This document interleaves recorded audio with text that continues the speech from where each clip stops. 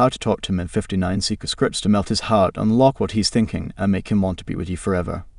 Introduction. Speaking of men. I owe everything I have in life to learning how to talk. Scratch that. Everyone learns how to talk. What I really have to thank for any success I achieved in my 20s is mastery of communication. I wish they had taught me how important this would be at school. I wish my teachers ingrained in me how crucial it would be in life to learn the powers of influence, charm, and the importance of being able to move others with communication. Except my teachers didn't teach me those kinds of skills. No one did. I didn't take any classes on public speaking, nor was I schooled on social dynamics, nor did I attend lectures about the art of influence and its importance in business, relationships, and just about every part of life. But quickly I realized how much these skills mattered, and I knew I had to take matters into my own hands and school myself on the most difficult subject of all people. How I discovered the secrets of male thinking as a teenager. I feverishly read books by seduction gurus, body language experts, master salespeople, and charismatic speakers to absorb the secrets I yearned to possess about social savviness.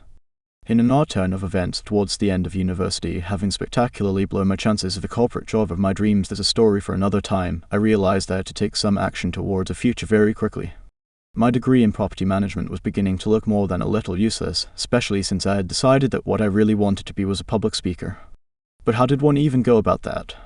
I had no idea how to get started, and had no role models to teach me what to do next. In my hunger for experience and rent money and food, I approached about the only people willing to hire a 21-year-old with no real expertise, a cohort of male seduction gurus or a pickup artist in London who were looking for someone to teach guys of all ages about confidence with women.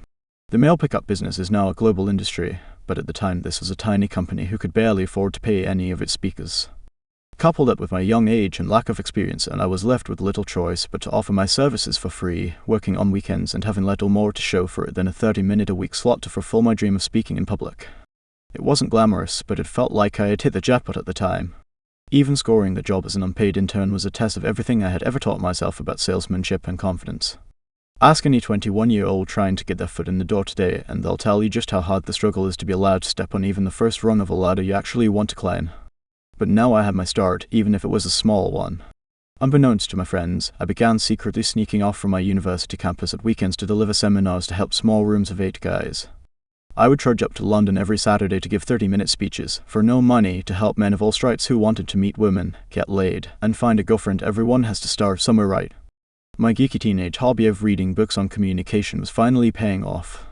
It wasn't exactly how I pictured my future life as a soon-to-be professional university graduate, but it was the perfect place to take all those years of learning about social dynamics and put them into practice. In that time I spoke to hundreds of men. I learned what men wanted long-term and why they spend so much time thinking about being attractive to women. I learned why they find some women sexy and what turned a casual fling into their dream girl.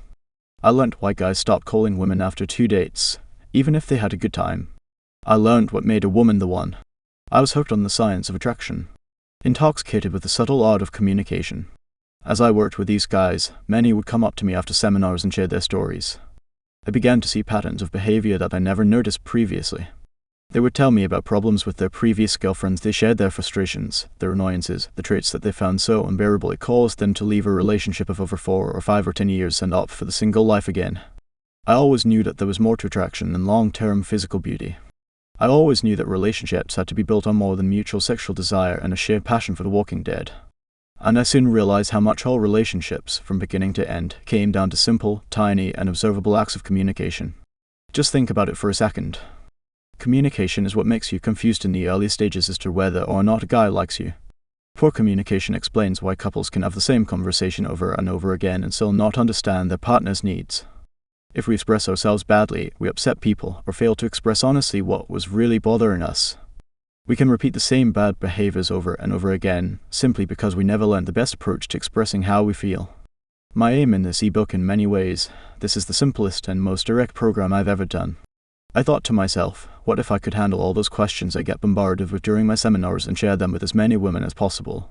There are 2 things I've become an expert on after 8 years of giving seminars: how to communicate and what men want. I now want to combine this knowledge base I've acquired and distill it down to the essential tools you need to have any conversation with a guy at any time without fear of what to say or how to say it. You might want to get a cup of coffee before we begin. We have a lot to talk about. Chapter 1: How to get men to approach you every time. Body language secrets. There is a misconception that spreads around women in the dating world, and it is perhaps one of the most oft-repeated myths about men. If he liked you, he would come over and talk to you. No, he wouldn't. Women are intimidating creatures. That might sound silly. You might read that and wonder where all the men with balls have disappeared to. But I should make it clear now, yes, there are men who approach women all day long. But they are rare. And they are not always the best kind of men. Some men of course are confident, wonderful, and will happily approach you to get your number if they want to take you out. But many guys will not.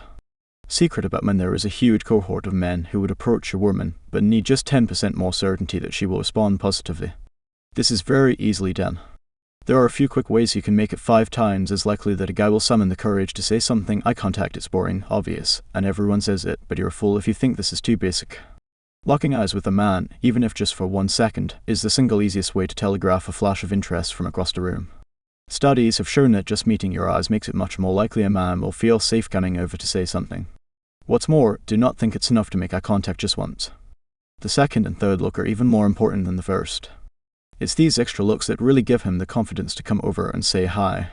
Look over at him multiple times and make sure to smile if you lock eyes with him. This is the absolute best way to make a guy feel like you want him to talk to you. Few women do this enough, and it's so ridiculously effective that making a habit of this one step alone will completely revolutionize your dating life. Eye contact and smile. That's all it takes for a magic meeting to happen. Don't huddle in a group when you're out at a party with friends. Keep your stance open and resist the tendency to flock together with your group in a tight, closed circle that no man can enter into. Stay open to people outside the group and you'll find guys will be less uneasy about approaching, because you'll look like you are happy to be approached. Show you're open to engaging other people nearby. Chat to bus staff. Ask the guy next to you what he's drinking. Talk to others in the queue. Show that you are the sociable one in the place, and you will make yourself seem approachable. It helps if when you talk to these people you still look over at him. It lets him know that there is some special connection you're feeling with him in the moment. If someone other than the guy you like approaches you, make sure you are warm and open to them too. The guy you're checking out will see if you are dismissive to others and judge you accordingly, so don't be mean to people in front of him. Make an effort when your friends speak to other people. Don't be the one who hovers in the background when others engage you in your group of friends. Ask questions, be positive, and show curiosity. This will make you seem like the approachable person that offers easy conversation and positive energy. Remember, try not to get stuck into deep conversation with some other guy, or else you might scare your favorite target off if he thinks that you're interested in another guy. Men don't like competition with other men. It usually makes them do nothing, and it will stop him from approaching. From this perspective, you need to remember to break away from new people and show yourself moving around and talking to lots of different people, which gives him more chance of getting you into conversation. The wave warning. This is direct. One final way to get a guy to come over is the waved.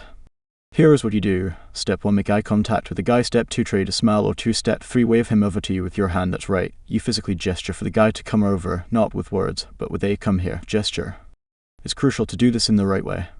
Don't be making a sexy come hither motion with one finger as though you're acting in a ridiculous porn film. Just wave him over in a cute way. This takes a pinch of confidence, but it will get nearly any guy to actually come over for a conversation. Plus, there's nothing to lose. If he doesn't, you've lost nothing. Remember, men are constantly looking for permission to approach you. All of these ways make it so much easier for a guy to do what he wanted to do in the first place, which is find a reason to move his butt from the other side of the room to come and meet you.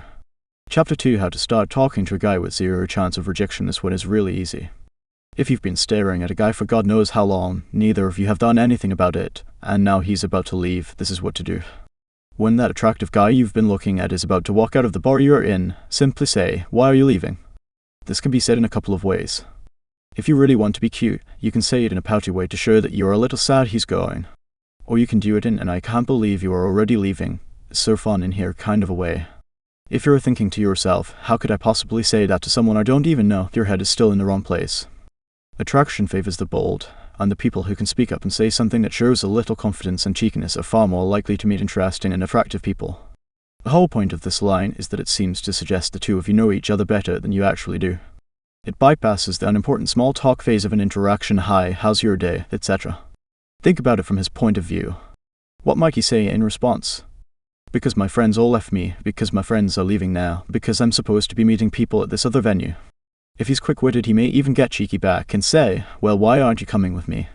Or you may be forward and confident and say, "Because I'm supposed to be meeting my friends at this other venue, you should come, it's supposed to be great."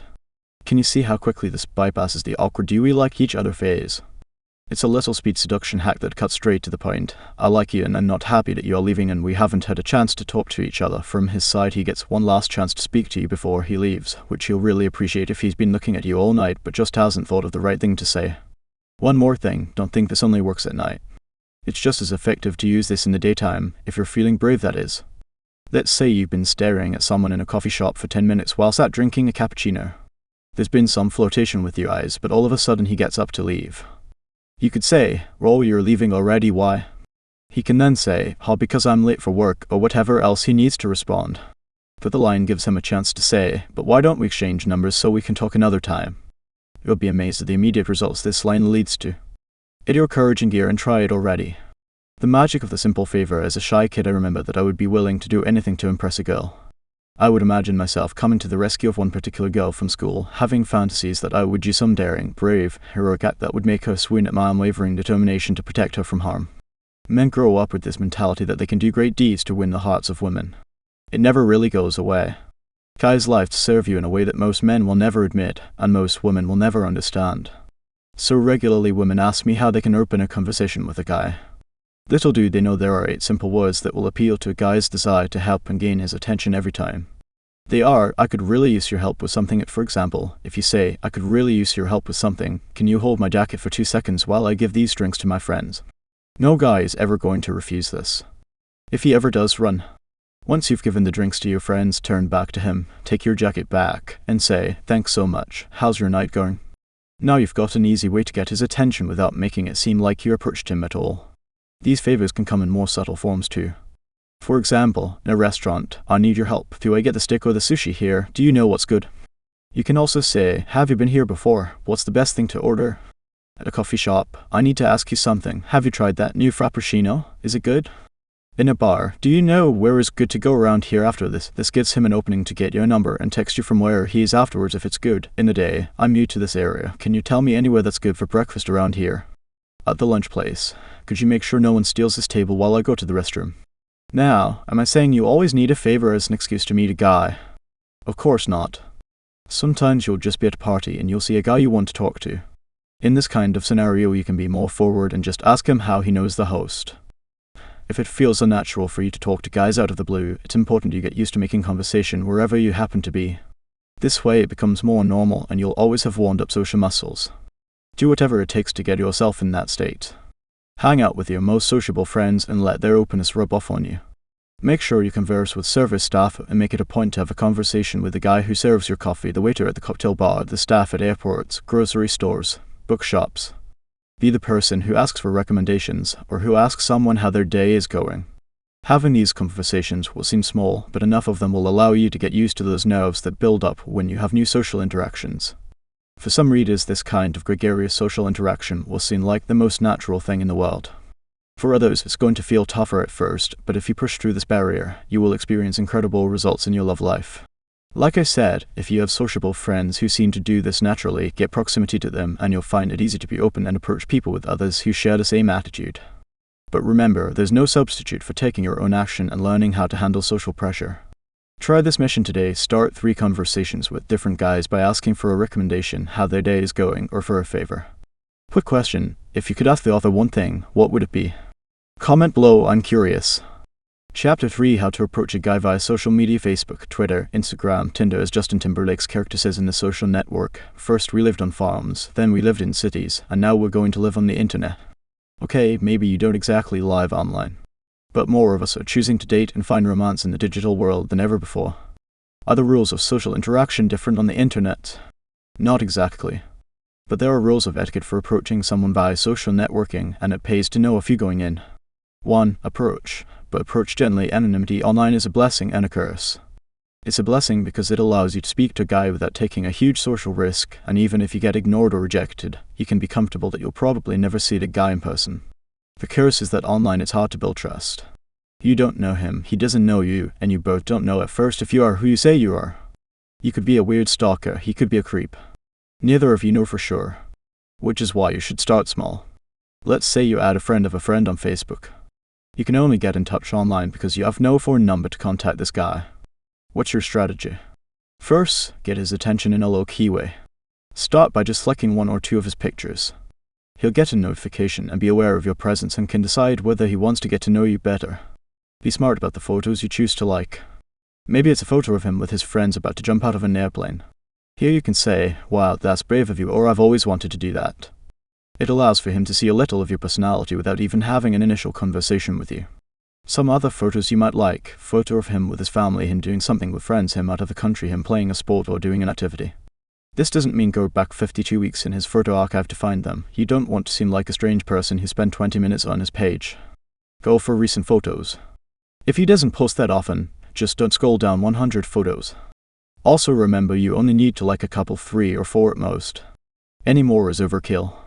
Now, his profile has to be public in order for you to start liking photos, but you could still request him.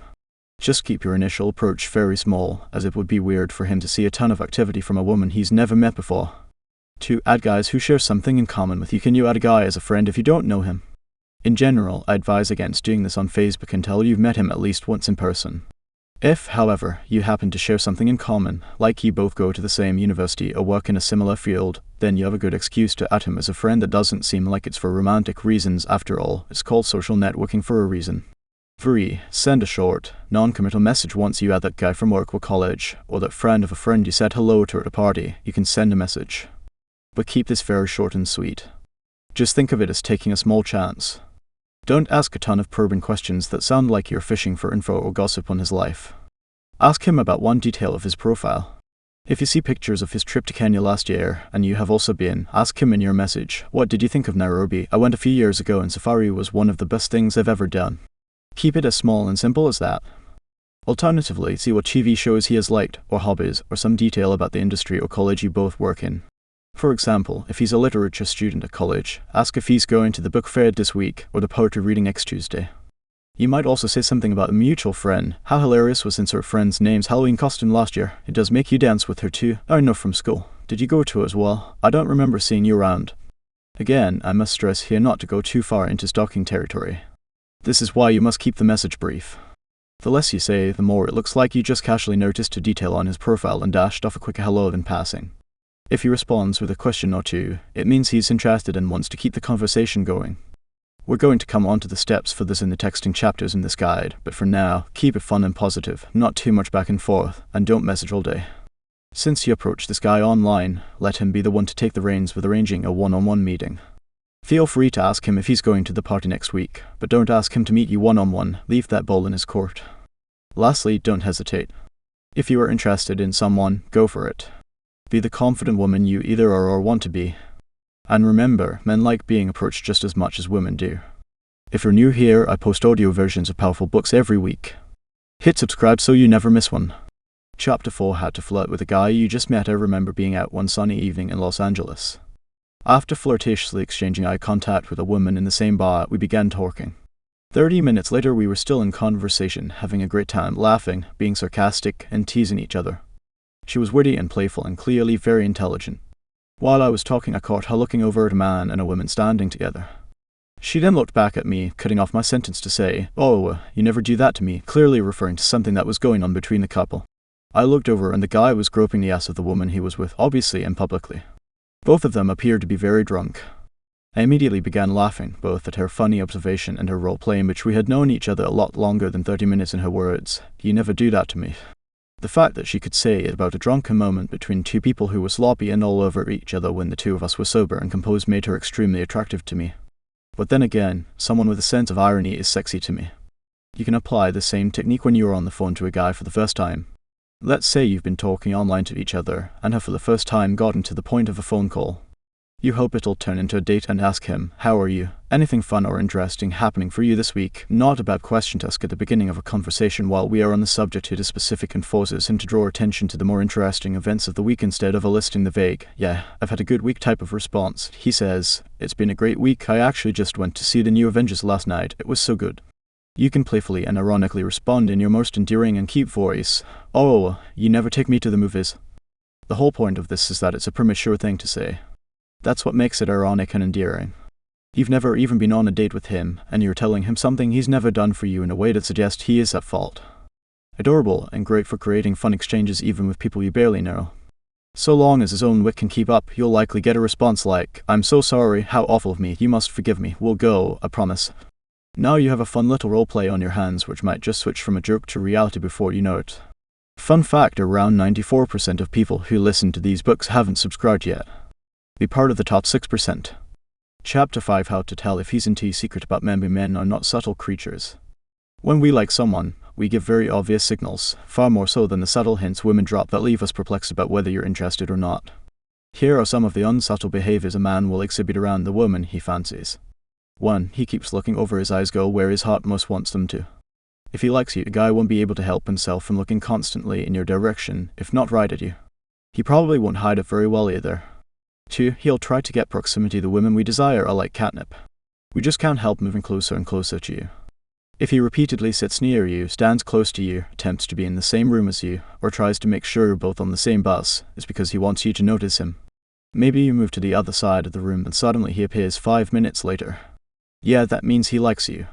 3. He'll find excuses to interact with you. If he hears you talk about a movie with your friends in conversation, he'll find you after a bit and say, "Oh, did you say you love Martin Scorsese's films? I do too. Have you seen The Wolf of Wall Street?" Or maybe you're all in a big group eating dinner. If a guy likes you in that group, he'll ask what you're thinking of ordering from the menu. Basically, he'll find any reason to make conversation when he's in your vicinity. 4. He's curious to know your world. Guys who like you will want to know little details: how many siblings you have, what you do for work, how often you go home, where you're from, what you studied in school. No detail is too small for a guy who wants to be part of your world. Guys who aren't interested will keep things very superficial, as frankly they probably aren't very interested in more than a brief chat before talking to someone else. A guy who likes you will ask a lot of questions. 5. He'll make plans to spend more time together. Does he plan for something else, ask for your number, or does he call you later to arrange something? When men are attracted, they'll usually want to make sure they stay in touch and have plans for the next time they'll see you. However, I should point out that some men have the potential to be attracted to you, they just haven't reached that point yet, which is why they aren't asking you out. We'll talk later about generating attraction through your text to get him to ask you out. 6. He'll talk about things you could do together. When you tell him about a film you want to go and see, does he say he wants to see it too and hint at seeing it together? Does he offer to show you places/restaurants in your city? These are all signs that he wants more than just friendship, especially if he talks about doing it as just the two of you. 7. He'll find reasons to touch you. Does he playfully touch you/hug you? Even a high five can show he is trying to establish physical contact. He will likely touch your arm or put his hand on the small of your back when you walk in front. Does he ever put his arms around you? That's also a sign he wants to be close. 8. He'll lean in. He'll try hard to lean in and listen to everything you're saying. You'll also see he puts a lot of effort into his answers when he talks, and he'll try to share more than normal. 9. He's attentive. He'll want to make sure you're not cold, or ask if you want another drink, or make sure you have a cab home. 10. He'll give specific compliments rather than generic "you look nice" compliments. He'll tell you how much fun he's having, or tell you how cute your smile is, or how you have incredible energy about you. 11. He'll smile a lot because any time spent in your company is company he enjoys. 12. He'll get lost in your eyes. He will make prolonged eye contact when you talk, and have a look of being lost in your eyes, as though he's hanging on every word or not listening at all. 13. He'll be more excitable, not in a sexual way, but in his general energy level. He'll always have energy to do more in your presence, like a dog that has just seen his owner in the driveway. Look for signs of nerves, fidgeting, or lots of smiling and laughing at your jokes. And if he's not into you? If he isn't interested, a guy will be scanning the room, not paying attention, not really listening to anything you say or probing further with deeper questions. He'll talk at you, not to you. He'll be extremely controlled all the time. He'll keep looking for his friends and allow silences to linger without picking up conversation.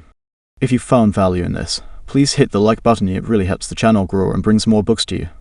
Chapter 6: How to Guarantee a Guy Swaps Numbers with You. Getting someone's number typically feels like a man's game. Secret about men: the problem is, most men aren't very good at it. We fumble through conversations, barely concentrating on what we are saying because we are too busy to assess the right time and the perfect line to get your number, all while trying to come across as casual and relaxed. No man will ever be angry for you making this step a little easier.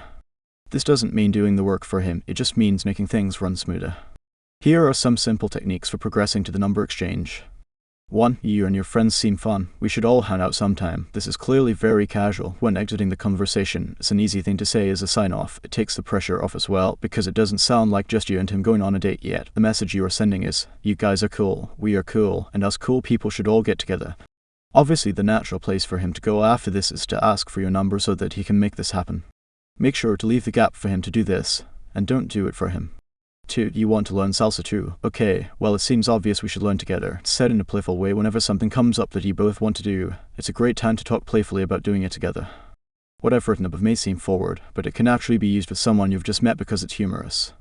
But it does send a subtle message that you are okay with the idea of seeing him again, which makes it easier for him to ask for your number at the end of the conversation. Another example of how this could be used is with a movie. You're excited about the new Jurassic Park movie too. I'm dying to see it. We should do that together because we know that no matter what, we can't not have a good time since we are seeing that movie. Even though this example is worded differently, it still contains that we should go assumptive attitude that attractive people have. They don't express doubt about whether or not someone would want to come with them. They simply talk like the other person knows instinctively that it would be a good time. These types of we should go lines aren't things to end the conversation with. They are things you say during the conversation to precede the idea of a date.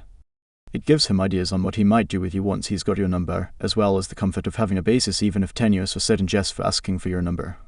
3. I really have to get back to my friends. We are supposed to be on a girls' night, and I've been over here talking to you. I'm impressed you kept me this long. Why don't you take my number and we'll see if we get on this well over the phone. All of this is said very playfully, of course, but the psychology behind this is strong. First, you are the one making the exit to get back to your friends. This makes you scarce in the moment and raises your value by showing you are in demand with other people. Second, it allows you to have a moment of flirtation where you compliment him on being able to hold you for so long when you are supposed to be only with your girlfriends. Third, because you are the one leaving, it gives you a little more license to be ever so slightly more forward in offering your number to him on the way out. I wouldn't recommend doing this all the time because generally I'm in favor of giving the guy the opportunity to give you his number with your suggestiveness and letting him take the lead, but in this case it's a compromise. To ensure he still knows his work isn't done, however, include the last sentence. We'll see if we get on this well over the phone. The implication is twofold. First, you are saying that the two of you have been getting on well, but you're also saying, I don't necessarily know you well enough to go on a date with you, but we can talk on the phone. There's still room for you to blow it at that stage, so bring your game. It leaves him with a challenge, even when you're the one who is leaving your number with him. 4. We're going to this really cool bar, insert name. After this, you should go, you'd love it. It's obvious, but letting the guy know where you're heading next gives him one of two opportunities. Either he can ask for your number to text you about it when he's leaving, or he can simply show up there knowing you're going to be there. I've used the word go in the place of come because it's a little less about you and more about the fact that he would have a good time in that location. There's an alternative to this if he asks you where you are headed next and you are not sure, so he tells you where he is going. You can say, that sounds cool, maybe you can text us and let us know how it is when you get there and if it's worth coming over. What I enjoy about this is that you are not actually giving him your number, because he still has to ask. You've jumped ahead by saying he should text you. I use the word us in the line so that it looks like it's for you and your friends, not just you, but he still has to do the asking. It also makes the number exchange about the practical issue of finding out if the place he is going turns out to be worth it. It's relaxed for both you and him. Chapter 7: How to know who should text first, who strikes first once you've exchanged numbers. It's supposed to be the man's job, right? Usually that's presumed to be the case. But the messy truth of this is not so clear-cut. The most straightforward answer I can give on this is, it depends. Not every area of attraction has a hard and fast rule. When it comes to deciding whether or not to text first, it depends on a couple of things. Who has done all the investing so far? Who asked for the number? If, for example, this guy spent the whole night with you and your friends, asked for your number, and generally showed a ton of interest when you saw him, then there's no problem being the first to shoot over a message. You could say to him after you leave the party, hope the rest of your night was good without me, kind of. This message is really cute, but it's also short and doesn't invite further conversation. If he texts back, awesome. If not, no biggie. Just hang back and see if he gets back to you. You've dropped the initial bait, and it's up to him to take it. What if you got his number? If you were the one who asked to exchange numbers, let him make the next move. You've given enough interest by showing you want to talk to him again, so now it's up to him to take things further. Key idea: we have to understand that there is always a flow to attraction. It's not as simple as saying, men are supposed to do the chasing or other cliches like that. The truth is, both of you take it in turns to move a little closer each time. It's as though you are always closing down space and then recreating it. For example, you close down space by asking him to join you guys at a party, and then leave space for him to make the move to come. Or you could close down space by touching his hand, giving him space to make the move to kiss you. You are in a dance of attraction in which you both chase a little at different times. Ways to text him after exchanging numbers. What do you say if you're going to fire out the first text? My advice? Keep it light-hearted, specific, and short. A great way to do this is to reference a shared joke you both had when you first met. Imagine you guys met on a dance floor and were doing a silly dance to a rap song. The next day you text him saying, I miss our dance. Now you've given him a memory to smile about when he opens his messages, and it doesn't do too much. It's just a short text to let him know you thought of him in your day. Nothing more. This is so much more powerful than some generic text that says, so how's the rest of your night? This shows none of your personality and doesn't inject any fun into the conversation. Begin playfully and you have already set the flirty tone for the interaction. You can do this with anything. Imagine you both met at a friend's wedding and there was a strange waiter called Derek who had a funny voice that made you both giggle. You can text him the next day saying, I already miss Derek again. It shows you're indirectly thinking about him and makes you both part of an inside joke. Or perhaps during your first conversation he told you how much he loved the film Interstellar and you told him, ugh, I couldn't stand that movie, it was so dumb and pretentious. You could then text him the next day and refer back to this, my friend just came to me raving about Interstellar, I hate you both. Or if he told you he can't wait to see the new Jurassic Park, you could text him a few days later to say, I have something to tell you. I saw the new Jurassic Park last night. My friend really wanted to go. Please forgive me if you are an emoji fan. This would be a good text to use the little monkey with its hands over its eyes, short, sharp, and sweet. Then leave him room to come and close the gap. Chapter 8, How to get him to ask you out. You can text a guy back and forth for days or weeks and still not know how to get him to ask you out. How do you get him to make the suggestion? Simple, put the idea in his head early on. For example, if I'm going to ask a girl out, I know it's so much easier if she has already hinted at something she wants to do. If she says, I've lived in New York for a year but I've never walked over the Brooklyn Bridge, I really want to go, it implants an idea in my head for when I next see her.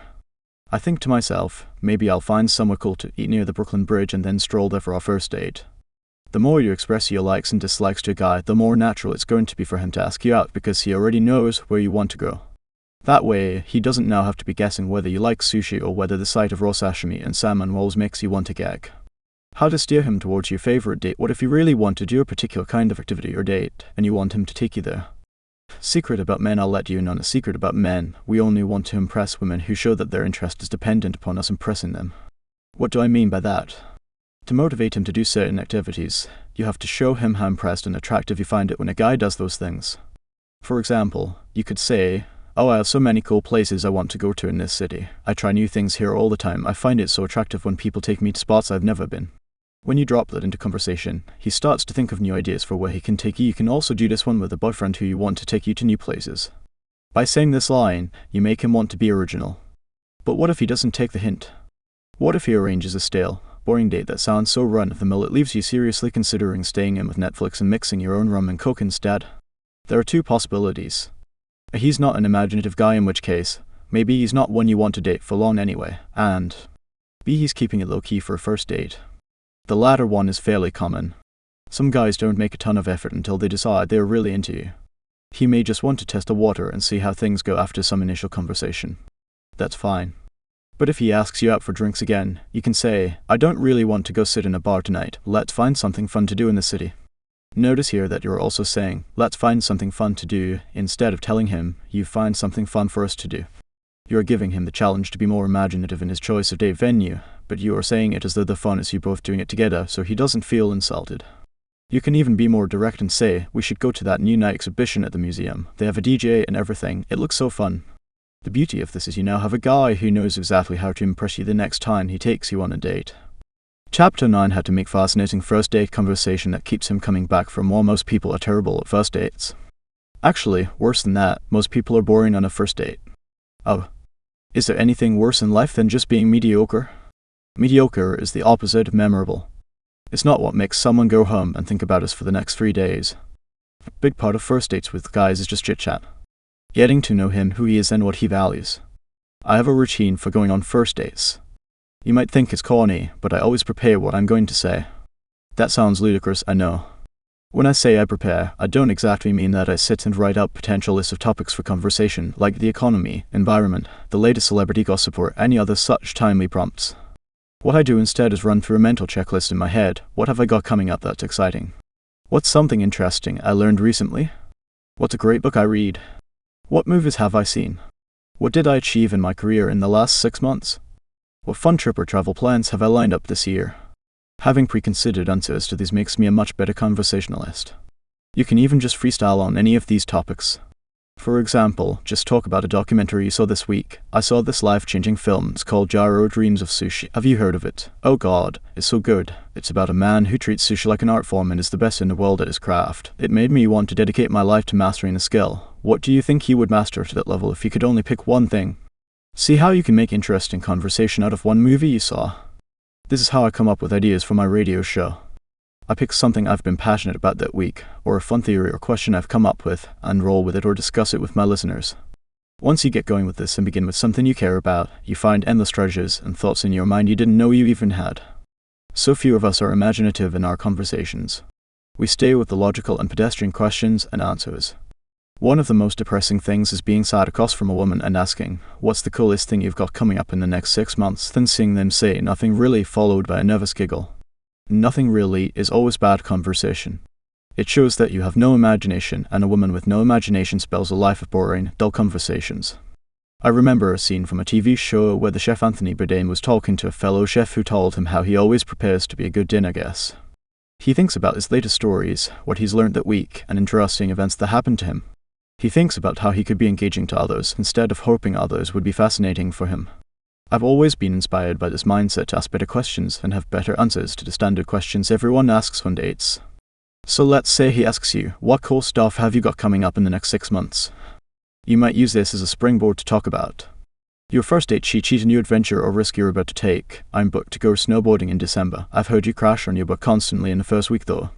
A fun trip you have planned. "I'm going to South America for the first time in my life. It's the first time I've set foot in the whole continent." Now you have the bonus of starting a new conversation about which continents you've both traveled to, and which countries you'd most like to visit. A cool project at work. "I'm working on a new marketing campaign for this really cool new product. Basically, it's a robot that cuts the crusts off your sandwiches for you. Pretty cool, right?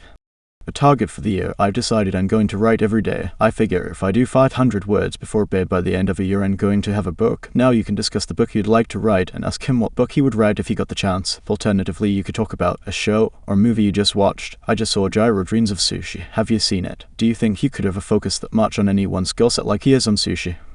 Random thoughts / theories / ideas. I feel like if Toy Story 3 doesn't make a person cry, it might be broken. Side note, if you've ever listened to my radio show or watched my YouTube channel, you'll know I specialize in random thoughts, theories, and ideas. See how these allow you to turn the conversation down any avenue you like. Just a tiny amount of preparation leads you to never running out of things to talk about. Take some time to think about your answers to these questions, and if you can't think of any, talk about things you would like to do, even if you're not doing them all yet. Now you'll always have a checklist of topics flowing in your head for any first date scenario. Chapter 10, How to Blow It on a Date, What Not to Say. Benjamin Franklin once spoke of the importance of what not to say in conversation. Remember not only to say the right thing in the right place, but far more difficult still, to leave and say the wrong thing at the tempting moment. It's all too easy to kill attraction before it has even been built. Here are some temptations you must avoid in conversation if you want to keep his interest. 1. Talking about your exes with a boyfriend. On occasion you're going to talk about exes. That's okay if it's done sparingly and without excessive detail. On early dates, stay off this topic as much as you can. If you must talk about it, be positive about your ex and show you have moved on. Make the old relationship sound like the distant past, like it's of no more interest to you at all. If you share painful sob stories or talk about how much your ex hurt you emotionally, it's only going to sound like you're not over it yet. There's nothing unsexier than someone who's carrying around baggage from old relationships. If your ex comes up because you're discussing what ended past relationships, you can say, "Oh, I had a similar issue with my ex. He's a good person, but he wasn't very responsible, and I think that's really important." This shows you're not emotional about it and that you've moved forward with your life. 2. Talking about body insecurities. If he's on a date with you, he finds you sexy. So for the love of all that is holy, do not even jokingly talk about any issues you have with your weight, your skin, your hair, your legs, or any other part of you that you feel ashamed of. I have a rule with body issues: either fix them or learn to love them. Never say something like, "Yeah, I really need to get back to the gym. I'm not in shape right now." If you're out of shape, you're just going to make him focus more on your body. In fact, this is bad to say even if you are in shape. It just makes you sound obsessed with your body in an unhealthy way. If you are trying to lose weight, talk about the things you are doing positively without needing to reference your weight itself. I've been doing these Soul Cycle classes. Have you been? They are so much fun. 3. Being negative towards others. Do not run your friends down. Try also not to be nasty about strangers in front of him. It only makes him think you'll be bitchy when he's not there. Do not indulge in snarky gossip and mean remarks in front of him, e.g., my friend Sandra is really easy when it comes to men. She sleeps with a lot of guys that he might laugh along with you at the time, but if he's a good guy, he's just going to think that you could be gossiping this way about him if he's not careful. Also, don't be afraid to call him out a little when he's being mean about his friends or anybody in general. If he says something a bit mean about someone's appearance or one of his friends, you can say, hey, come on, be nice, even if you do it with a smile. It shows you're classy and don't have a desire to bring others down. 4. Anything that puts him on the defensive. If you start trying to question his life choices early on, or mock his career, or make him feel embarrassed and humiliated, he'll run far and fast. To summarize, these 4 areas need to be ironed out of all conversation at least until you are much more intimate, and even then, they should be minimized: emotional baggage, insecurity, gossip and negativity, and insulting behavior. Chapter 11: How to tease a guy to create uncontrollable desire. Ever find when you meet a really cute guy it's impossible to flirt and just be yourself? That's what kept happening to Elizabeth, a client of mine. Elizabeth had a passion for anything artistic and loved to paint at the weekends. Mark, her date, said on his online profile that he was crazy about books and all things cultural. A perfect match. The odds were in her favor. Or that's what she thought. Here's what happened in Elizabeth's words. Mark arrived at the bar, and I was instantly relieved that he looked like his profile pic: square jaw, well built, great smile, exactly my type. He confidently went straight in for a hug. I squeaked out a hi and tried to think of what to say as we ordered our drinks. The conversation was pretty easygoing. We had a ton of similar interests: reading, yoga, geeking out on Game of Thrones, but as the date went on it felt like we were talking as friends. I kept asking ordinary questions like, so, when did you last go on vacation? At one point I thought about making a risque joke about the time I painted nude models in my art class, but nothing came out and I missed the moment. When he smiled, I wanted to compliment his cute dimples, but I worried it would sound too forward and choked again. I couldn't get out of my head, analysing every little thing I was about to say, losing my nerve every time. The date ended with us walking around a local market, but I couldn't tell if he was into me, and I'm pretty sure he didn't know I was attracted to him. We said goodbye with a peck on the cheek, and that was it. I wanted to encourage him to make a move, but I hadn't been flirty at all, and it felt weird to make something happen out of nowhere. It was missing the spark, and I knew I was 50% to blame because I never took any risks and stayed in my shell the whole date. Turn on his desires, which used the extra 5%. Elizabeth's story reminded me of something important. It can be very dangerous to play it too safe in love. Being mild-mannered, passive, not rocking the boat, all of these things stop us from flirting with the person we really like. The ability to be a great flirt isn't some holy magic or a natural gift people are blessed with. It's in the 5% extra risk that makes a guy really feel attraction and think of you as more than a friend. One of the best ways to become great at flirting with guys is to start teasing. If you've ever had a cute guy playfully tease you in just the right way, you'll know exactly what I mean. It probably produced an instant and intense attraction which made you want to be close to him and maybe even grab him if you were being honest. There's no one way to tease a guy, and in a moment I'll give you a bunch of different ways to do it. Suffice it to say that teasing is a way to give a guy some playful bait to react to.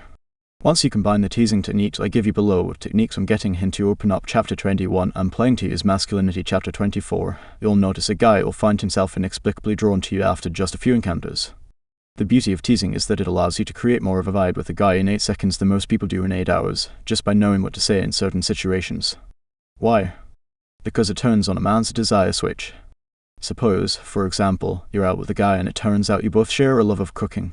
You can say to him, well, baking is my specialty, so I'm warning you, don't challenge me there. Then if he jokes around and brags about his skills, you can say, I'm not sure, maybe I can trial you as my assistant chef first. If he takes the bait, you can extend the joke further by saying, you have strong arms, so you at least should be able to do the mixing when I get tired. Or you could say with a wink in your tone, at least if you turn out to be no good you'll look pretty doing it. As another example, suppose he mentions that he saw your holiday photos on your Facebook profile. This is the perfect chance for a tease. You can say, now, you weren't just looking for my photos of me in a swimsuit, were you? This is what teasing is at its best. You're just slightly perking a guy in a way that challenges him whilst giving him a little smile as well. Notice how teasing is like a wink and a nudge at the same time. You throw out the bait and give him a chance to catch it and chase you even more. Other ways to get him to notice you with teasing. Once I was with a girlfriend and went on a long, rambling monologue about a certain movie director, explaining all the reasons I like certain films of his and not others. At one point she said, I totally agree, but can I just say at this moment that I've never seen someone get this passionate and serious about films. I'm really enjoying watching you in Mr. Serious mode right now. As she said it, she did a little impression of me being serious by narrowing her eyes and mimicking my face. I immediately caught myself and got a little embarrassed when she said it. Noticing my self-consciousness, she said, I liked it, I just thought it was super cute how into it you were, carry on with what you were saying, I love it. This is teasing at its best, a combination of interest and a sprinkle of playful challenge. Here are some other ways to combine these two qualities to your advantage. 1. Be affectionate with it. This is a golden rule, and it's really the secret to joking around without offending someone. Imagine he trips over in front of you and feels embarrassed. Maybe he says, "I can't believe I did that, how embarrassing." Instead of laughing at him, you can respond, "No, it was so adorable because you're usually so smooth the rest of the time." 2. Imply that he's trouble in a good way. If he texts you in the middle of the day, you can write back, "I'm not supposed to text while I'm at work, yet you keep tempting me to pull out my phone. I knew you were trouble." 3. Imply he misses you. Maybe you missed a couple of his calls, and then when you ring him back he says, "I've been trying to get through to you all day," to which you can respond, "Oh, did you miss me? I miss you too." Said in a sweet but playful way. You could alternatively reply, "Oh, does this mean you have a full-on crush on me?" said to a guy you are more familiar with, so he knows you're kidding. Or, when he says he's been trying to call you all day, you can respond, "I know, I've been so busy. I've barely had time to talk to anyone all day. Luckily for you, you're the one person I find it hard to resist." 4. Learn to banter with him. Let's say you're both having a conversation about where you'd like to travel in the world. He said he wants to live in South America. Then he jokes that you should come with him, swim on the beach all day, and live by the ocean. You can respond, "That sounds great, but if you see me in my bikini, you may not let me go home." Another route to good banter is to pretend joke about stuff he never does for you anymore. For example, even if it's only your second date and you walk past someone getting a back rub from her boyfriend, you could say to your guy, "Oh, you never rub my back anymore." This is a fun way to joke around with him and pretend like you're a couple already, even though you're only on a second date. The key with this is to show affection whilst keeping the tone fun and still occasionally throwing in a challenge here and there.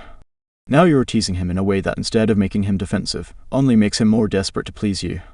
Warning: be the alluring goddess, not his bratty sister. One more disclaimer on this, because I've seen this kind of playful banter go horribly wrong, so for the record, let me be clear, teasing is not mocking. There are some people out there who think of the word teasing and immediately assume that it means making fun of a guy, exposing his insecurities, and joking at his expense. You might be under the illusion that poking fun of a guy makes you seem confident and funny, but it really just makes him see you as his bratty sister. When you mock him, you put him on the defensive, which kills your allure. A real tease is supposed to be playful, not mocking. It's like a little poke that makes him want to poke back, but it should never sound like a targeted insult. For example, if he momentarily forgets what the capital of Italy is, and you laugh at him in front of others and say, "That's so dumb, I can't believe you could forget something like that." It kills his affectionate feelings towards you in that moment. Teasing isn't bringing a guy down, it's about challenging him so that he wants to impress you even more. Another huge mistake I see women making is acting skeptical when a guy tells her his ambitions and hopes for the future. He says, "I want to build a big enough company that I could live in 2 different countries. I'd love to be able to travel between 2 houses." And she'll respond, "Really? That's kind of hopeful, isn't it?" This kind of thing stings his ego, even though he may do a good job of hiding it. Worst of all, it may close him down from opening up to you again if he feels like he'll be made fun of for his future aspirations. Remember, in flirting, guys respond to hearing a level of interest combined with that playful challenge. Mix these two together and you have a powerful combination, but remember to do both, as shown in the examples above. Of course, teasing is just one part of generating intrigue from a guy. For long-term attraction, you'll need to combine this with showing you have boundaries and self-respect. Chapter 30 on the high-value response to the booty called and making him feel like a man. See, for example, that hero technique in Chapter 22. See also Chapter 24. Remember, anyone can do generic small talk, but flirtatious teasing is the spark that lights the fireworks lurking beneath the surface. It's only 5% more than you're doing now, but it's the 5% that makes all the difference. Chapter 12: How to use touch to drive him while being tactile. Touching the other person is important to attraction in general. It speeds up the process of getting comfortable with someone, and if done right, can build an enormous amount of chemistry very quickly. The challenge of any loud environment is to find a way to initiate a conversation with a man without shouting something meaningless in his ear. The technique to overcome this is simple. If you are in a noisy environment and you want to talk to him, simply squeeze his bicep. You don't even have to say anything after this. In fact, you can turn your body slightly away from him, almost as if you were just checking to see if his muscle was as great as you thought it was going to be, but now you've solved that mystery. A couple of caveats here. First, don't linger with your touch for too long or it will come off as weird or too aggressive. A quick, light squeeze is fine. Second, limit this to men who actually have something resembling muscle in their arm. Doing this to a very skinny guy or a very overweight guy runs the risk of coming off as sarcastic. Third, this is harder to pull off in the middle of the day or in a non-busy environment that doesn't have a party atmosphere to it. This doesn't mean you can't pull it off in these environments, but if it makes you a little nervous, save it for the dance floor where you can have some fun with it. Using this, like the Victorian art of dropping your handkerchief, sends a clear sign that you're okay with him talking to you. In the past, when this has been done to me, I have responded by squeezing her bicep back and acting equally impressed. It's fun, it's playful, it's easy, it ticks all the right boxes. Chapter 13: How to flirt with a work colleague. When you meet a cute guy in a work scenario, flirting gets tricky. You don't know how to break out of the confines of being colleagues and lead the conversation into more flirtatious territory. What's more, you probably feel it's hard to tell if he's being friendly or if there are in fact sparks between you. Let's picture this scenario. You're having a meeting with a guy and you feel a tug of chemistry. Or at least he seems cute and you'd like to get to know him better. How do you play this? The best way to flirt in this scenario is to test the waters. You want to make your flirting subtle. There are 3 ways you can test the water to give him an invitation to flirt back with you. 1. When you are going out with colleagues, ask him if he feels like joining you. If he's come to a meeting with you, chances are you already have an email or phone number you can use to get in contact. You don't want to suddenly arrange a one-on-one meet-up.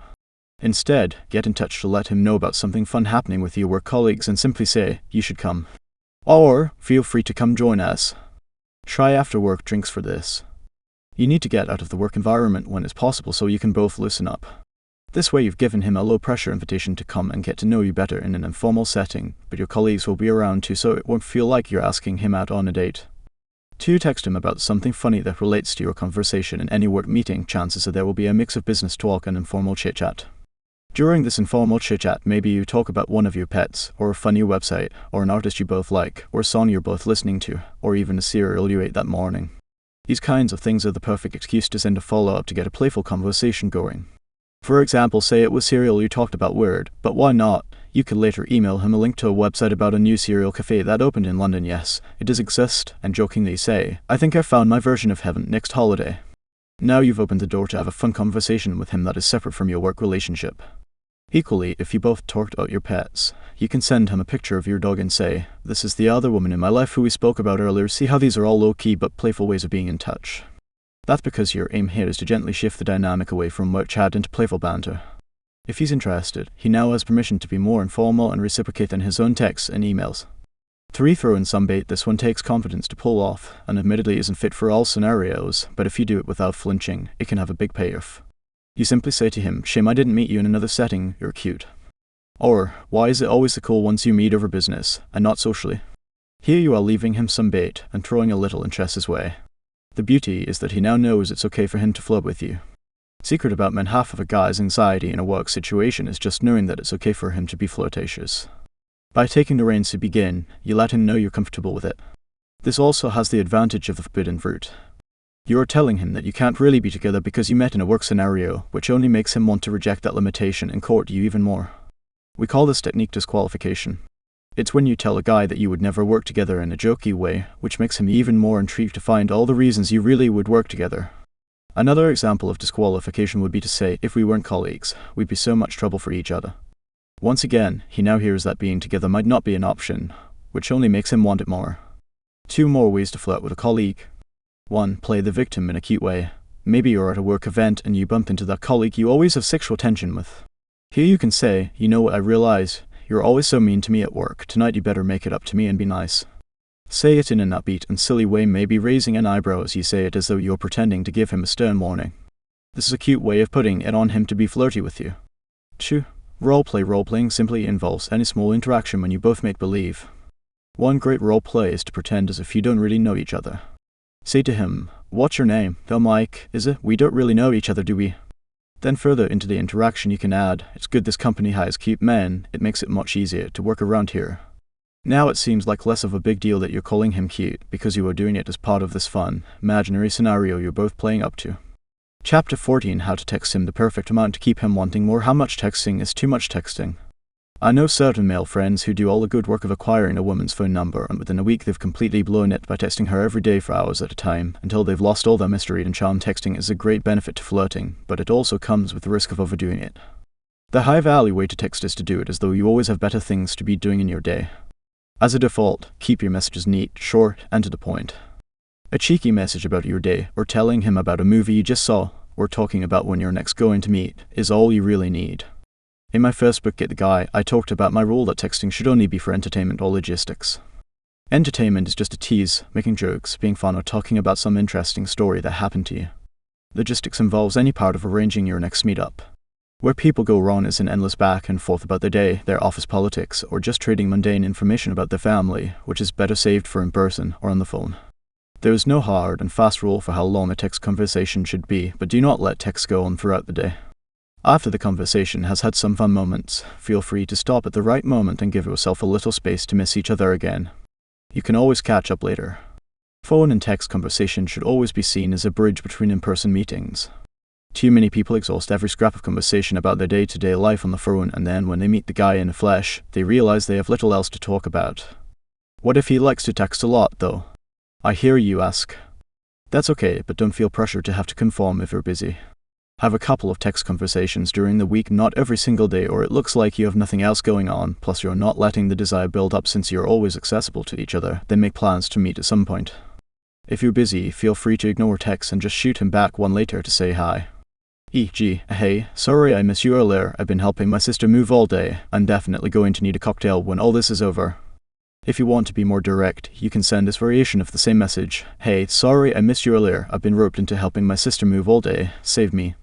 Now you've left him the chance to get in touch about meeting up if he wants to go to the cocktail bar, but the beauty is you haven't had to ask him to meet up.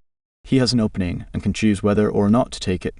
One important thing, I know some people feel pressure to get back to every message for fear that a guy will lose interest. This is a completely unfounded anxiety. Guys who like you will not disappear because you were busy when they called on message. Get back to him in 24 hours and he'll know you are still interested.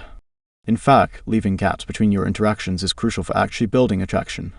In the early stages, missing each other for a couple of days has a powerful effect on making you want to be close again. That's why, after a first date, you might send a message that evening saying, "Had a great time tonight, thanks for showing me that place." Then leave it and see when he gets back. You don't need to be in any rush.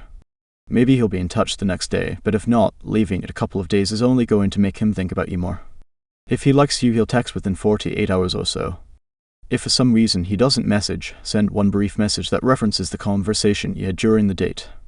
For example, maybe you both talked about a city you want to visit in Thailand and he wanted to see a picture. You can send him a link or the picture itself and say, "Found that beautiful city we were talking about the other night. I'm tempted to book my ticket right now." Now he's got an opening to get back to you, but you've left it in his hands. Chapter 15: How to charm him with your text. More of our dating is done digitally now than at any time in history, whether via text, Facebook, WhatsApp, or some other form of online messaging service. With that, I would be remiss to create a communication program and not go into further detail on the art of texting. I'll reiterate from the chapter above, texting is to be used for two things: entertainment and logistics. Entertainment equals anything that involves flirting, making each other laugh, sending a cute or cool photo, or anything romantic that makes your heart soar. Logistics equals planning when to next see each other. All the stuff that isn't one of these two is a waste of time. That goes for gossiping, idle chit-chat, work talk, or trying to have a deeper, meaningful conversation. Use the phone or save it for when you see him in person. Don't send him boring texts that ask, "So how many siblings do you have?" These kinds of factual conversations are best saved for in person. You might do one or two in a text conversation, but if you treat it like a regular conversation, it just gets boring. Communication is not just about what we do, it's about knowing when to use it. If I go on stage, I know there is a certain level of passion and dynamism that I can show that wouldn't be appropriate at a dinner party. If I'm goofing around with my friends, I'm going to make different kinds of rude jokes compared to those I would make at a business lunch. And if I'm texting, I'm going to use this medium for short, snappy, fun messages, rather than to have some drawn-out version of a face-to-face conversation. 4 types of women he hates texting and what you should say instead. One of the best ways to learn to be a great texter is to learn what not to do. It's my experience that women and men make all kinds of mistakes that they don't even realize, which are totally turning potential lovers off to them, either because of their neediness, intensity, childishness, or because they are just plain dull. Here are 4 types of women whose texts make men want to run away. 1. The court jester. This girl just can't stop jerking, and not in a good way. Everything to her is an excuse to bust out another knee slapper. Except she totally overdoes it. It's exhausting. She thinks it's raising her value. But in fact, the guy stops seeing her as a sexual possibility. She starts to seem like his goofy buddy. E.g., him, "It was fun hanging out last night. Hope to do it again soon." Her, "Oh yeah, it was awesome. Remember when I kicked your ass at Xbox?" Him, "Lol, of course. You look so cute in that shirt. BTWX her. Is this your way of changing the subject because you don't want to talk about it?" PC, what's wrong here? Not only is it childlike in its jokiness, but it's also completely ignorant of his compliment. She's not running with and throwing some flirtation back, she just squashed it and kept the conversation at the same jokey level. It's okay to start with a joke, but you don't want to get stuck in this mood forever. Another example is this mood killer, him, "Really looking forward to spending some time with you this weekend, Xer, yeah, but only cause we're having pizza. Right, X him, maybe yeah, but also a little bit because I get to see you X her. Are you being cheesy? I wish you wouldn't, it's just making me think more about Peter X, please, for the love of God, stop. I don't know if this girl thinks she is being cute, or funny, or clever, or what, but I've seen girls text this to men they actually want to date by batting away his attempt to open up to you. You're killing his attraction, you're putting yourself in the buddy role, which isn't how any guy envisions his potential girlfriend. Every guy loves a girl with a sense of humor, in fact, it's many guys' top criteria for a woman. But having a sense of humor does not mean turning everything into a gag. You can make a funny joke every few texts, but balance it out with warmth and affection. To return to our examples above, let's look at a better version of both. Him, it was fun hanging out last night. Hope to do it again soon. Her, I know, it was so nice. Except, I have to admit, I feel kind of bad for beating you at Xbox. Him, lol, it's okay since you look so cute in that short hair. Well, I had to make it up to you somehow, and for the next example.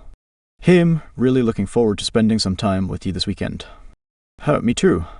What are you more excited about, me or the pizza? Him, I'm a little bit more excited to see you. Her, well, I feel really lucky because I know that place does really good pizza.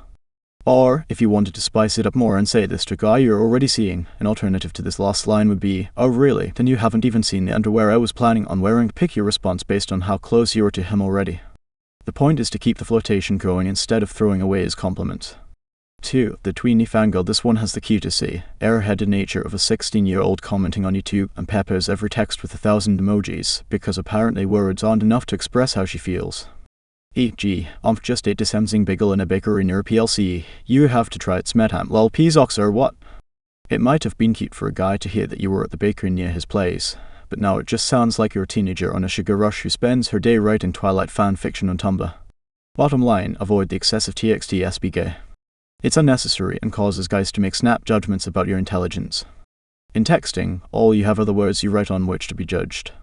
When he reads messages in what looks like a 16-year-old teenager's language, he's going to assume you have the mind of one.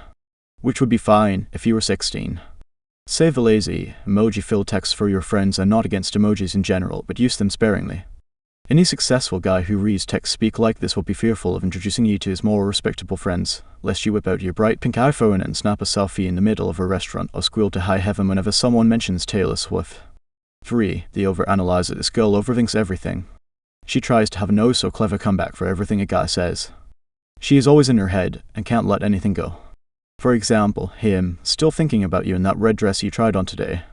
I know this sounds weird, but it makes your shoulders look really sexy, Xer. What? Are you saying I have big shoulders? Him, no. I'm saying they're hot. I'm okay lol, see how this woman just totally rebuffed this cute compliment. The overanalyzer can't help but dissect everything a guy says until he's completely drained and exhausted. This is the opposite of confident communication. The confident response to his compliment would be a simple acknowledgement and thank you. For example, you would text back, thanks, I was thinking something similar about your chest in that shirt, X. 4. The blank wall. The blank wall gives you nothing to go on, just simple, lame responses that give him no material to work with. E.g. Him just made cupcakes with my auntie today. I am a domestic goddess. Her, nice. I love cupcakes. Him, shall I save one for you? Which frosting do you like?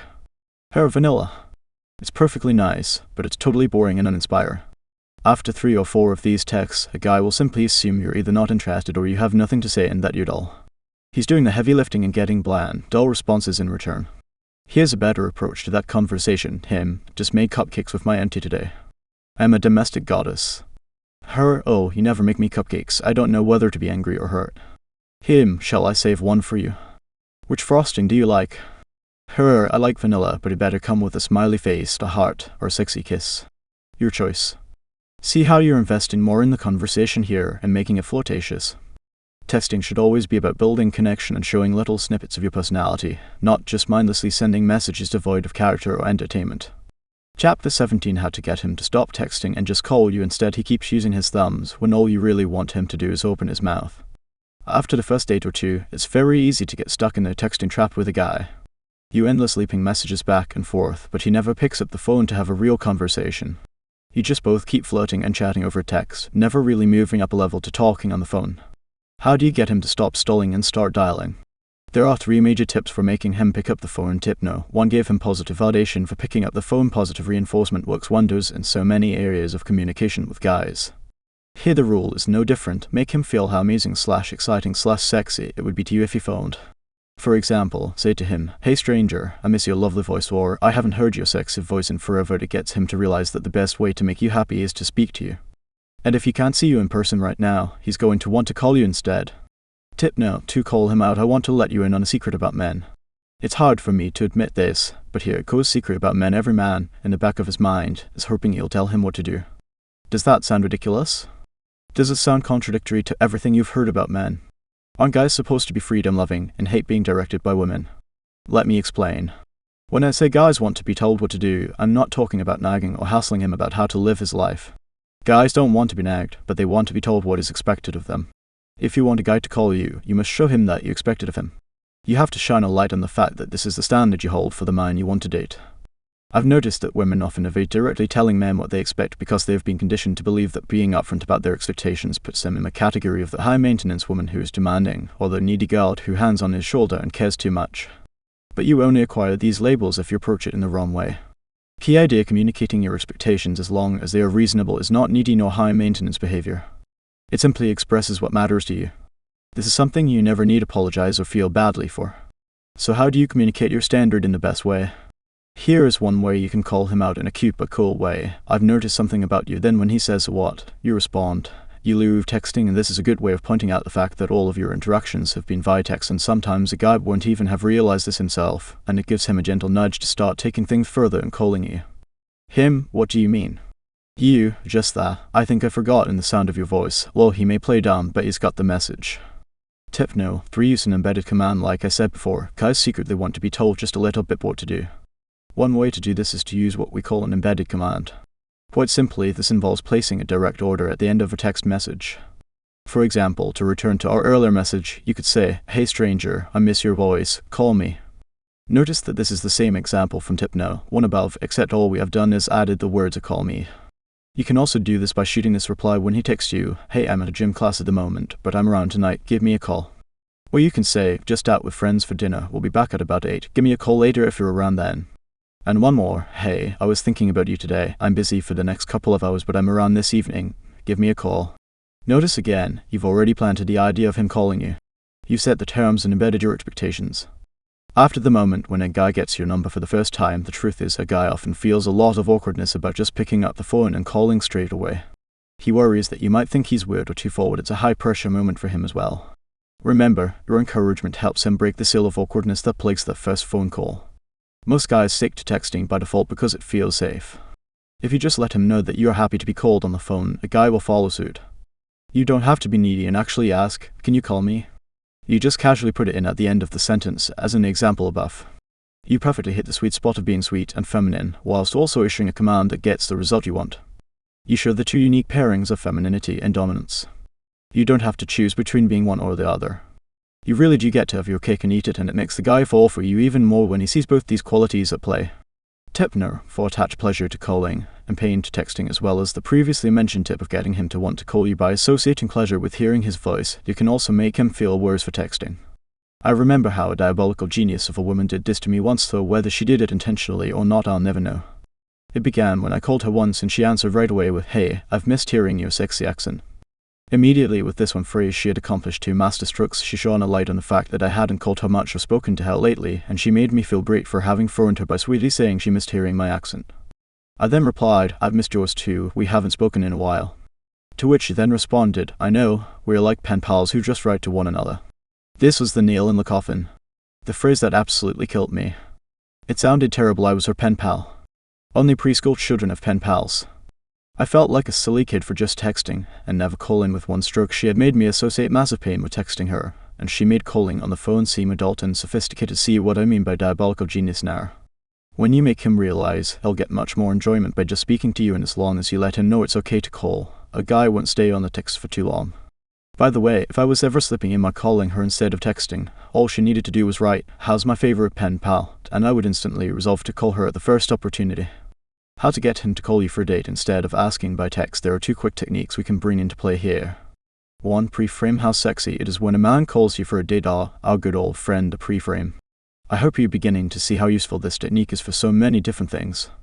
The first time you're on a date with him, pre-frame the idea that a guy calling you for a date is hot. It's such a rare and sexy thing when a guy actually calls to arrange a date instead of texts. It's so funny because barely anyone does it, and it immediately makes a guy stand out and seem like more of a man. I don't get why guys don't realize how powerful it is. Women will immediately find them so much more attractive.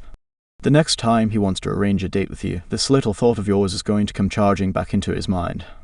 2. When he does text you for a date, say this. Let's say he reaches out to you to arrange a date. You text back, "I'm a little old-fashioned, so if you want a date with me, you are going to have to call me X." This is bold, but that's why it works. You're a woman who knows what she wants and isn't afraid to say it. What guy could resist that? The added bonus is that when someone arranges a date with you over the phone, they are much less likely to flake. An arrangement made by text is far easier to renege on because of the more detached nature of it in the first place. Text arrangements can be broken without too much feeling, but calling makes the connection real and therefore more concrete. Chapter 18: How to get him to stop just texting you and actually ask you on a date. When a guy is single, he tends to unconsciously put the women he knows into categories. Sometimes, for whatever reason, a particular girl will fall into his category of girls he enjoys texting and flirting with, but whom he hasn't asked on a date. He falls into a pattern of texting her and enjoying her attention, but doesn't pull the trigger and ask her out. It can be hard to tell sometimes if it's because he doesn't like her that much because he's simply dating too many girls to manage them all, or he's just genuinely busy from work. But one thing is for sure. You're sick of being his little bit of validation each time he has a quiet night and feels the pang of loneliness. Assuming you want him to actually man up and ask you out, there are texts you can send that help move him in the direction of a date. These follow some of the same psychological principles of the previous chapter on converting texting into phone calls. Here are some messages you can send. "We better stop talking for a while or we're going to be those annoying text-only people. Are we not destined to have one of those weird texting-only relationships?" These two get him to associate negatively with the idea of being someone who texts and never meets up. Text-only people is used as something that makes this type of relationship seem ugly. "My thumbs are tired of flirting. We're gonna have to do it in person soon or they may give up on me." "My thumbs are tired of flirting. When do I get to bat my eyelashes at you?" The beauty of these two messages is they send him a clear message that this whole texting thing has a limited lifespan for you. The first is a little more direct and bold, suggesting he either get his act together and see you or you will simply give up on him.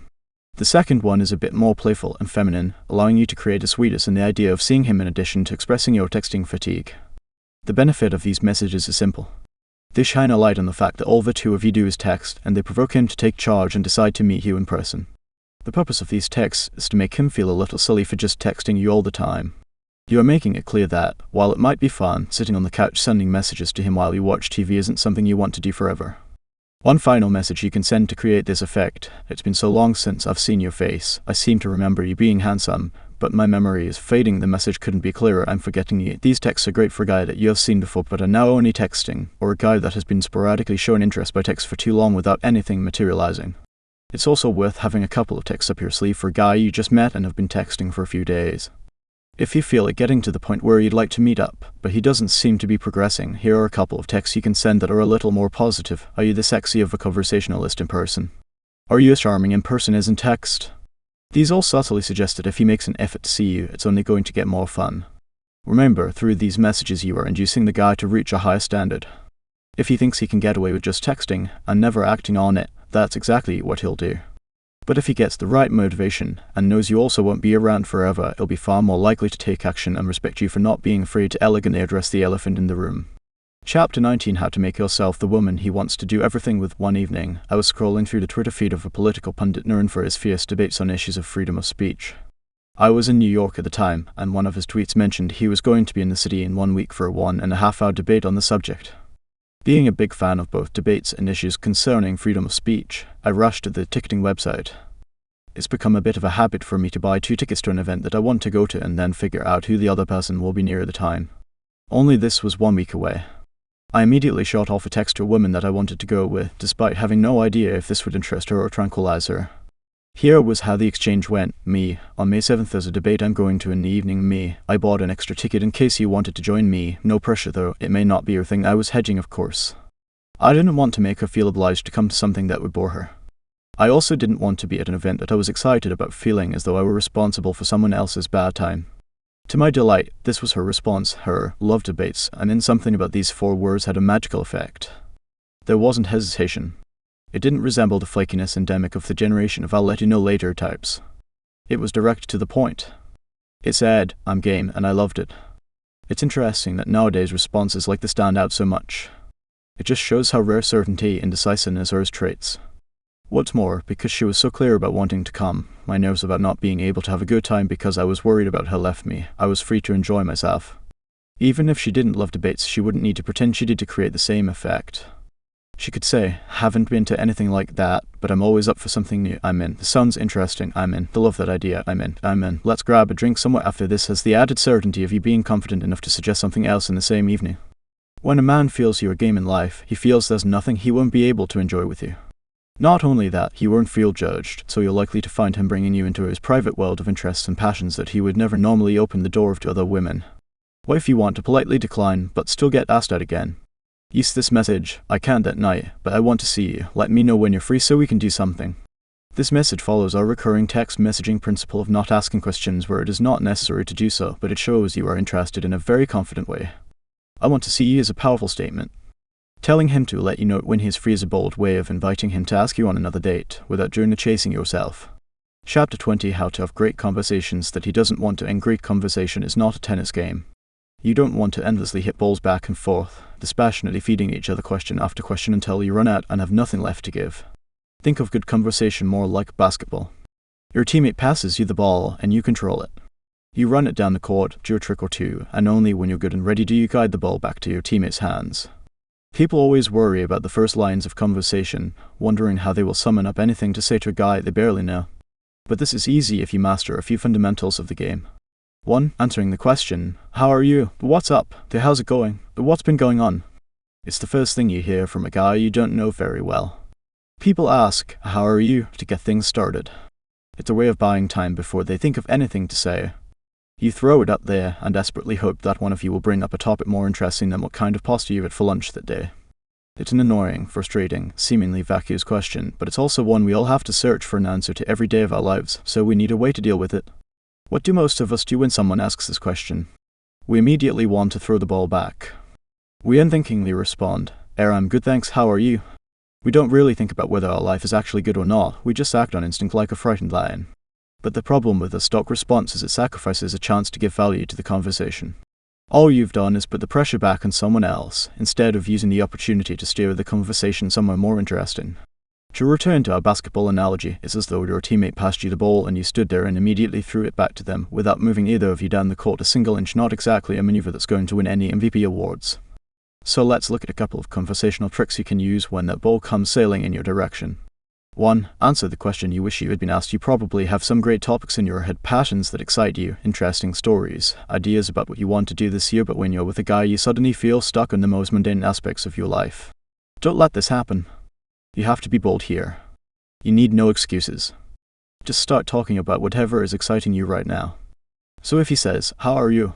You might respond, I'm great. I was talking to my friend earlier about this film festival we went to the other day. We saw all the classics, Citizen Kane, Gone with the Wind, Vertigo. Now I want to see all those old films on a cinema screen. Have you been to a film festival before? Why does this work so well? Because now you've given him a ton of conversational threads to pick up. He could talk about his love for Citizen Kane.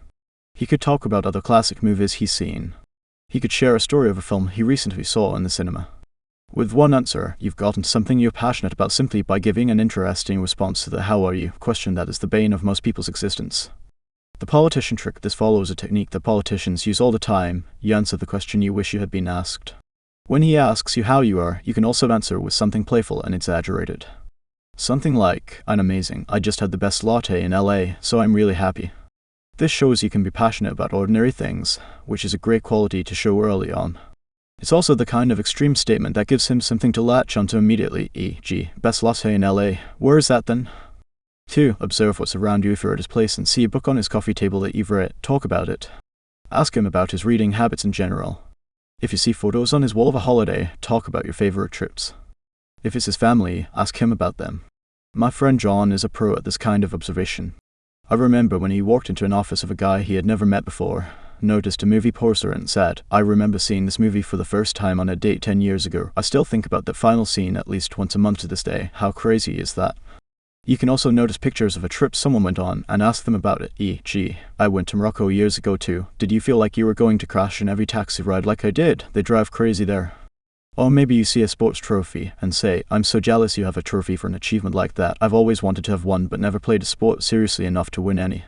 See how much conversation you can come up with when you pay attention to the things around you. 3. Get his opinion. Respond to his how are you by seeking his opinion on a particular subject. E.g., he says, how are you?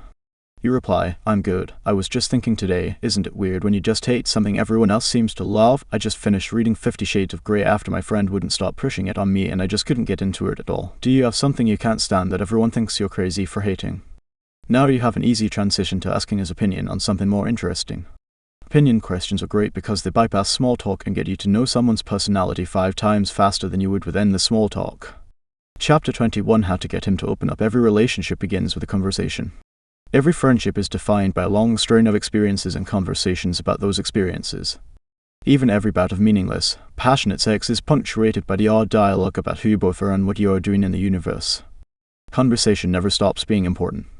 Like dull writing, dull conversation is stale, unemotional, cliché, routine, passive, and can trap you in a nightmare spawned from hell if you have no choice but to endure it. Here's an imaginary but familiar conversation between a couple at dinner. How's work? Fine. How's Bill? Yeah, Bill's good. Did you call the electrician today, by the way? Yeah. Also, we really need to get that new furniture sorted this weekend. Let's go to the store on Saturday. Okay. Have you decided on which sofa set you wanted yet? No. The questions are pedestrian. The answers are flat. There is a difference between conversation and connection. I think conversations can change and even save our lives. The best conversation is about encouraging someone else to dig out the soul and offer it up for examination. Here are some easy ways to encourage them. 1. Ask questions that give him permission to open up emotionally. People are begging to express themselves to somebody. The film director Kevin Smith once said people have 3 needs: food, sex, and the need to be heard. But people will be scared to open up for many reasons. They're shy. They're frightened of your response. Which is why you need to give them permission to emotionally express themselves. The easy way to do this? Ask emotional questions, not logical ones.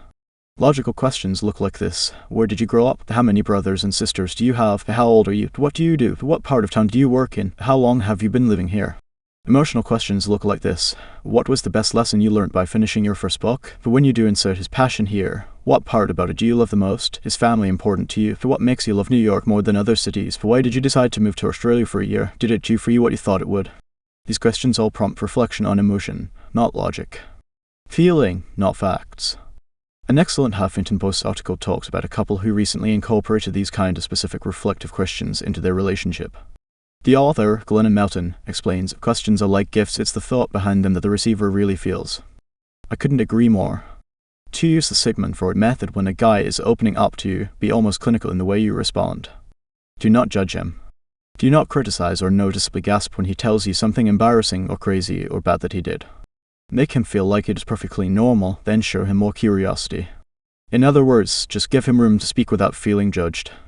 The moment you wince, balk, gasp, or raise a skeptical eyebrow while he's talking, he'll close up and decide to stop because he feels your reaction to what he's telling you.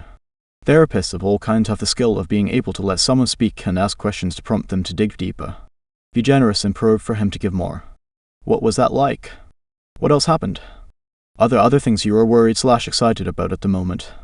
Had you always wanted to do that? People tend to reveal themselves when they feel like they have plenty of room to speak.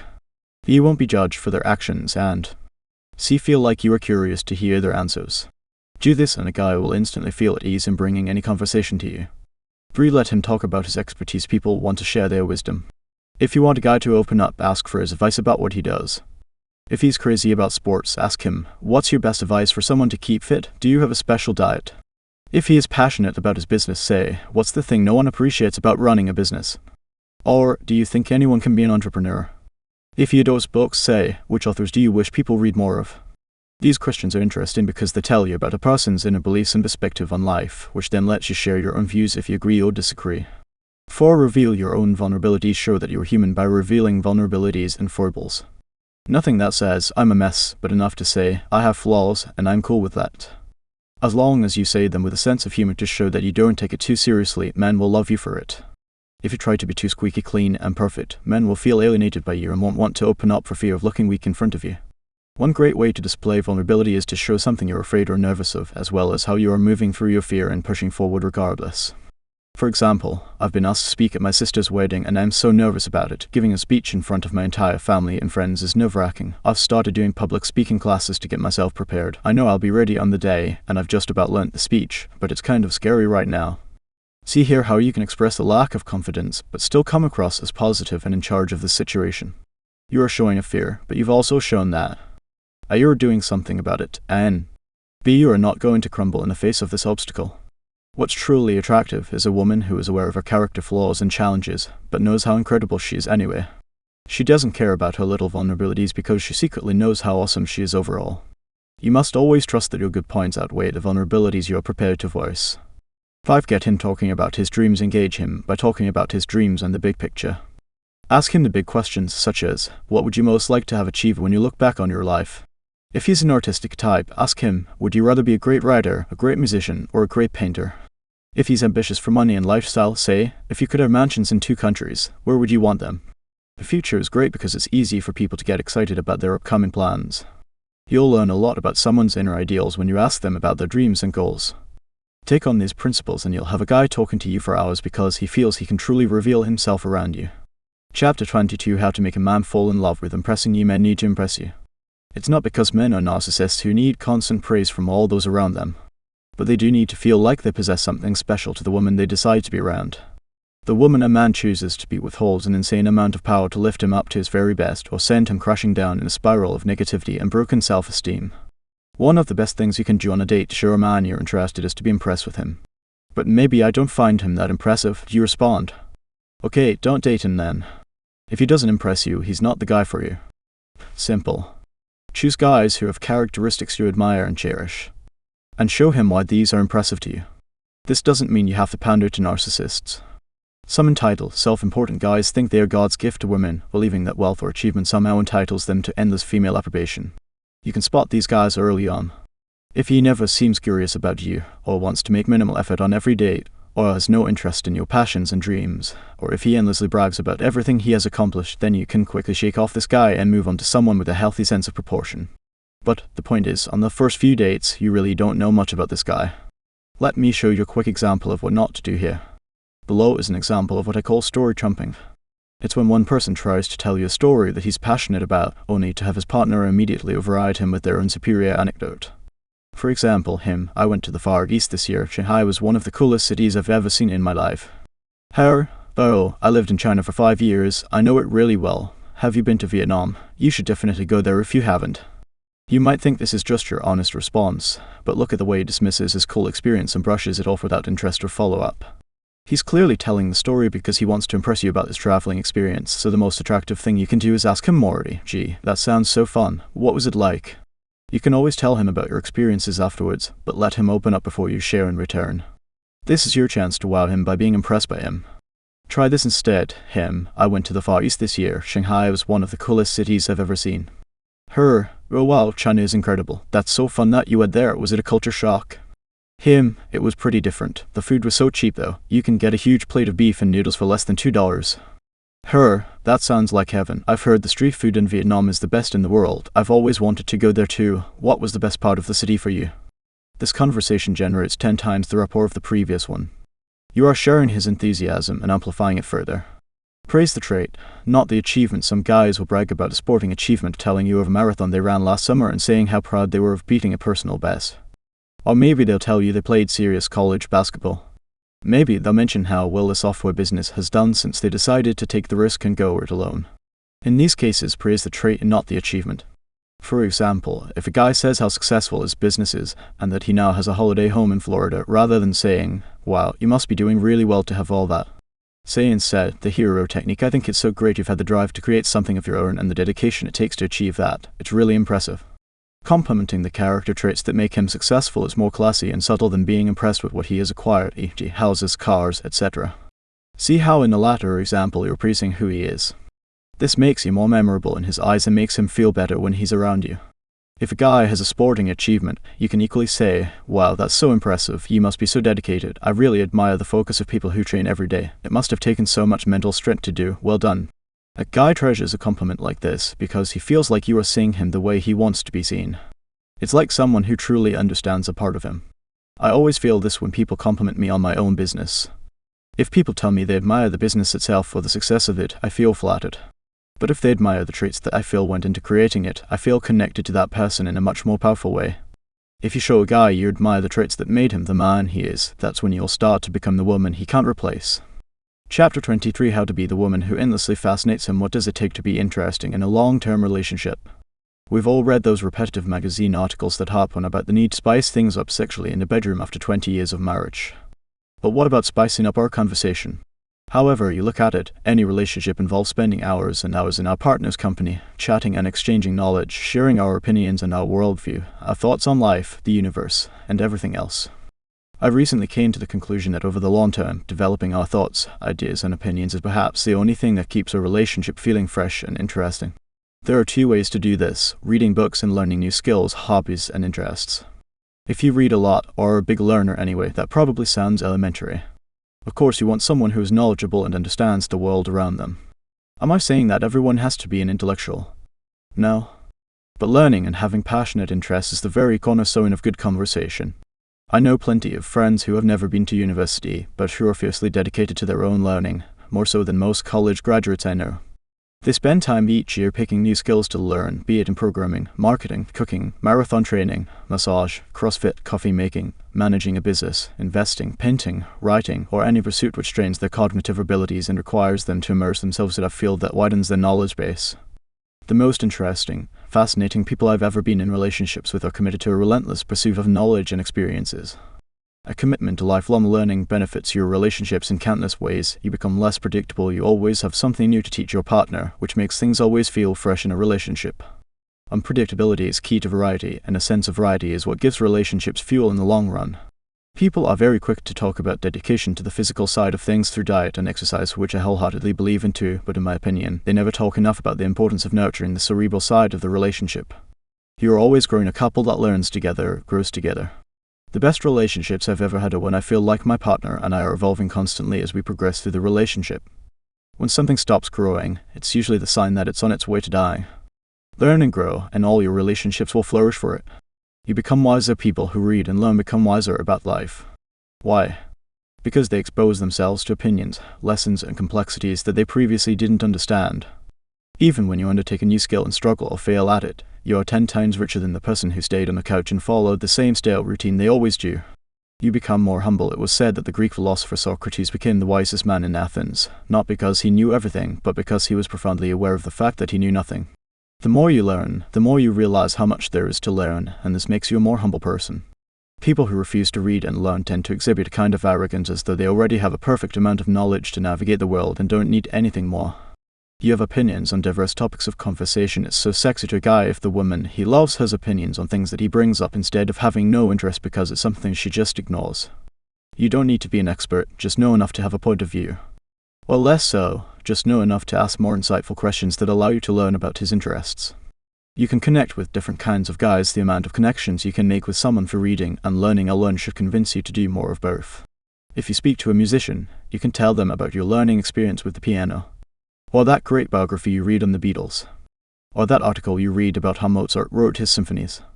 The more broad and diverse your interests, the more you'll be able to contribute in just about any conversation. This is why I'm such an advocate of at the very least being a regular reader of books. For those who may say that they prefer to learn from experience, guess what? Reading is learning from experience.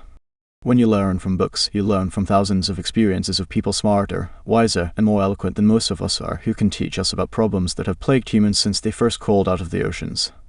I'm not saying reading makes you a better person. That depends on the person reading the book. But plenty of studies show it makes people more understanding and empathetic towards others. You should think of reading and learning as something that will improve your thoughts, teach you about your own mind, and make you a more well-rounded and empathetic communicator. If that doesn't stimulate you to stretch your knowledge base, I don't know what will. What should you read? I'm not going to go as far as produce a definitive reading list to inspire greater conversation.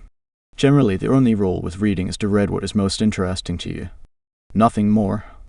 All I'm going to do here is share a bunch of books that inspire me and which have stimulated a whole host of great conversations. These aren't my favorite books of all time, though a few are, but they all have merit and insight, or are just plain fun. Use the list if you want. Pick from it. Or ditch them all and do your own thing. Books are your treasure to explore. The honest truth about dishonesty, how we lie to everyone, especially ourselves, down hourly. Psalm 40 tells from the afterlife David Eagleman Outliers, the story of success Malcolm Gladwell and the shortness of life Lucia Seneca Mastery Robert Greene, a short history of nearly everything Bill Bryson, the psychopath test John Ronson, Yes Man Danny Wallace, Thinking Fast and Slow Daniel Kahneman, The Great Gatsby, F. Scott Fitzgerald, Creativity Inc., Ed Catmull, founder of Pixar So Good They Can't Ignore You, Cal Newport, Daring Greatly, Brene Brown, Daily Rituals, Mason Curry, The Examined Life, Stephen Gross, Wolf Hall, Hilary Mantel, Slaughterhouse, 5 Cup, Vonnegut, The Man Who Mistook His Wife for a Hat, Oliver Sacks, Sapiens, A Brief History of Humankind, Yuval Noah Harari, Being Mortal, Illness, Medicine, and What Matters in the End, Adelgamant, How to Bring Up Your Reading in Conversation. No one wants to be a bore about the learning, using every conversation to crowbar in how many books they've read on a particular subject. Just bring it up when it is relevant. If you're talking about genetics, you can just say, I was reading this really interesting book the other day that talked about, or maybe you're talking with a guy about psychology. You can bring in your reading by saying, is this theory I read it will say, have you had a chance to read insert book title yet? He talks about exactly the idea you're talking about. You don't just have to parrot what you read either. Tell people whether you agreed or disagreed, what you liked and didn't like. The point at which you not only learn, but have opinions, and analyze the things you learn is when you truly become interesting. Chapter 24, How to Make Him Feel Like a Man in 5 Simple Phrases. Secret about men. Masculine men can't help but feel uncontrollable desire for women who exude femininity, women who make him feel like more of a man. It doesn't mean you have to act like a teeny tiny kitten who pretends she has to be taken care of. This is just about using language that makes him feel like more of a man around you, which in turn increases your feminine appeal. Here are 3 ways you can do it. 1. You're such a guy whenever he says something overtly masculine or macho, or he asks for the strongest whiskey at the bar, say this line in a cute way. You can even mock roll your eyes as you say it to show the playful tone. When you say this, he'll think, yeah, I'm a guy, aren't I, with a sense of pride. Remember, he wants to be associated with being a man in your eyes. This is why men are so repelled by women who emasculate them or who try to make them feel like a boy. It's about how he is seen by the female race. It's a small and subtle line. It's delivered in a very low-key way, but it serves as an imperative reminder, you're a woman, he is a man. That's the beginning of sexual chemistry. 2. If I feel really safe around you, this line is better to say when you know the guy better. Maybe a guy you've been dating for a month or so. It plays to his masculinity. He feels like someone who's stronger around you. If you validate him for making you feel safe, he's going to want to take more opportunities to do this for you. 3. You're so great. I feel bad for all the other women here who only get to look at you again. This one is for a guy who has already earned your admiration, rather than a new man you've just begun dating. You'll make him feel like the most special guy in the room when you say this. His chest will puff out a little bigger, he'll walk a little taller, he'll hug you a little tighter. Some women will read these lines and their instinct will be to roll their eyes at the blatant ego stroking of these phrases. Those are often the same women who say they don't like to build a man's confidence too much because he'll get cocky and look elsewhere. This is a losing philosophy. The idea that the best way to keep a guy's interest is to never make him feel special and to keep him lukewarm is ridiculous. Confident guys want to feel special around you. The more you do it, the more he feels crazy about you because only you give him that unique one-of-a-kind feeling. If this all feels fake because you don't feel that level of admiration for him as a man, I'll repeat something I mentioned in an earlier chapter, start dating men you actually admire. 4. Pretend he's rescuing you. If he gets a spider out of the house, say, thank you for rescuing me, and give him a hug. If he helps you lift up the bed to find something you dropped under it, you can say, you're always there to save me. Is it silly and a little cliched? Yes. Does it work when you say these playful lines and make him feel awesome around you? Yes. 5. See him as physically strong. I remember a girlfriend once said to me, I love your collarbone, it's strong. Like you, I've never had my collarbone complimented before, but I can assure you I never forgot the compliment. Tell him you love his smell because it's so masculine. Or let him know how strong he looks in his shirt and blazer. Or when he exercises, show that you're a little impressed with how much weight he lifts. Chapter 25, How to Get Him to Express His Emotions to You. Are men less emotional than women? It's one of those old chestnuts we know isn't really true. Whilst it may appear that way, men are not natural stoics, constantly running on neutral, unable to feel deep pain, embarrassment, or get their feelings hurt. It's more likely that men are less willing to share the range of emotions they feel, being taught from a young age to avoid emotional indulgence. Every man was once a boy, and as a kid, every boy had a moment when he got hit by a football in the playground, burst into tears, and felt utter shame when other boys laughed at him for being such a crybaby, wuss, or, yes, a girl. I'm not saying this is healthy, but I'm saying it's what happens. Men are taught to be fatally embarrassed about being overly emotional. They are told to get on with things, to move ahead, and to be strong for others. This isn't every man's life, but those cliches will ring true as a description of the vast majority of male experiences. Ask most men to describe how they are feeling outside of the context of being angry, and most will have a hard time knowing where to begin. What does this mean for your relationship? Does it mean he's forever emotionally stunted and that until society changes you have to deal with this grunting rhino who just gives you one-word answers when you try to crack through his thick emotional armor? Of course not. Men are capable of expressing how they feel. Some, of course, are naturally better at doing this than others. Some men will strike you as much more emotionally volatile than you are. There are men who wear their heart on their sleeve, who cry at Casablanca, and who seem a little too gooey with feelings for you. Maybe he's even too much of an emotional bear for you and you need him to be more of a strong knight who can be your rock in difficult times rather than fall apart. But let's suppose you've got a classic grunting rhino type guy. Whenever you sit him down for a conversation about how you feel, he seems to clam up. He shuts down. It's like he has an iron safe in his mind and you can't crack the combination no matter how much you turn the dial. What do you do here? Rule no. 1. Do not confront him and demand he open up. Don't say, just tell me how you feel, I want to hear your emotions, all of them. He might have 10 emotions at once, and he's not about to sit and decode every last feeling he has. Well, I'm a bit hungry. Earlier I got a little depressed but then felt happier when I spoke to Ben on the phone. Then I was excited about the upcoming conference at work, but then I got anxious about all the work I have to finish before I leave. That's what he thinks when you demand he share his feelings. He doesn't know what you're looking for again. Guys are less emotionally evolved than women on this front. Asking him how he feels point blank will often get you little in return.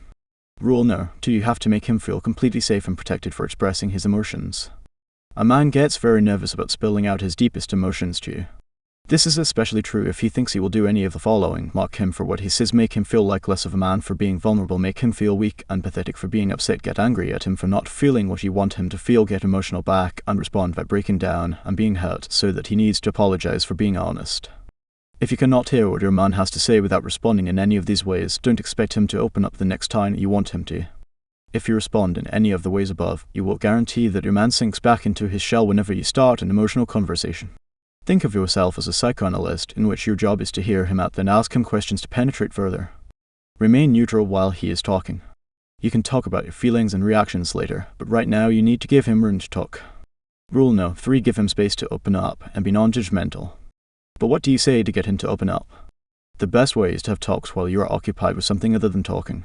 In other words, a man is very likely to be intimidated and defensive if you sit him down at the kitchen table to talk face to face. Remember when your mother used to say, "We're all going to eat at the dinner table together, turn off the TV and have a proper conversation." Then she would turn off the TV and you'd all sit in silence with nothing to say. This phenomenon occurs because we all close up under pressure. We become less creative. Good conversation is about losing pressure and just letting go. One good way to do this is to start deeper conversations when you are both occupied doing other things. Here are a few possible scenarios that might work better to talk through feelings with him. You're both having a walk to grab a coffee. Imagine how much easier it is for him to talk to you walking side by side than staring into each other's eyes intensely. Watching TV or a movie together, make sure it's not his favorite show or a movie he actually cares about. Listening to music together, chill music when you are just laying down, relaxed and being affectionate towards each other, i.e. you are starting from a positive and relaxed place. When you are sightseeing or walking around looking at buildings or art, moments where part of your focus is external to give you both time to think and process your thoughts without pressure. If your guy is in a bad mood and you want to understand, let him go through the bad mood. When he is ready, he'll open up to you later, but you must remember. And make him feel safe. B. Make him feel like he won't immediately be judged, i.e. show him you won't react badly to whatever is bugging him. For example, say, "I'm not looking for right or wrong answers, I just want to get an understanding of what's going on for you right now." C. Bring it up when you're both distracted doing something else. When he's in that bad mood and you don't know what to do, it's okay to busy yourself with something else in the meantime. By saying to him, "I understand that you don't feel like talking, and I respect that. I can give you time to think. That way when I get back you and I can work as a team to resolve this." Open your laptop and do some work. Go out to meet some friends, play sports, do your own thing and show him that he is welcome to be in a bad mood, but you also reserve the right to get on with your own stuff until he is ready to open up and talk about it. Do your best to stay calm and kind. Maybe he's not sharing something because it makes him feel vulnerable. If this is the case, reassure him by saying, "I'm on your side, tell me. I love talking to you and sharing things together." Or as an alternative you can say with a playful wink, "Do you want to talk about it? I promise I'll be on your side." You can also say, "Let's be teammates. I'm not asking so I can give advice or anything. I'd just love to know. It helps me understand you better." Or another option, "Do you feel like you can't share your feelings with me because you think I'll judge them? I'm asking because I care about you." Remember, in general, guys don't respond much to just being asked their feelings. They open up more when it is brought out naturally. You might ask him, "How was lunch with your parents the other day? Did you guys get a chance to talk about anything interesting?" Rather than, "How did you feel after you spoke with your parents?" If you ask him about the specifics, he'll be more likely to open up and share how he feels. E.g., did it upset you when I did insert specific action here? Did I frustrate you when I said insert specific sentence here? Did you feel I overreacted when insert specific moment here? If he says things like, I don't want to talk about it, respond with, I understand you don't want to discuss it, and I know it's not always comfortable, but if we don't discuss it, how will we move forward? And I want us to move forward together. I can go first if that helps. Remember those rules. Make him feel safe, i.e., not being judgmental or becoming emotional yourself. Do not confront him, and have discussions while you're both engaged in other activities, rather than point-blank approaching him and making him feel undue pressure. Chapter 26, How to make him feel more at home with you than any other woman. I remember New Year's Eve years ago when I went to visit my girlfriend at the time and her family in another country. After dinner, her family, friends, and I went to the dance floor. I'm not a world-class dancer, but I enjoy dancing, especially when I'm relaxed and everyone is just having fun. Except this woman didn't make me feel relaxed and fun. Every single step I made, she would look and stifle a giggle. Then she would correct my moves and try to adjust me with her hands, telling me, loosen up your shoulders. Suffice it to say that back then my internal confidence wasn't quite as resilient as it is today. So what do you think happened? I felt embarrassed and shut down. If I was tense before, after hearing those words my shoulders had frozen as I became more and more self-conscious of every movement of my hands. I was suddenly hyper-aware, and whatever pleasure I was getting from moving along to the beat had evaporated. I was now putting on a performance for approval. All the while, oblivious to how uncomfortable I was, my girlfriend went on adjusting me and giving me the impression I had no idea what I was doing. We didn't last. Some years later I had a completely different dancing experience with a new girlfriend in Los Angeles. Only, this experience completely changed my feelings about dancing with a woman. She would turn on the stereo in the apartment full blast, come into my bedroom and pull me off the bed. If I resisted, she would pout and say, please come dance with me, baby, and we would spontaneously dance around together. We were totally in our own world, free of judgment, free of inhibition, just smiling at each other and loving every minute of being ourselves together. She wasn't worrying about what I was doing. All she cared about was the two of us having a moment together. At the end of it, we would collapse, out of breath in a heap of laughter. When I was around this girl, I got lost in the moment. She made me feel like nothing I did was to be felt ashamed of or embarrassed by, and as a result, I felt completely open to her. Not only that, I felt she brought parts of me out that naturally stay in. She brought out the best in me. Bear in mind, she never said, why won't you dance, which would have made it about me. Instead, she would adorably say, dance with me, don't leave me on my own, and make a sad face. She knew how to make it about her and tease me out of my shell. It was hard to resist. There were nights where she would say things like, let's go out dancing tonight, you and me. I love when it's just you and me and we dance together. It makes me so happy. We have so much fun together, don't we? I would never before have imagined just going out with a girlfriend on our own and dancing, and yet with her I did. She created a world where we could do anything, where not only did we not judge each other, but where we ceased to care about the judgment of other people. Whenever you make a man feel like he can humiliate himself, either through what he says or does, you are reducing his closeness to you and encouraging him to hide parts of his personality from you. If you want your man to open up, show him total acceptance and share in a good time with him. Let him be goofy and do silly things that make you both laugh. Show you indulge his nerdy hobbies and that he doesn't need to feel ashamed of them. Let him try spontaneous activities that might be a failure, but at least allow him to take risks in front of you. In the above example on dancing, here are some scripts that would work after the fact. I love how much fun we have together. When we went out dancing the other night, I had such a good time. I love when we dance together. I find you sexy when you dance. The key is making it about what a great time you have together. You can obviously adapt these scripts to any situation where you want to make your man feel at home with you and free to be himself. The more he can be 100% himself around you, the more replaceable you are in every way in his mind, and the more he will open up to you in the future. When we find someone truly special in the world, it's because they make us feel the most free. Free to say what we feel, dance how we like, and be exactly who we are. There is a moment in the movie American Hustle where Christian Bale's character Irving is talking about this feeling with the woman he is falling in love with. I felt like we had a secret, just the two of us, you know, like the thing when you just want to be with the one person the whole time and you feel like the two of you understand something that nobody else gets. I could just tell her everything about myself, that I'd never had anybody like that in my life before, that felt like finally I could truly be myself, without being ashamed, without being embarrassed. That's a vision of love that makes me weak at the knees.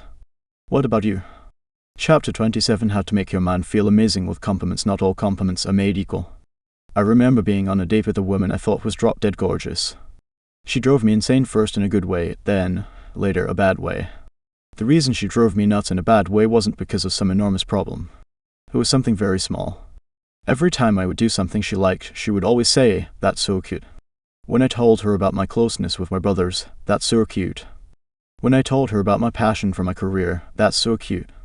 When I called to surprise her with a reservation at a top restaurant. That's so cute. I began to loathe that word, and soon her saying it triggered anger in me every time she said it. Cute is what you say when a puppy rolls onto its back and wags its tongue expecting its belly to be tickled. Cute is that little kid who draws a picture of his teenage babysitter in his coloring book because he thinks she looks like a princess. I wanted to be her towering romantic hero, not her adorable little boyfriend. So what are some great compliments you can pay a man? 3 keys to man-melting compliments. Great compliments are ornaments that you hang on your wall and return to every time you want to feel a positive emotion. If your compliments are bland and generic, you'll never stick in a guy's brain as someone who notices how unique and special he is. The ideal compliment should communicate 3 things to a guy. A, he is unique. B, you have paid attention to his qualities. C, you admire him. A compliment is not a mindless platitude. It's about showing someone we see them for their best qualities. We all want to be around people who see us the way we want to be seen. When a woman does this, it makes that woman unique to him and he doesn't want to lose her. Even the simple non-specific compliment, "You're such an incredible man," will make many men go weak at the knees because it's not something they are used to hearing. When tied to something specific, it becomes even more powerful, e.g., you have the ability that few men have to have a genuine vision for your life. It's so sexy. I love the way you helped that elderly lady with the door earlier today. I have the most amazing man. When you do compliment a guy, it's wonderful when you can praise a unique quality he never knew he had, or quality he always thought himself as being underappreciated in him by everyone else. How do you find such qualities? For one thing, you have to really think about the guy before you compliment him. You also have to be honest. Avoid the boring cliches. If you're going to tell him, "You're amazing," tell him why he's amazing. If he brings you coffee and crosses in bed, tell him, "You're amazing. You always think about me and make me feel so loved." Or maybe when he talks passionately about a book you read recently, you say, "This is why I love you. Do you know how unique it is to find someone who is so passionate about learning? I love being able to share that with you as a couple." Even when you're in bed in the morning, say, "I love how warm you are to cuddle up to. You make me feel so safe." All these moments are making him feel more and more special, and it's like you're always noticing these unique qualities about him. If you really want to score points, admire 2 completely separate but complementary qualities in him in the same sentence, i.e., his unique pairings.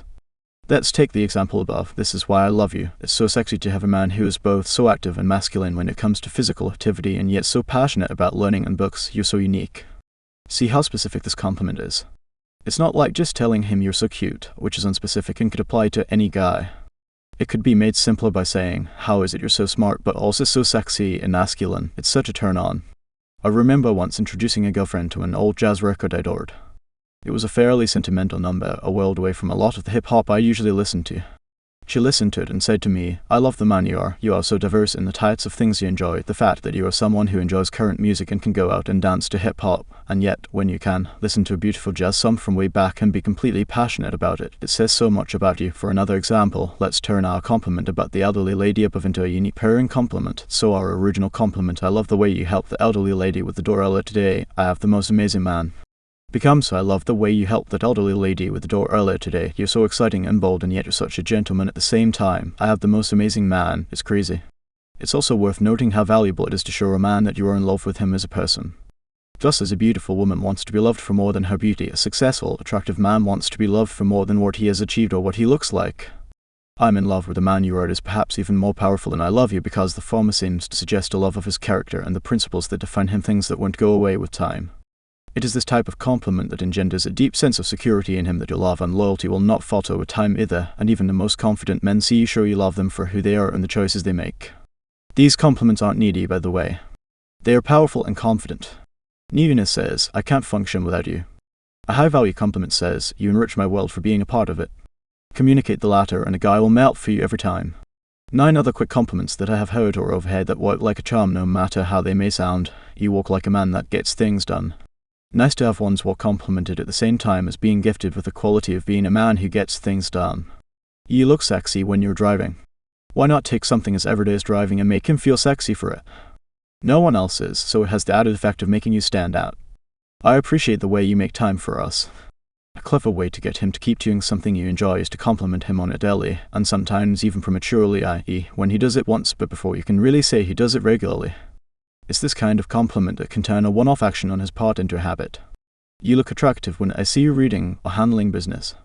Because what guy doesn't want to feel attractive while he's handling business? "I'm proud of that decision you made." Many women complain about the men being indecisive. Why not give him reinforcement when he makes a decision?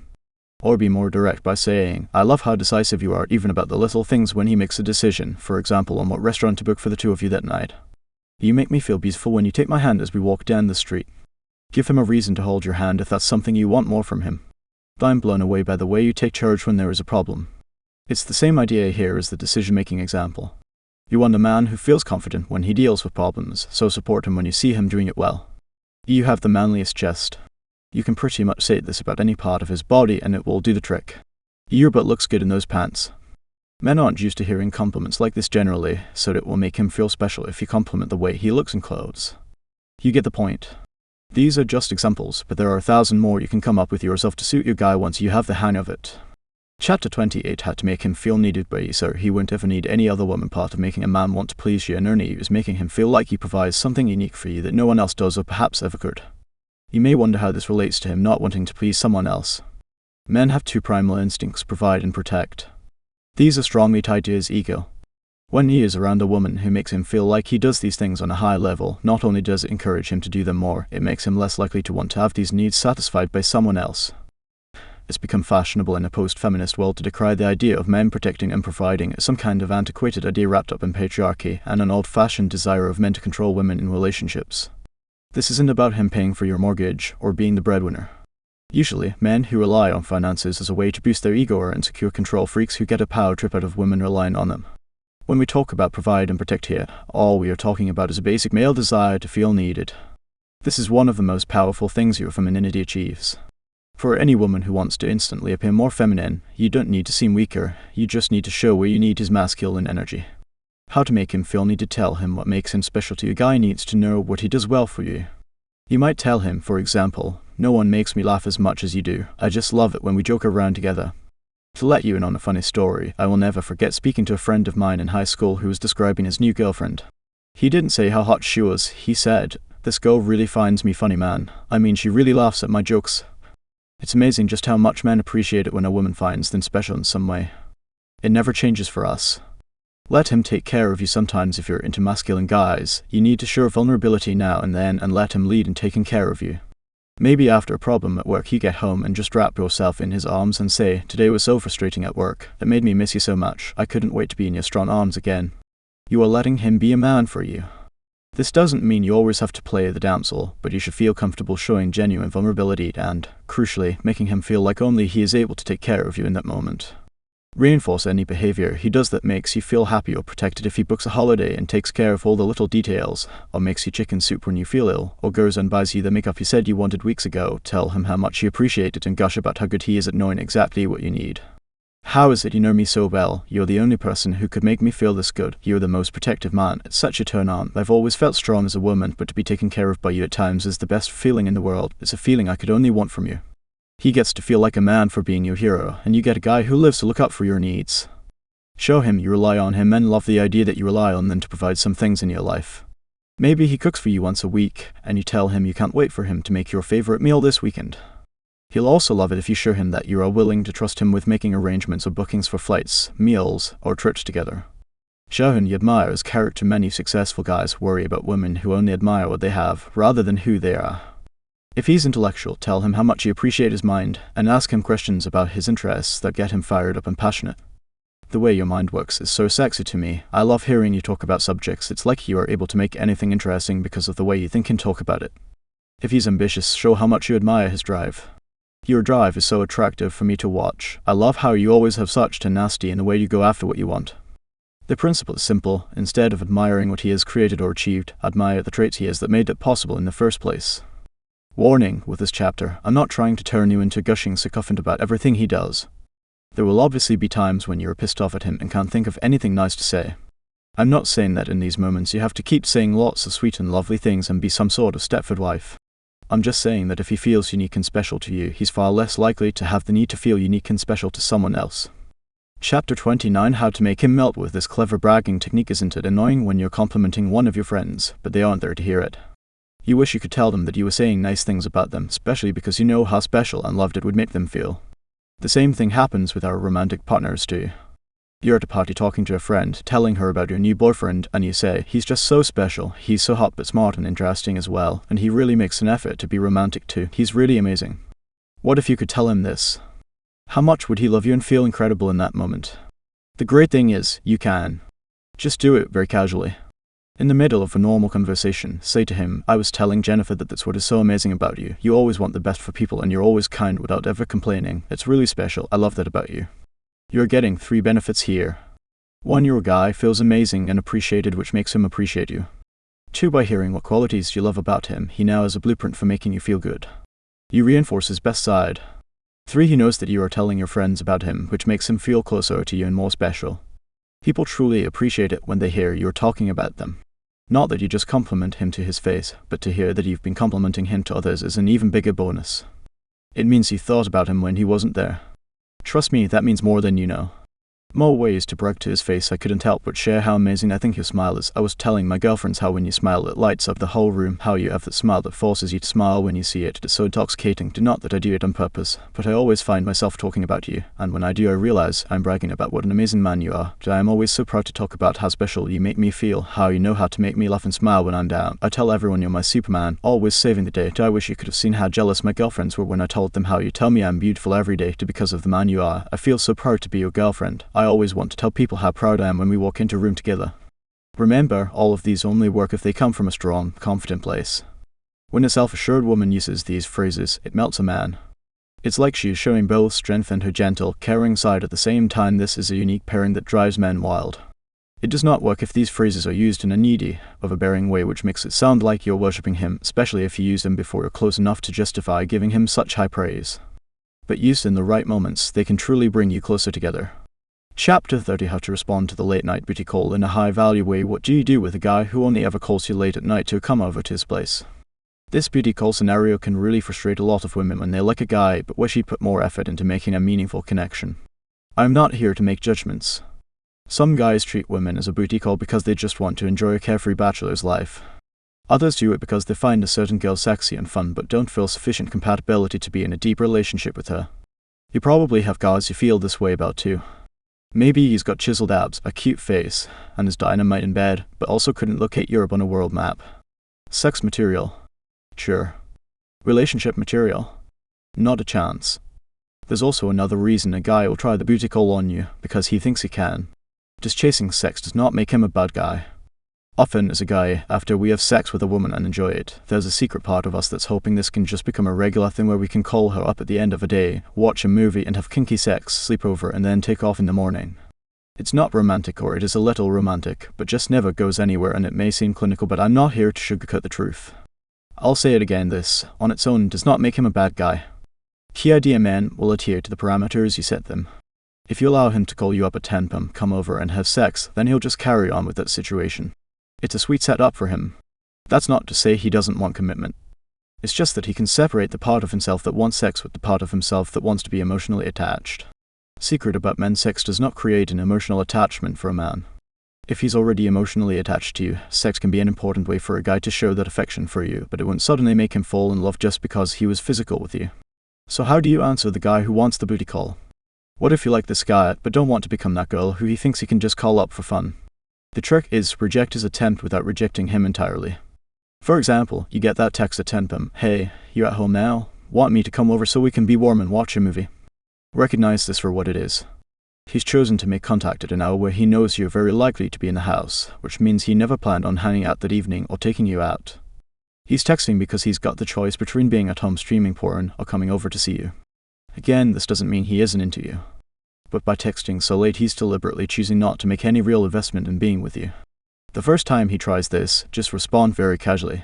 Give him the benefit of the doubt and say, booty call busted, I'm nearly asleep now, I'm afraid. Maybe we can get together and do something on Saturday afternoon. Notice how you say maybe here you're just saying you might hang out if you're available. This response does 2 things. I politely rejects his offer, but not him entirely. You're telling him that coming over for late night fun is off the cards. But you're also giving him another option to take up during the day if he's really interested. We gives him a chance to try harder. You've closed a window, but opened a door. If he wants to invest quality time in you, he'll take up the Saturday offer. If he only wanted to hang out because he was horny in the evening, then you'll know because he'll decline and won't offer an alternative meet-up. This is by far the most elegant way to respond to a booty call. If he persists and tries another night, you can be firmer, because now he's not getting the message. But still be classy. Say, I'm not really the kind of girl who does attend a meetup. I prefer to get to know someone first. Just not my style. Hope you understand. Extra sweeter way of doing this. As much as I want to see you and I do, lol, I have a bit of a personal rule against getting together late at night if I'm not actually with someone. If he persists again after you send this message, just ignore the texts. You're not starting a negotiation after all. You're sending him a message. Chapter 31: How to respond to his sexting. Some guys like to turn up the heat very quickly. Maybe he's not a perv, but he gets a little too sexual a little too quickly, and you want to put out the fire without completely throwing cold water over him. You want him interested, but to take it a little slower. Let's say he says, I can't help thinking that I wish you were in my bed tonight. Now this isn't quite at the point of sexting trading sexually explicit texts, but one can see how it would quickly lead there. All that would need to happen is for you to send something along the lines of, why, what would be happening, and you're there. But it's possible to go a different route that both acknowledges and appreciates this comment without needing to take it any further. In other words, you don't need to put out the flame altogether in order to avoid sexting. In the scenario above, don't shrug off his suggestiveness in the scenario, just be playful but also gently turn the heat down. For example, you could reply, I will imagine nothing of the sort ***. The subtext here is that although you are committed to being proper, you are also trying to hold it together because he's not making it easy to.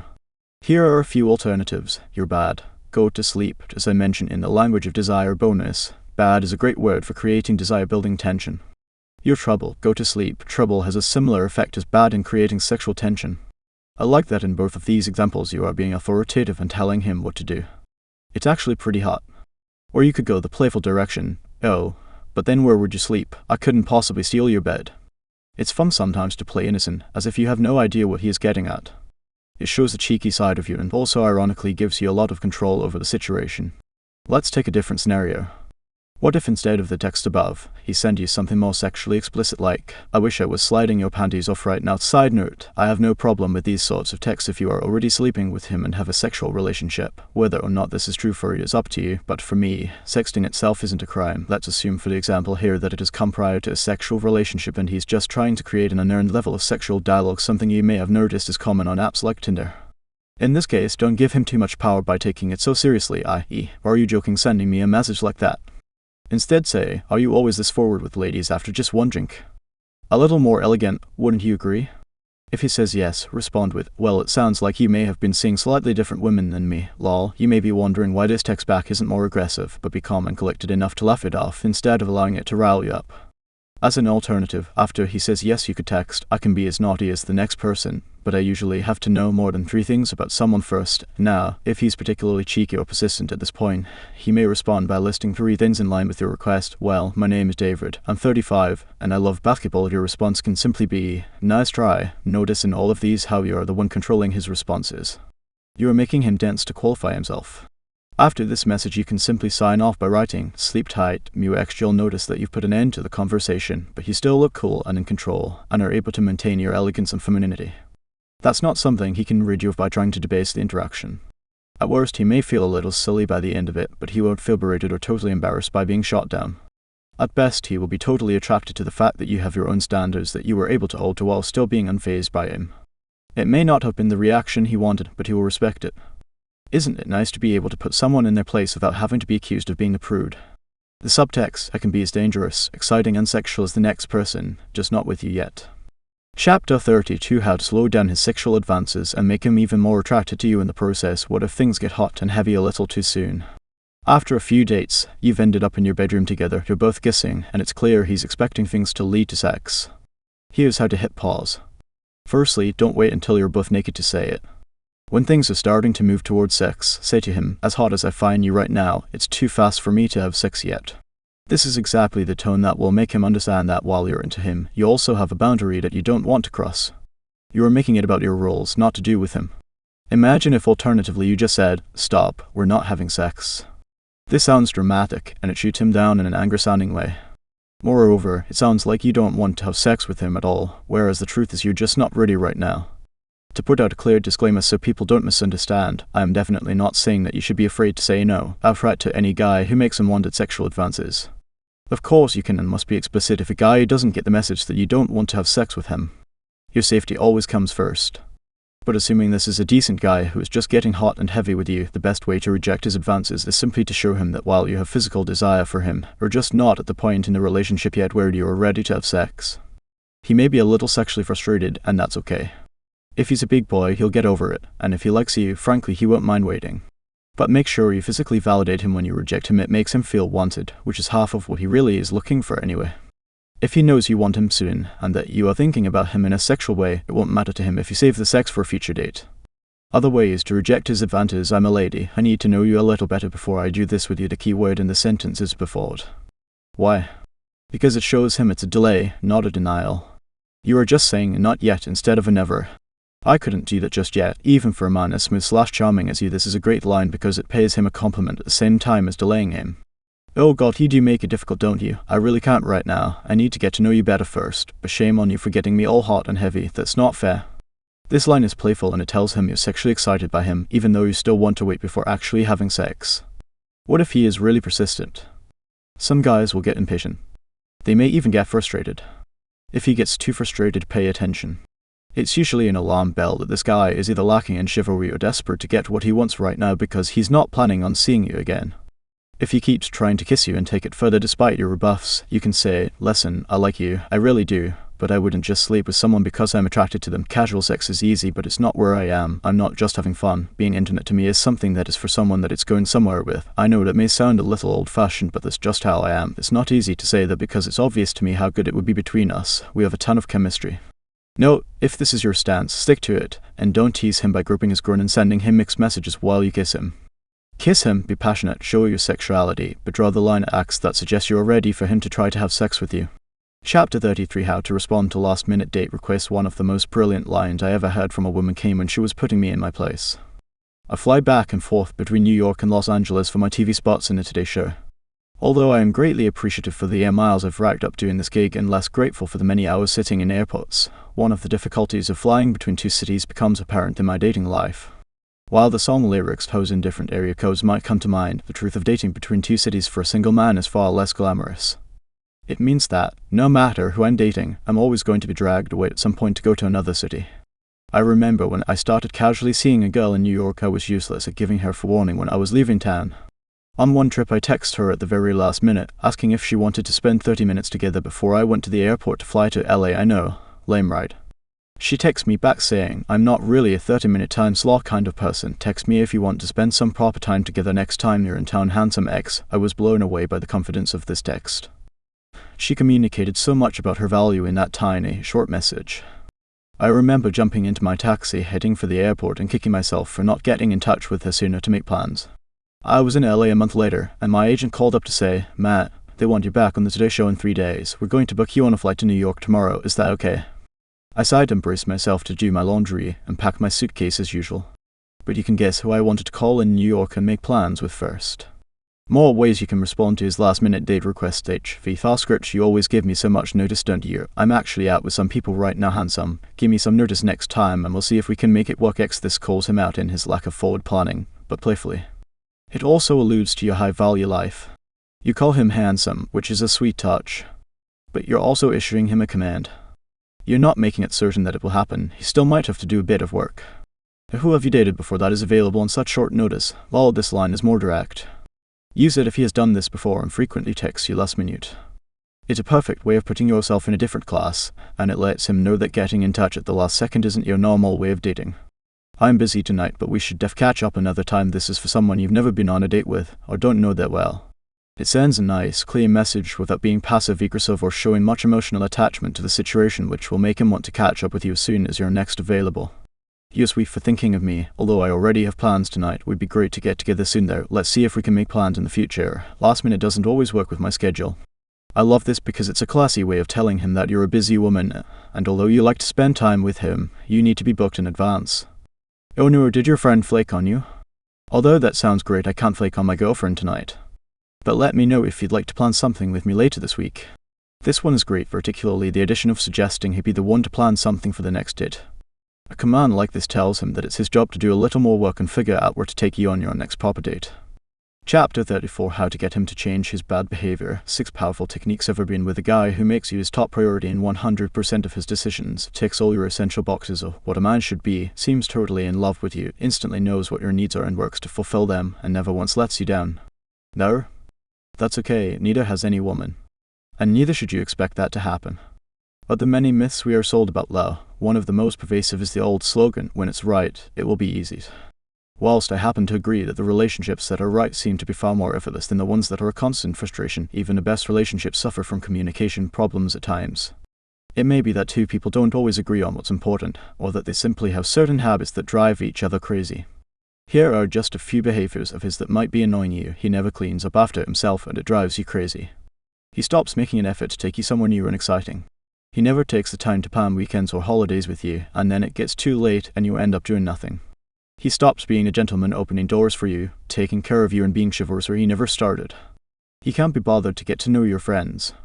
He doesn't listen or ask you questions about yourself. He makes a promise to you about something he's going to get done, and then he doesn't do it. He shuts down during an argument and goes into his cave instead of solving the problem with you. Pretty common stuff, right? You probably noticed something in that list that came up for you. Maybe it's a problem you've brought up several times before, and yet he hasn't changed. Maybe he made promises and fixed the problem for about 5 minutes, but then reverted straight back to his old self again. Does this mean he's a bad partner? Is he not your soulmate because he has some repetitive behavior that turns you off or drives you crazy? Look, nobody's perfect. But I have a little rule on this. The ideal partner isn't the one who comes with all of the right standards, but the one who is willing to work on their standards and improve them where it is good for the relationship. But in order for someone to be willing to work on their standards for you, they need to know what needs to change, and have the motivation to do it. That's where you come in. When you have a child who behaves badly, you know there are good methods and bad methods for getting them to behave better. We have countless insights from behavioral psychology to remind us of this. Take one of the fundamental insights from economics: human beings respond to incentives. There's a scene in the Jack Nicholson movie As Good as It Gets, in which his character is trying to pay an awkward compliment to Helen Hunt. But in a romantic turn, he completely nails it when he finally gets the words out that explain why he finds her so wonderful. You make me want to be a better man. Any woman can get her man to have this feeling, but there are smart ways to do it, and there are futile, fruitless attempts at forcing him into change that never work. Where most women go wrong, unfortunately, there is a stereotype reinforced in society that the natural roles in a relationship are as follows. Man's role: try to get away with everything he wants to do. Woman's role: try to nag him into submission until he acts more like the kind of man she wants him to be. This is a sad cliché that people buy into, and unfortunately it ends up as an accurate picture of most men and women's experience of being a couple. But here is the real story. Secret about men: most men want to meet your highest standard. Men want to be the hero in their girlfriend's life. They want to be your champion, your knight, your hero, and your closest companion. But he needs the right motivation. The reason nagging doesn't work is because it provides no motivation for him to be any better. It's not that you're wrong to feel dissatisfied when a guy doesn't meet your standards. You just may be communicating these feelings in the wrong way. See my YouTube video, Are You Turning Your Partner Against You? For more. The worst way to tell him he's wrong in a relationship: our language and the names we call each other have a powerful effect on our identity. This is why you have to be really careful never to give a guy a label. If you say he's useless, hopeless, a lazy slob, stupid, or an idiot, you are now placing the idea in his head that this is how you see him as a person. But I want him to know what a lazy idiot he is being when he doesn't clean up after himself. I hear you cry. I want him to know how useless he is when he doesn't hold the door open. I get that. But there is a difference between thinking it and saying it. Be careful not to label him. When you give the guy a label of being hopeless and a lazy slob of a man, he is far more likely to simply adopt that identity and start to lose motivation to change. He'll think, she already sees me as a slob, and she'll never change that opinion. Maybe I am just hopeless like she says. And suddenly you've got a man who has lost the incentive to change or grow because he simply doesn't see the benefit. There's a difference between doing something slob-like and being a slob. If he thinks you've already chosen this identity for him, the only incentive to behave better will be to get you off his back in the moment, after which he slides right back into the bad behavior. It then becomes so intolerable that you nag him again, after which he'll do just enough again to get you off his back, and the cycle repeats itself endlessly until all your arguments are like a broken record. Needless to say, endless nagging does not work. So what does? There's an old Chinese proverb: the best time to plant a tree was 20 years ago. The second best time is now. To adapt it slightly, the best time to show a guy the behavior you expect is at the beginning of a relationship. The second best time is now. I see too many couples operate under the myth that their partner should instinctively know what they need at any given moment. This is dumb. Relationships are about a constant process of education and discovering what you both need to feel loved, secure, turned on, and happy. You wouldn't, for example, assume that your partner knows your favorite sex position in bed. If you love it when he kisses your neck and it's the only thing that turns you on, are you going to leave it 6 months until he just blindly stumbles upon it in foreplay one day? If you're taking this approach to getting your need met and hoping that one day he just gets it and realizes what you need, you are going to spend a long time being miserable and resentful with your guy. Unfortunately, hoping that he will one day get it is exactly what leads to nagging and frustration when it's already a little late. Do not be afraid to educate a man in exactly what you need. In fact, that goes for everyone: family members, friends, co-workers, and especially romantic relationships. The techniques I'm about to share cover the two essentials of getting a guy to live up to your standards. These are: 1, making him understand your needs, i.e. the roadmap, and 2, inspiring him to take action, i.e. the drive. You always have to achieve both. You can't have a guy who understands your needs but is never inspired to take action, and equally, you can't have a guy who is driven to be the best he can possibly be for you but has no idea how to get there. So here are 6 things you must do if you want your guy to be incredible at meeting your standards. 1, reinforce his good behavior as your guy kisses your neck in exactly the way that turns you on. Do you find him unbearably cute when he brings you a single rose for no other reason than because he adores you? Has he recently taken initiative to arrange a romantic dinner at that new restaurant you were raving about last week? If you love it, for God's sake tell him you love it. If it turns you on, tell him it turns you on. It doesn't matter if he only does it once. When he gets it right, if you ever want to guarantee he'll do it again, you must encourage and show real appreciation for this good behavior. Say, when you bring me coffee in the morning in bed, it makes me feel so loved and attracted to you.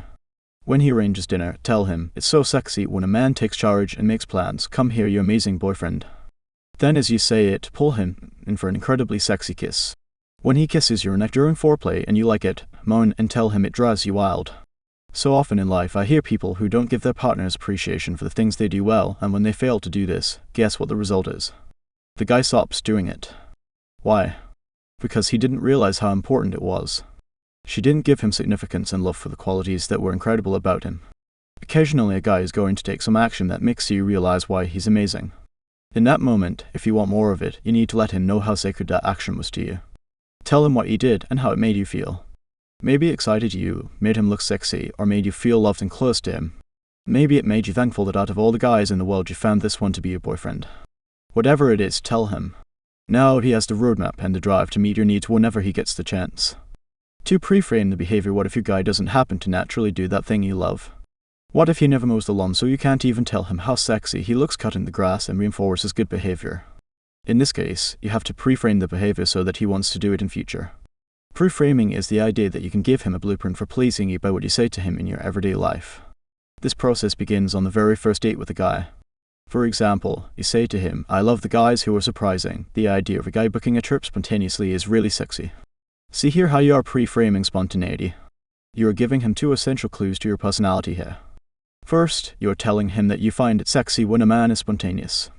That alone makes his brain start working on ways he can be more of the open, life-loving, adventurous guy that turns you on. Second, you are telling him an example of spontaneity, i.e. the idea of him booking a surprise trip. Now don't get me wrong here, I'm not saying a guy is suddenly going to start researching the price of a hike up Mount Kilimanjaro or Google the cost of flights to Thailand just because you said spontaneity is sexy. Rest assured though, he will not forget it. Men will store away any information that holds the key to turning you on or making you feel more attracted to us. If a girl tells me she finds my big biceps sexy, I'm going to call out another set in my next gym session. If she tells me spontaneity is attractive, I'm going to be that bit more creative in my choices for future dates to take her on. If she says that she's turned on by men who are clean, I'm going to dust my apartment to within an inch of his life before she sees it for the first time. Can you now see why it's so important to pre-frame early on? It gives you a ridiculous advantage with men before you've even entered a relationship. You are basically handing him the keys to fulfilling your needs in the early dating stages, and you've set your standards for being attracted at the very beginning prior to starting a serious relationship. Remember, you are always communicating your standards to a guy. Make sure you pay attention to what you encourage in him. 3, future projecting. This is similar to pre-framing, but it's more direct. Tell him something you would like him to do in the future. For example, I would love it if one day we could dress up and go to a fancy ball together. Or, I wish one day we could go and learn salsa together. It's just a way of telling him a fantasy of yours, and making him take note of it for the future.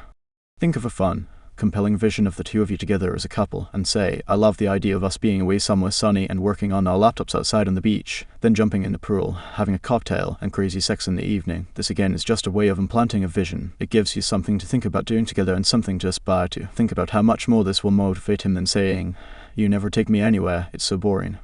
When you talk about a future project, you make him fantasize about a life he wants to build with you. When you nag and give him negative labels, he just sees this as another complaint that comes with having a girlfriend.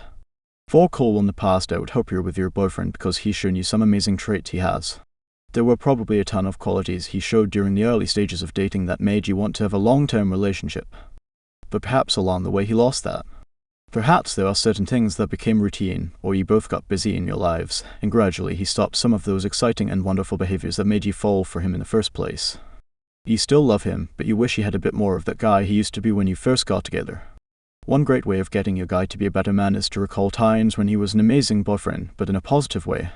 You might say, remember when I got back from visiting my parents last Christmas and you had lit the candles and cleaned the whole house when I came home. That was so amazing. It makes me feel so warm and love to come home to such an inviting place. You are gently guiding him to a time in the past when he nailed it, and now he knows what to do when you arrive home from your next trip. Compliment him on something sweet he did for you in the past and then share how attracted and special it made you feel. You can even use this chance to open the door and ask if there was anything you used to do that he also misses. Turn it into a fun discussion about moments you have loved about each other and talk about what you can both do to be happier as a couple in future. 5. Tell him I love the idea of X. This one is great. All you do is tell a guy, I love the idea of a guy who holds doors open and takes your coat when you come in, the guy who protects you and makes you feel safe. You know, I'd find that so sexy. I'm really attracted to the idea of a boyfriend I can work out with, someone who I can take up a sport with and be physical together. I've always fantasized about the idea of a guy who takes me to an art gallery and shows how cultured he is, like in a Woody Allen movie. There is a very subtle reason why this works so well. You're allowing him to be the first at something. By saying, I love the idea of X, it's like you're telling him how to fulfill a fantasy that you've never fulfilled with any other guy. This is so much more romantic because you are letting him be your first time at something. He gets a chance to be the one guy who actually does take you to an art gallery, or who orders the whole meal in French, or takes up boxing with you. That makes him feel more special and gets him excited about planning something he knows you're going to love. 6. Give him an identity he wants to live up to. I used to go out regularly with the same group of friends at university. One of these friends was the most sociable person I've ever met, and whenever he would introduce me to people within his wide circle of acquaintances, he would always forewarn them, this is Matt. Matt is hilarious. Just listen to some of his stories when we get to a bar. They'll crack you up big time. He would say this whilst even chuckling to himself, as though he couldn't help but burst into laughter when thinking about my hilariousness. Except, I don't consider myself the funniest guy ever by any stretch of the imagination. I'm proud of having a good sense of humor and a love of comedy, but I never identified myself as the funny guy in a friendship group. And now this guy had labeled me as just that. A guy who is hilarious. So guess what happened?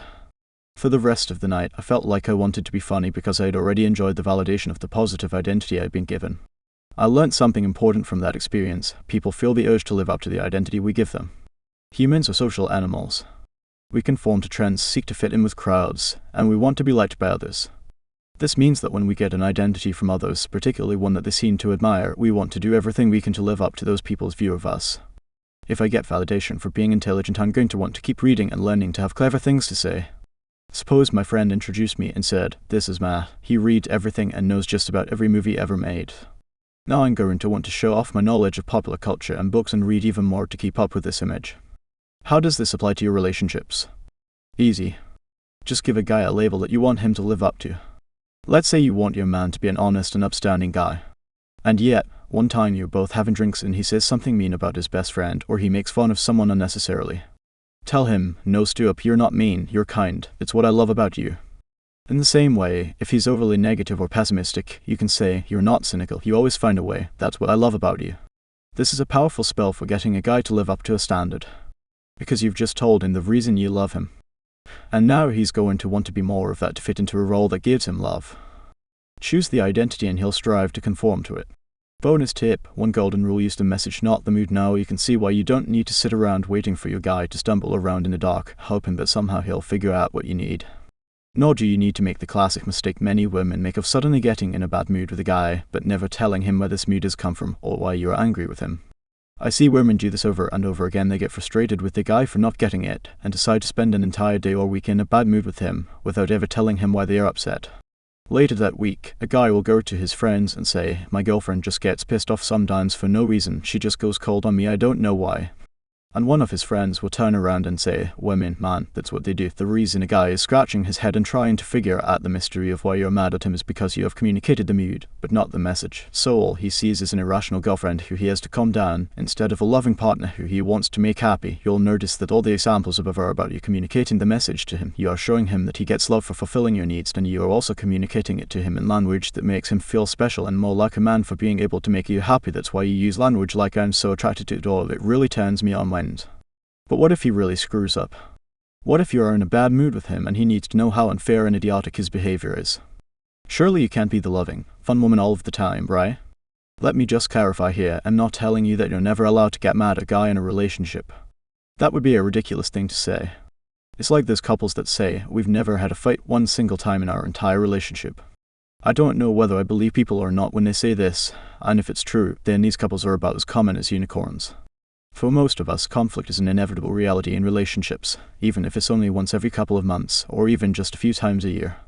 Anger builds up. Frustration happens. You drive each other crazy or feel unloved and neglected. Sometimes the ability to be angry at each other is genuinely a sign of passion and something to be encouraged. Your job isn't to avoid every conflict, it is to learn how to deal with it when it happens. That's what great communicators do. Weak communicators avoid the difficult conversations. The best ones confront and relish the tough talks as a way to learn how to better express themselves. Respect is sexy. Never forego it just because you're afraid to have a difficult conversation. Chapter 35: How to rekindle his interest after he disappears. If you haven't heard from him for a week, or 2 weeks, or longer, you can send one message that will nudge him to get back in touch. He may have just gotten busy or caught up in family stuff, or perhaps gone traveling for all you know. I'm not trying to be optimistic here, I'm just not a big fan of playing the guessing game with someone's intentions. The purpose of a text here is not to ask for anything, but just to put yourself back on his radar. Technique #1: Hark back to a memory. Let's say at one point he tried to make you a margarita that totally backfired because he couldn't remember how, and it turned into a mess. They have amazing margaritas at this cocktail bar, but they are just making me miss your Frankenstein margarita.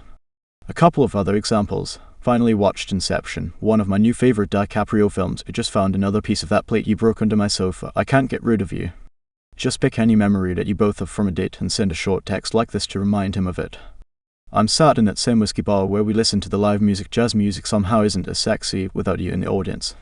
You get the picture. Technique #2: Send him an enticement message. This is one that tells him you are doing something fun and makes him wish you were there. For example, just out with my friends seeing that cool band insert name we talked about. Why aren't you here? That art gallery you told me about in town. You should be here right now. See how cool this is. You're not asking him to come and join you, you're just telling him that you're doing something he would love and pointing out the fact that he isn't there. Plus, you haven't actually put any risk on the line because you're not saying anything needy. You've just given him a hook to grab if he wants to get back in touch. Chapter 36: How to get him to pay attention to you when he's too busy is a common scenario. You're seeing a guy he seems to want to see sometimes, but most of the time he just seems really busy. Maybe he's working insanely hard and can barely leave his office. Maybe he goes on trips with his buddies and becomes completely unavailable because he's partying with them. Maybe he just has a manic month and says he wants to catch up with you when he's got more time. This is a common stage where women tend to lash out, panic, or become needy and compromise a guy's feelings of attraction. When guys say they are super busy, there are many ways to read into it. Maybe he really is just busy at work and he's a man on a mission for greater success. Maybe you are one of several women in his rotation right now and he's dividing his time between them all. Maybe he spends most of his free time with friends or family. This analysis can be done over and over, but it all amounts to the same thing: you are not his biggest priority right now. That's not to say you couldn't be, but whether he decides to make you more important or not depends on how high value your response is. If you rush things at this point, he will only run further away. This is a golden chance for you to show your value, to show class, and to raise yourself in his estimation. What kills the attraction is you just waiting for him to pick up the phone and being ready to give him time whenever he feels like it. If you jump at every tiny window to see him, he's going to feel like you're available whenever he wants. He sees he doesn't have to plan at all. He could just text you out of the blue and you'll suddenly run to see him. Then he loses respect for you and ends up never making plans in advance again. Key idea important: if you teach him that last-minute planning all works out, you will be the thing in his life he always plans last. Which is why you must take the second step. Do not feel the need to jump at any chance he gives for you to see him. Let's say after a week or so of not hanging out he texts you randomly one night and says, "Are you around to meet up later?" I've noticed women will have one of two kinds of response to this. the passive response, and the petty response. Passive response: sure, where do you want to meet? This response is too much. The guy has already been dictating his terms and you're jumping like a seal at the chance to be close again. The petty response is the opposite. It's when you let your pride get the better of you in an attempt to teach him a lesson or give him a piece of your mind. Oh, not too busy to see me now. I'm not sure if I feel like it after you ditched me for the last 2 weeks. Maybe you should ask another girl. I'm too busy. These responses don't help his attraction for you. They don't even always do the job of gaining you his respect, because instead of looking calm and unfazed, you seem angry or frustrated, usually a sign of loss of control. You might think, well, I don't care what he thinks, he doesn't get to treat me like that. If that's the case, don't bother responding at all. Clearly you've made up your mind, and any further text are a waste of energy. But if you do like the guy and want to see if he has the potential to be better, this is a great chance to show your standard to him. Here are some different routes you could take with your response, depending on your situation. Space Smasher scripts. 1. I'm out with my friends so can't hand tonight. We should catch up next week though. X, you are showing you are busy, that he will pay the price of not seeing you if he asks you too close to the time, and you are not in a hurry to arrange plans to see him again. That's his job. You've shown that you would like to see him next week, but you've kept it vague. If he wants to go the extra mile in actually arranging something on a specific day, he can. 2. You love giving lots of notice, don't you? The beauty of this message is that you call him out on not giving you any notice, but you don't actually follow up with a yes or a no. It's almost as if the no is implied by the fact that you don't even answer his question. He may come back and say, I didn't know I was going to be free tonight, but I'd love to see you. You can reply, I'd like to see you too. Just pick a night when you know you're going to be free in advance and we'll make it happen. Remember, he needs to learn that you are the person he has to plan for. 3. I'm only around if we do what I want to do. If he wants to be demanding, you can be equally demanding. It's on his time. Then it's your plan. You may want to go bowling, see a movie, go for drinks, you decide. He doesn't want to. That's his issue. You're just as happy doing one of the above with a friend instead. 4. Oh my god, you have time, lol. Well, let me see if I can squeeze you in. You can take this in either direction. You can either follow up with, okay, I have a couple of hours after 8 tonight. What did you have in mind? Or, tonight is actually difficult. If you're free another night in the next week or two, let me know in advance and we'll make it work. Q. If you do see him, should you sleep with him or not? As I was working on this chapter, a female friend said to me it's different if you've already slept with him, because then if you see him you'll be more inclined to sleep with him again. She remarked that if she hadn't slept with him yet, then she would not sleep with him for the first time after he'd been busy and then given short notice, even if she was going to see him for drinks. I told her that your standard shouldn't change just because you've already slept with him. In other words, just because you've slept with someone already, it doesn't mean you should sleep with them more easily next time if they haven't lived up to your standards in between. That's how you cement yourself in the hookup category with him. If you have been sleeping with him, but he seems to be busy all the time and calls you on short notice, it doesn't mean you should keep sleeping with him. It also doesn't mean you have to cut him off if you don't want to, but if you do see him, don't feel the need to go as far as you've gone before. Interestingly, a lot of women think that if they sleep with a guy too soon, they've blown it. This is overly simplistic. You can slow the pace if you think you went too far too fast. For example, let's say you did decide to see him tonight on short notice. Flirting and sexual banter are fine, don't lose those and get too serious. But if he tries to have sex with you, you can say, listen, I'm attracted to you, but maybe we should take it a little steadier with sleeping together. You seem too busy for this to go anywhere, and I'm not one to just hook up with someone because I'm attracted to them.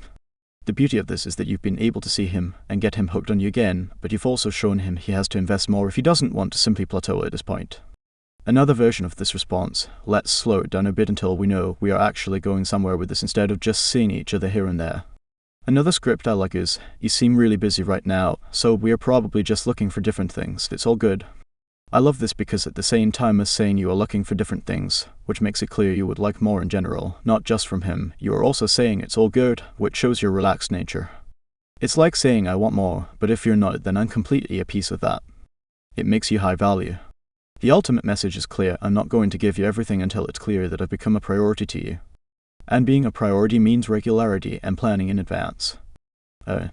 Chapter 37, How to Ask If He's Single Without Looking Desperate. I remember being at a dinner once and talking to a pretty girl sat opposite me for the entire night. We were giggling, having fun. Being flirty, I was convinced that there was great sexual chemistry. I had been single for a while and allowed myself to get more than intrigued. This woman's amazing, I thought to myself. I knew it was going well, or I thought it was, until hours later when we were drinking wine and chatting on our mutual friend's couch. She casually said in mid-conversation, I'm so exhausted from work at the moment, I can't wait for my trip with my boyfriend this weekend.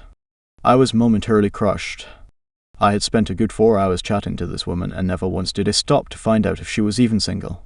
First, I felt like she has misled me. I felt it was her fault for not mentioning that she was spoken for much sooner. But then I realized it was my fault for never finding out. Part of me was probably worried that she would be taken, and so I never bothered to stray into the area of asking whether she was single or not. It was an important lesson. Don't avoid asking the question just because you fear the answer or because you feel you'll seem desperate for asking. You just need to know how. How do you ask the question? It would be an easier world if every guy walked around with a tag on the shirt that said singled or taken, but alas, making things easy doesn't seem to be high on the world's agenda when it comes to figuring out which guys are spoken for and which are free agents. But most people make too big a deal of this. They think it must be too obvious or forward to just ask a guy if he's single. Once you've been talking to a guy for, say, 20 minutes, there's no reason it should be weird to bring up the topic of relationships. In fact, if you go for an hour without speaking about it at all, I'd venture to say that it's because you're being unduly nervous about approaching the topic, instead of being confident and relaxed. It's a general rule of life that things are as big a deal as we make of them. If you casually throw in a question to a guy to ask if he's single, and do it as part of natural conversation, he's going to just think you're curious, rather than assume you're hitting on him. Here are a couple of ways to find out if he's single. 1. Bring up the subject of relationships. Move the topic to relationships and throw in a reference that forces him to reveal his relationship status. E.g., start a conversation about your friend who is in a new relationship. I don't know if you're in a relationship right now, but my friend Jenny is in that first 6-month honeymoon phase with her guy, and I barely see her at all. Now when it's his turn to talk, he'll tell you whether he's single or not. 2. Ask him in a curious way. You don't generally want to point blank say to a guy, "Are you single?" but you can ask him as part of your curiosity in relation to a larger conversation. For example, if you live in a city, you could say to him, "Have you been in a relationship in this town? Do you find it different dating here?" Or be more direct and say, "Do you have a girlfriend in this city?" The effectiveness of this all depends on how you say it. It needs to sound very offhand, as though you were just curious about his love life, but not like you were trying too hard to be a part of it. If you're more confident, you can be even more direct and cute about it. For example, say you've both been talking about how much you love rock concerts. You can say to him, "Do you have a girlfriend to at least take with you to all these cool shows?" If he says no, you can playfully shoot back, "Why not? Concerts are always more fun when you have someone to kiss during the show." Finally, you can just ask, "So what do you normally do on weekends?" And see if he says the words "we" instead of "I" when he talks about what he usually does. If he tells you he went to a concert or a party this weekend, you can also say, "That's so cool, who'd you go with?" What if you already have his number? Sometimes you'll get a guy's phone number and still not be entirely sure if he has a girlfriend. In this case, after some texting back and forth, you can adopt a playful state of mind and ask him in a jerky way. For example, why is a charming lawyer like he's still single? How come a guy like you hasn't found a lady at this university yet? Why would a comic book loving real estate broker not have a girlfriend yet? These have a great mix of being fun whilst also being direct, asking upright whether or not he is in a relationship right now. If you want to be more direct, say, "If you're not seeing anyone, we should catch up sometime." Any self-respecting guy has now had a good chance to tell you if he's seeing someone. He could still lie at this point, of course, but that part is not within your power to control. Chapter 38 had to show you've got options and make yourself even more desirable. Dating between busy people can present unique challenges. Some people have a wide social circle and lots of options regarding what to do and where to go on a Friday and Saturday night. These types are often reticent to give their whole Friday or Saturday to someone they hardly know. Maybe you get each other's phone number, and although you wouldn't mind meeting a guy for an hour or two, you don't want to invest a whole evening on something that may or may not go anywhere. Moreover, it's more attractive when you convey that you are someone who has many options for their night and doesn't too readily hand over their time to some guy they hardly know. I'm not saying you want to be the person that shows up at 2 a.m. and even then only gives him half an hour. You want to cultivate the vibe that you are up for a cocktail or two and go in somewhere fun, but you might also go catch up with your friends from work later on, and if all goes well with him, you can always catch up again over the next few days. Let's take an example of how this may look in practice. Friday night text could equally be a phone call. Him, "Hey, we should do something this weekend." You, "Sure, are you out tomorrow night?" Him, "I'm supposed to be going to this thing with my friends downtown." You, "Nice. I'm with friends tomorrow night too. Maybe the two of us can grab a drink together beforehand." I'm a big believer in the early stages of enjoying these short bursts of time together. You don't even need to see this as a date. It's just a meet up to enjoy each other's company for an hour or two. Cool, busy people don't always have time to spend a whole evening with a stranger. If it's a guy you barely know, it's better to dip your toe and you can always take things further later on if you decide you like him. What's more, if you're dating a busy, cool guy, he's probably not going to immediately invest in a long dinner an entire evening until he's sure how he feels either. If it turns out to be the best date ever and he has the brain of a neuroscientist, the face of Ryan Gosling, and the body of a Calvin Klein model, and you both are having the time of your lives, you can always choose to extend the date spontaneously and see where the night takes you. Your friends can handle you arriving a little late. But assuming you're just getting to know him a bit better, starting out with this kind of early testing the water vibe is a great way to go. You meet up, have a casual date and hang out together, and afterwards, you get the bonus that once you leave you're both going to miss each other when you are separated and with your own friends again. You can even spend the rest of the night ratcheting up the tension by texting each other once the date is over. Another couple of reasons I'm really fond of this idea of meeting up with a guy on an evening when you are already with friends, you give the impression of being attractive and sought after company. The whole night isn't just about you and him. He can see you dressed to the nines and are wearing killer heels, but not have the thought that you put in all of that effort just for him. It just so happens that he saw you on a night when you were dressed like that anyway. He knows you may be going dancing later with your friends, which you'll be imagining after your date with him is over. What could be a more perfect interaction to build desire than meeting up with him, looking hot and having a short, sexy time, then leaving to do your own thing? It's the perfect plan. Now, what if it's the other way around? What if you've both missed the opportunity to see each other at the beginning of the night, but he's keen on seeing you at the end of it? I remember a situation exactly like this. I was texting someone trying to arrange a pre-night out drink, and we both ran out of time. Here's how it went. Me, let's get together now before we go out. Her, I'm actually running a little late getting ready. Me, okay, no worries, hopefully our paths will cross later on. Her, I'm sure we can make it happen. Before I continue this brief story, I want to point out how much I like her last text. Instead of trying to overcompensate by saying me too, I really want to see you, what part of town are you going to be in, she just made a very clear and certain statement. It showed confidence, ease, and a laid-back attitude to it all, while still showing interest. It made me crazy about wanting to catch up with her. We exchanged a couple of texts during the night. A few, what part of town are you in, type messages, which for a few hours were futile because we both kept moving between different bars and being elusive. But, around midnight, she sent me this text: my friends are too drunk and crazy right now for me to handle. I'm gonna come to you for a little bit. This is assuming he's still out in a sociable and safe environment, of course. I'm not suggesting for 1 second that you go to his place if he's already home.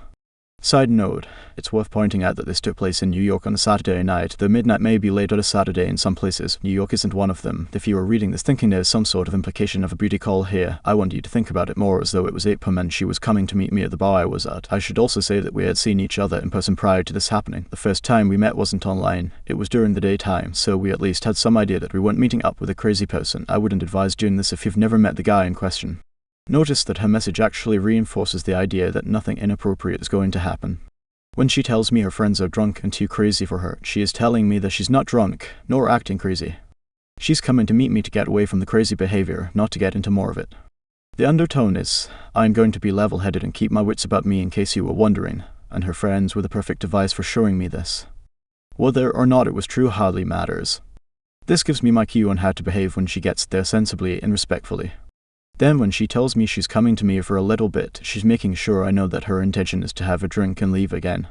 She is in effect pre-framing the situation with me before she even gets there. Cool, eh? A warning about late night text. Let's go back to our original example, successfully meeting him for a drink before you go out. Once you have left each other, it's highly likely you will still be texting during your night. He may try to get you to meet up with him again later that night. You might get a wish you were here type message from him, especially if he has had a couple of drinks after seeing you. This is all sweet and innocent at this stage, but what if you get a 1 a.m. or 2 a.m. message from him asking you to come to his place for a drink before bed?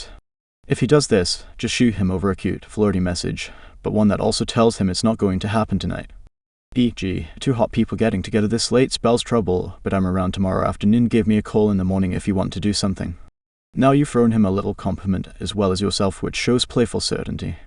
You've subtly said no, but still let him know that you are interested in being in a semi-spontaneous follow-up date if he's around tomorrow. It's also clever to say call me in the morning if you want to do something, because it's your way of setting a standard, i.e. calling me in the afternoon is too late. Notice also we have given the instruction to call, not text, which indicates a higher standard. Lastly, you haven't made the amateur mistake of arranging something for the next day at 2 a.m. when he may be tipsy and more forward than he'll be tomorrow. It shows confidence that you are telling him to let you know the next day when he is sober and has to make the decision to see you fresh. Chapter 39, How to know when and how much to open up about your past. Are you never sure when to bring up that messy divorce your parents went through, or that traumatic breakup in your past, or that difficult secret you only share with your closest friends? In a new relationship, too many people want to hit fast forward and become closest intimates with their new guy. While it might give you a warm feeling to have someone who completely understands and accepts every scrap of your past and who you are, I have to be honest, if you share too much too soon, you're going to scare him off. Not because he's judgmental, but because guys feel uneasy if they are let in on all your insecurities and troubles too quickly. It's like he is being handed your baggage and asked to deal with it before he has had a chance to fall in love with you. So here are some general principles for when to open up and when to play it safe.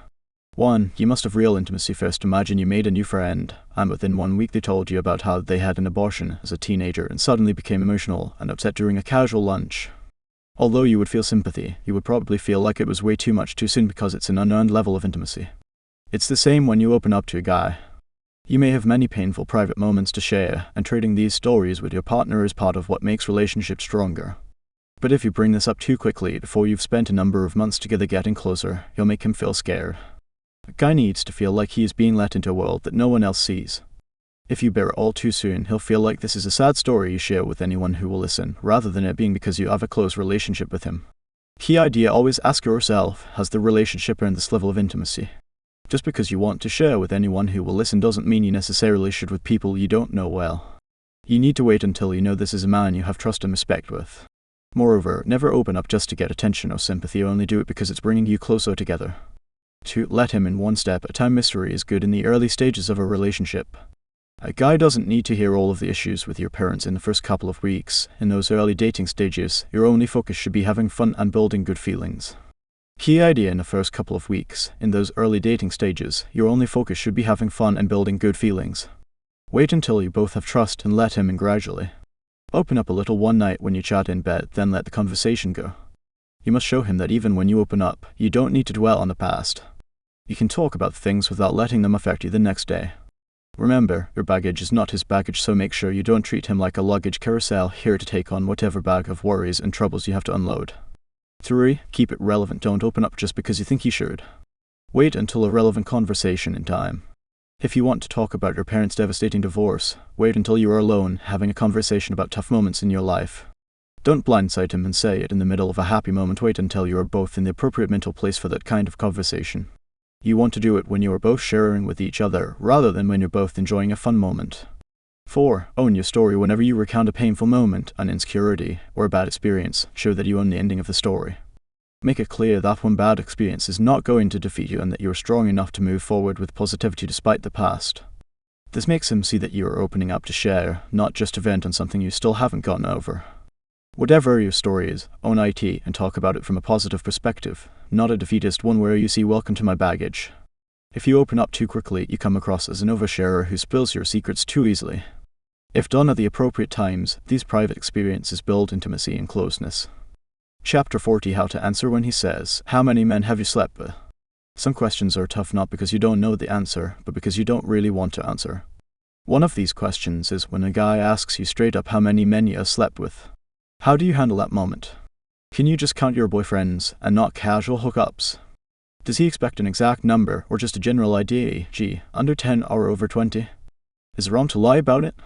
The truth can hurt. You have to decide how important it is for you to be specific with him. The first thing to remember is that you don't have to answer any question you don't want to. This is a tricky one though, because in many respects it is none of your guys' or anyone's business to know the entire gamut of your intimate history. And yet another part of you says, we are supposed to be a couple. Doesn't that mean we should share details together and be open about everything? With this in mind, here are your options. 1. Politely dismiss the question as unimportant. Just because someone asks you a question, it doesn't mean you have to answer it. Despite what the absolutists might say about the value of the truth, some questions are not helpful to your relationship. How many people have you slept with might be one of them. Adam Carolla once said on Loveline, less history, more mystery. He may have had a point when it comes to issues like this. So your first option is to not take the question at face value. Understand that him asking this question is usually coming from a place of insecurity, wanting to feel important, and wanting to feel like the woman he is with is high value and therefore not easy for other guys to get in the past. If you are dismissing the question, don't be cold or defensive about it, or it will look like you are trying to hide something. Instead, warmly say to him, baby, let's not ask each other those kinds of questions. I don't want to know those details of your past because it'll only make me jealous and put images in my head, so I'd rather we just focus on us now. I'm not saying that because I think you wouldn't like the answer. I just think you and I together now is what's important. Our past is behind us, so it's much more fun to focus on us, not other people who we don't even care about anymore. Obviously, you don't have to say all of that in one breath. In reality, you may just start with, do we really have to have this conversation? I feel like it's one that just makes both of us feel jealous and have to think about things that aren't nice to think about. Now that we are with each other, can't we just be in the present and not think about other people from the past? He may then say, I feel like you are saying that because you think I won't like the answer. To which you can calmly respond, no, not at all. I just know that no matter what we say, it still involves us thinking of each other with other people, and I don't think that's where our focus should be. It should be on each other. You're the most handsome man in the world to me, and I'm not thinking about anyone else. Just you. None of that other stuff is important. I'm with you, and I don't want anyone else. That's all that matters. Right? Obviously, here I'm writing as if you are close by this stage and can say these kinds of things. You may ask, well, how do I dismiss the question if it's early on in the relationship and he asks me? That's actually easier. If someone asks it before you are close, you can say, I don't think that's a very respectful question for you to ask me. And I don't think it's very important. Like you, I don't want to think about people from the past and make it a focus. Let's talk about something more interesting. Q. What if I've been easy in the past but I want to look high value to him? I mentioned that he wants to feel he's with a special woman who is hard to get. Look, most of us have had our easy moments in the past. But we all want to feel like our partner is ours for a special reason and couldn't have just been had by anybody. So how do you make him feel you are high value in this situation? Don't buy into the belief that as a woman you are lower value if you've had more sex. This is a sexist myth. Your value is how much you bring to the relationship and how great you are as a person. And yes, you may have been with other people, but do they still have you today? No? You are choosing now to give yourself to this man, and that is the real gift. The winner is not all those men in the past who got you for a brief fleeting moment. The real winner is the man who has you now and will still get to have you tomorrow. To state the truth nonchalantly, I understand why you might feel obliged to share. If you do, be sure not to act like it's a big deal. Don't talk about it like it's baggage. Just be matter of fact. You can still start by attempting to casually dismiss the question. Do we really have to talk about this? I feel like it's so irrelevant to us together that if he persists you can either give the exact number, e.g. 8, or be a little less specific and say, I guess between 10 and 15. I haven't kept exact count throughout my life. Too sure, by the way, the counting part is stranger to me than the number itself. If you try to dismiss a question as per our first option and he won't let it go, you can feel free to be honest with him about the number, but I would also remind him, I'm happy to tell you if you really want to know, but your insistence on this isn't attractive. We should be focused on the present, not parts of our past that have no bearing on us as a couple. Always remember that you set the tone. If it isn't a big deal to you, it's far less likely to be a big deal to him. And if he ever tries to demonize your past by talking about how much he doesn't like it, make clear to him that you are focused on the present, not the past, and he should be too. And keep reminding yourself that as long as you make him feel important and show him how high value you are in the nature of your response, you will have made the most of the situation. 3. Lie pretty self-explanatory here. Just tell him the number you want him to think. Not my favorite choice because lying can quickly become a habit in a relationship, even if we tell ourselves we are just doing it this once about this thing. There are those who would argue that he'll never find out, so why give him an answer that's hard for him to digest? If you are going to be monogamous with him now, what difference does it make? The moral question is yours to decide.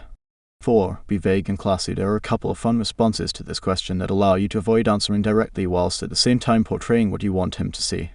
When he asks, how many people have you slept with, you can say, this is not a fun thing for us to talk about. I certainly don't want to know from you. Believe me, it's a lot less than you think. A variation on this would be, this is not a fun thing for us to talk about. I certainly don't want to know from you. It's a lot less than you, trust me. To summarize, just like any of the scripts in this program, you can adjust them to your personality and situation. However, here are a few key points to remember. You don't have to, and so literally you don't always have to directly answer the question he asks you. Us men can be masochists in the questions we ask.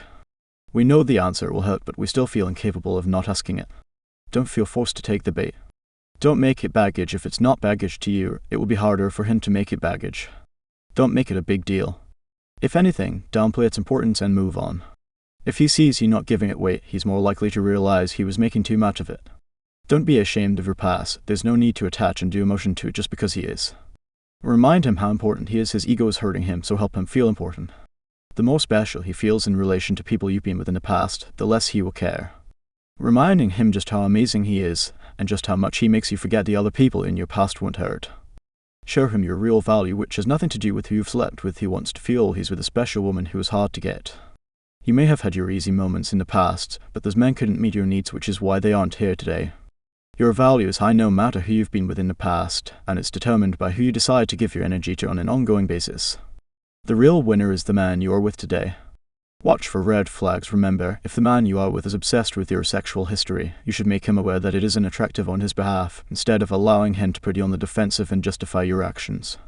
Guys who belittle you and judge you for your past in this way are likely to do this in all kinds of ways down the line, so don't ignore the red flag. Chapter 41: How to answer the question, why are you still single? Why are you still single?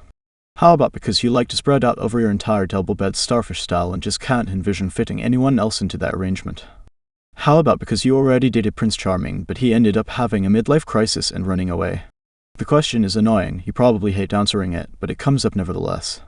With some games, the only trick to winning is not to play them in the first place.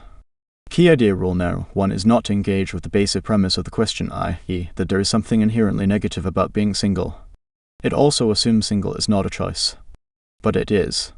By being single, you've decided not to be in a relationship unless you find someone you really want one with. And that's all you have to say. I love my life how it is right now. If I'm going to have a relationship, then it needs to be something really special. You can also try, I really enjoy the freedom of being single. If someone special came along, I'd think about being committed, but it's not something I do easily. Part of what you want to communicate is that you barely think about it. Your mindset is, I'm open to meeting someone great, but I'm not about to force a relationship for the sake of it. Another way of saying this is, it's a good question. I don't really ask it of myself too much. I'm just having fun and seeing where life takes me. This is what makes him hope he can change your mind. He thinks, I'm someone great. Maybe I could be good enough to make her want to commit. Remember, you want him feeling he needs to convince you to be in a relationship with him by showing how great he is, not feeling like you're in the market for a relationship and he simply needs to rescue you from being single. Key idea: make yourself a cautious buyer in the relationship market, not a desperate seller. Now you're answering what could have been an insecure-looking conversation with a way that gives you the power and raises your value in his eyes.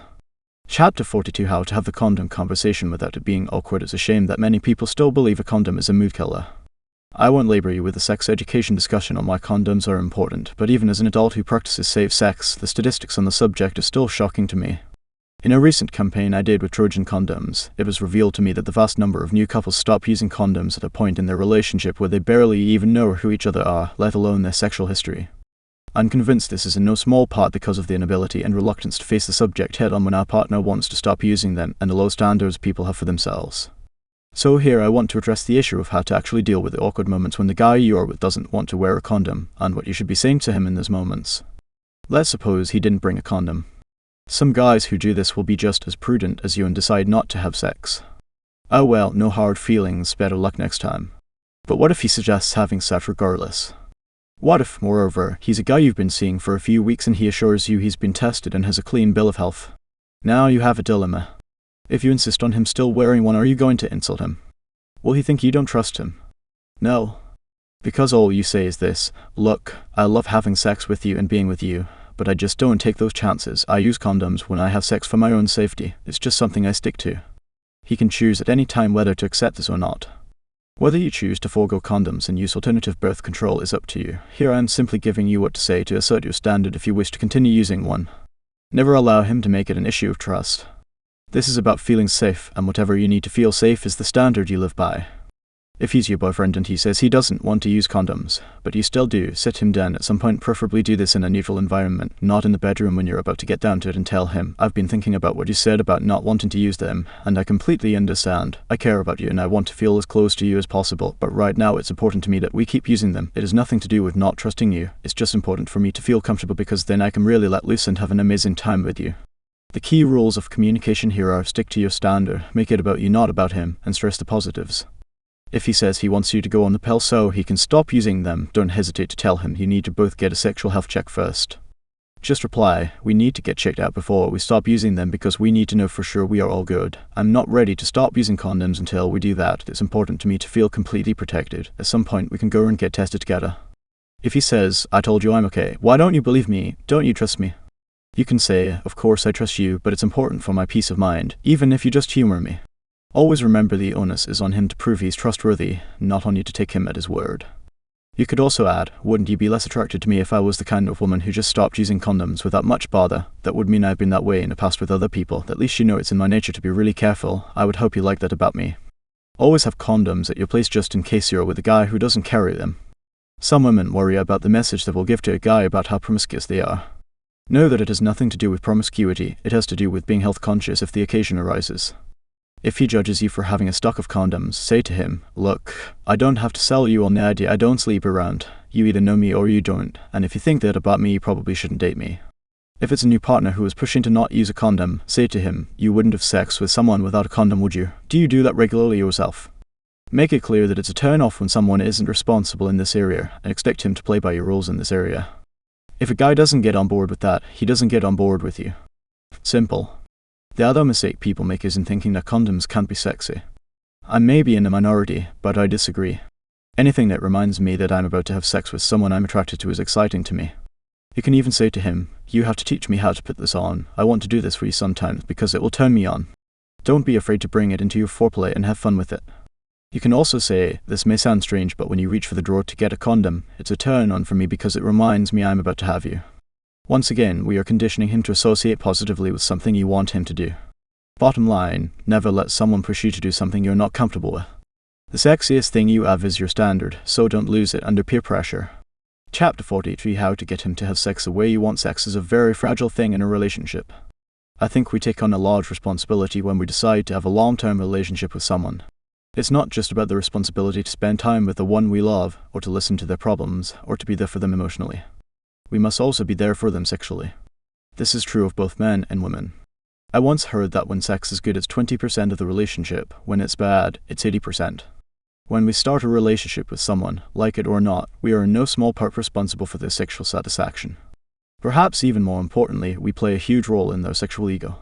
For example, when we deny our partners sex on a regular basis, we are showing them that the one person they can have sex with doesn't want to have sex with them. It's not simply one of many rejections they are getting from different people. It's a sexual rejection from the only person they can be rejected by. They can't go anywhere else. They don't have the option of simply saying to themselves, "Well, you don't want me, so I'll try with someone else tonight." It's sex with us or no sex. This is an obvious point that most people forget when they casually toss aside the importance of sex in their relationship. And believe me, I've heard this time and again from people, "Oh, why is everything about sex all the time? There's far more to a relationship." Usually when someone says this, they have tipped their hand. I rarely hear this from people with healthy sex lives. They aren't afraid of the conversation because they are secure in it. And also, who are they to decide on their own how important sex is to the relationship? Their partner may tell a different story of how important it is to them. My primary aim in this chapter is to give you some quick techniques to help you enjoy sex more with your partner by being able to express your needs and make him feel wonderful in the process. Firstly, and I will say this on behalf of all men everywhere, including myself, help us ladies. Secret about men: we want to know what pleases you, and we can't just know it all on our own. No matter how much experience we've had, every woman is different. Each woman has a way that she likes to be touched, a certain pressure, a speed, a place, a desire that is hers.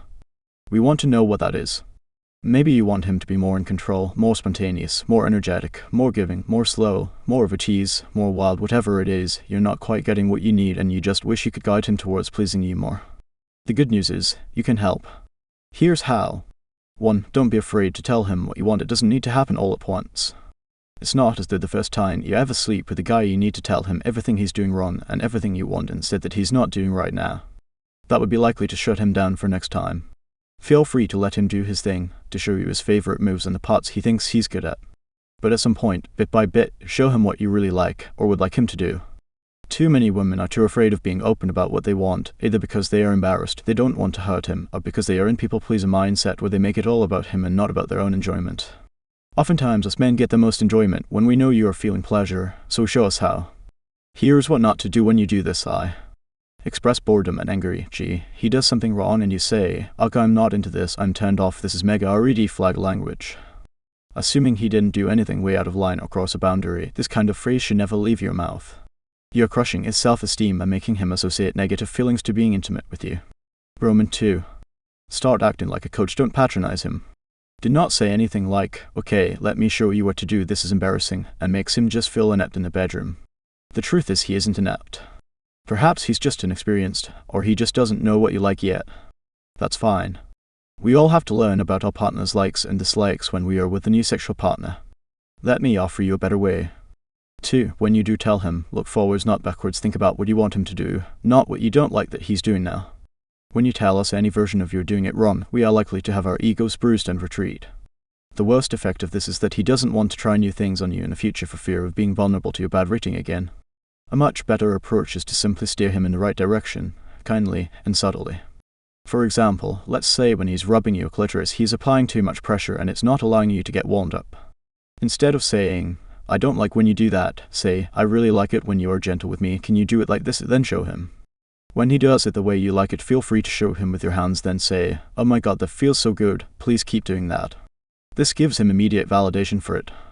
I like to think of it this way: don't give him a bad report card, give him a treasure map.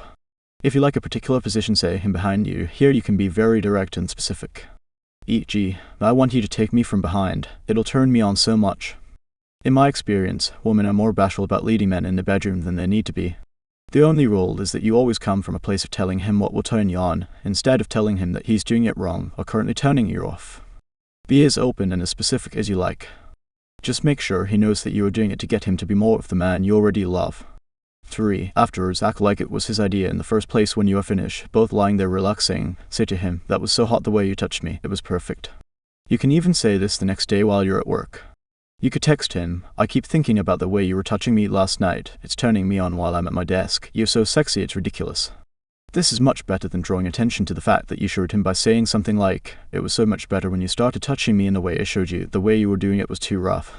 4. The next time he does it on his own, make him feel special, sticking with the theme of making him feel like it was his idea. The next time he does it, say, "You know exactly how I like it." You could even throw in, "That's why you're my man, you know my body so well." By saying this, you actually turn it into a positive that he has learned things about your body. It makes him feel indispensable. It makes him feel he has earned the right to please you. 5. When he is even close to doing something you want, nurture it. If he does anything even leaning in the right direction to turning you on, encourage the hell out of it. In a previous chapter, I talked about the importance of reinforcing a guy's good behaviors and how much this would make him want to please you more. This is crucial in sex as well. So maybe you want him to kiss you or for him to put his tongue in a certain place. Maybe you want him to be more dominant and in control. Whenever he does something close to this, say to him, "Oh God, it turns me on so much when you just grab me like that." Or when he starts kissing you where you like, say, "Oh, that feels so good, do it more." Make moaning noises as he does it too so he gets the message. Guys are always searching for your sexual buttons. The minute he pushes one, let him know. Even outside the bedroom, if he picks you up and carries you, or comes and grabs you from behind and kisses your neck, if that's your thing, tell him, "It drives me wild when you're spontaneous. I might have to jump you right now if you don't stop." Notice in this last example that you are telling him the quality you love, i.e. spontaneity. Sometimes it's not one action you love, but specific quality. In those cases, tell him the quality itself so he makes a mental note to be that way in other areas more often. 6. Do it his way. Sometimes a huge part of what creates sexual reciprocity is when we see our partner going out of their way to do the things we like. This is what is missing in so many relationships, the idea of "I want to please you and you and I are a team in pleasing each other. We are here to unlock each other's sexual needs and serve them." I don't have a place for righteous pride when it comes to sex in a relationship. I see it as my job to make sure that my partner fulfills her sexual fantasies and can open up and tell me what they are. I think that is the basis for a healthy sex life. How can I make your fantasies come true? What do we need to do? So don't be proud. Figure out what he likes too and have fun taking turns. Sometimes you will do things exactly the way he likes to do them because you want to experience sex on his terms. Other times, it will be on yours. Just don't forget to have your turn. 7. Feel free to tell him what you want at all times. Let's imagine that in our example above you feel that it has been one too many times since you have had it the way you like it. Don't be afraid to bring it up, even in the middle of the day.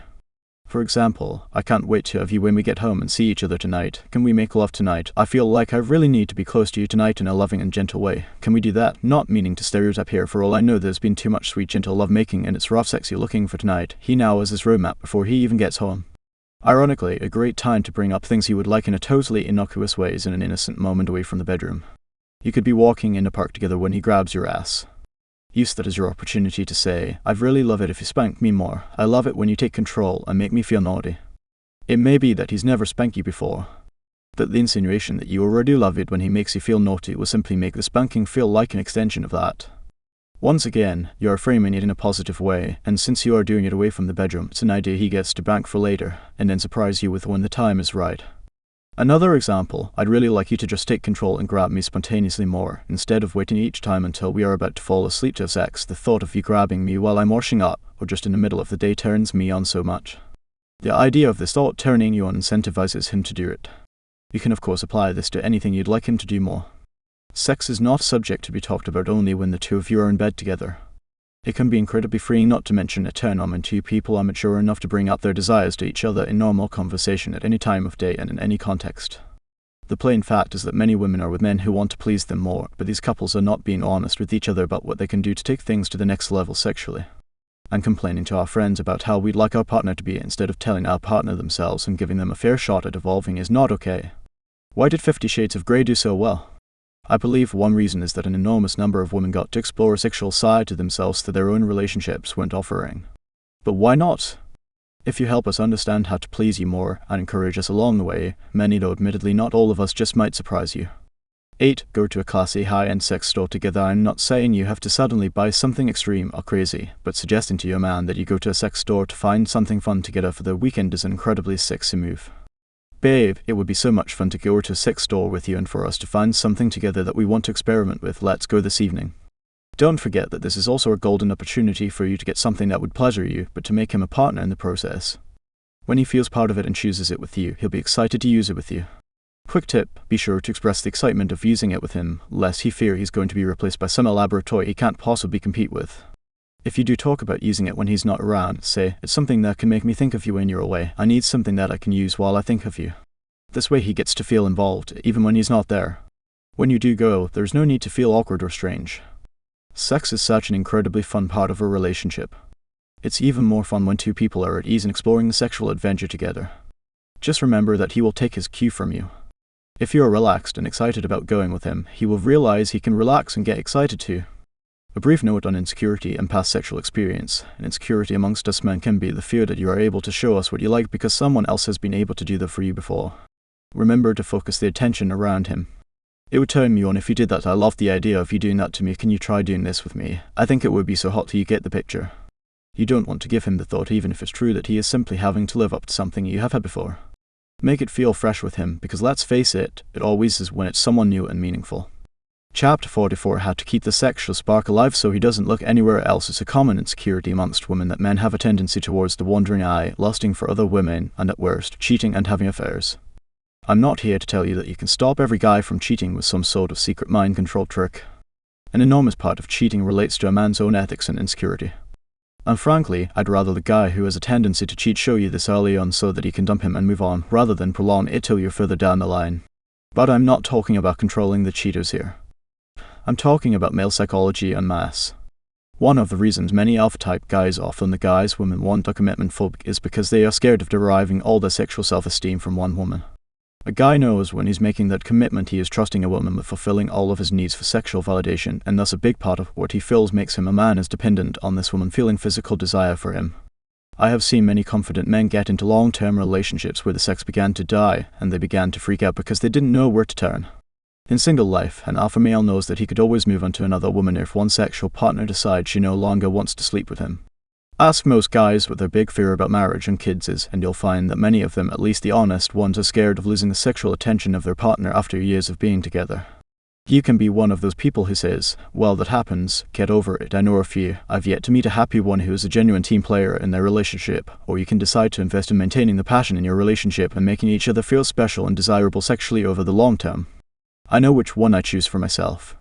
It's important that both in the beginning and over the long term he continues to feel your sexual desire. Below are some practical ways to communicate with the sexual part of his brain, the part that yearns to know that you still desire him as a man. Sex goddess scripts letting him know you have urges for sex and passion. Though, can you kiss me like that again, texting him when you're having naughty thoughts. I can't stop thinking about how you made me feel last night. Saying when you find something he wore, said, or did, unbelievably hot and use the word hot or sexy. I can't stop thinking about how hot you looked this morning before you left for work, telling him you fantasize about him. When you get out of the shower and I see you wet, all I can think about is when you make me wet telling him stories about the first time you told your friends how attractive you found him. I remember after our first date, I told Kitty how hot you were. I was so attracted to you when you kissed me, spontaneously grabbing him and kissing him passionately now and then. Touching him in public, either kissing, touching his arm, or massaging his neck. More phrases that make him feel incredible in your presence here are a few more phrases you can pepper into your daily interactions that make him feel his best around you. I can't help but stare at your lips while you're telling me this story. It literally just turned me on the way you order dinner, taking charge like that. I love when you take charge with me. I love your eyes. I like when you wrap your strong arms around me. The world is going to be jealous because of how sexy you look today. Will these things build a sexual self-esteem? Yes. Is this a good thing? Yes. Why? Well, because you are a good person, and you want the man you love and care for to feel great about himself, just as he should want the same for you. B, because he will associate the sexual charisma he has with the way you see him, not the way the world sees him. It will be something that makes you special. Being away from or leaving a woman who makes us feel this way is no easy thing. His sexual self-worth is not your sole responsibility. But denying how important your validation and attraction are to him will only bring you pain. Pain in the form of him becoming less of a confident man. Pain of him not having the certainty required to try new things to please you if he fears your rejection.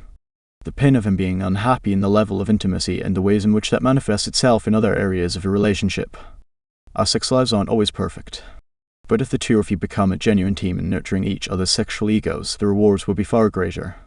Chapter 45, How to Turn Him On Even When You're Apart. There are certain moves you can pull to get him dying for you when you're away from him.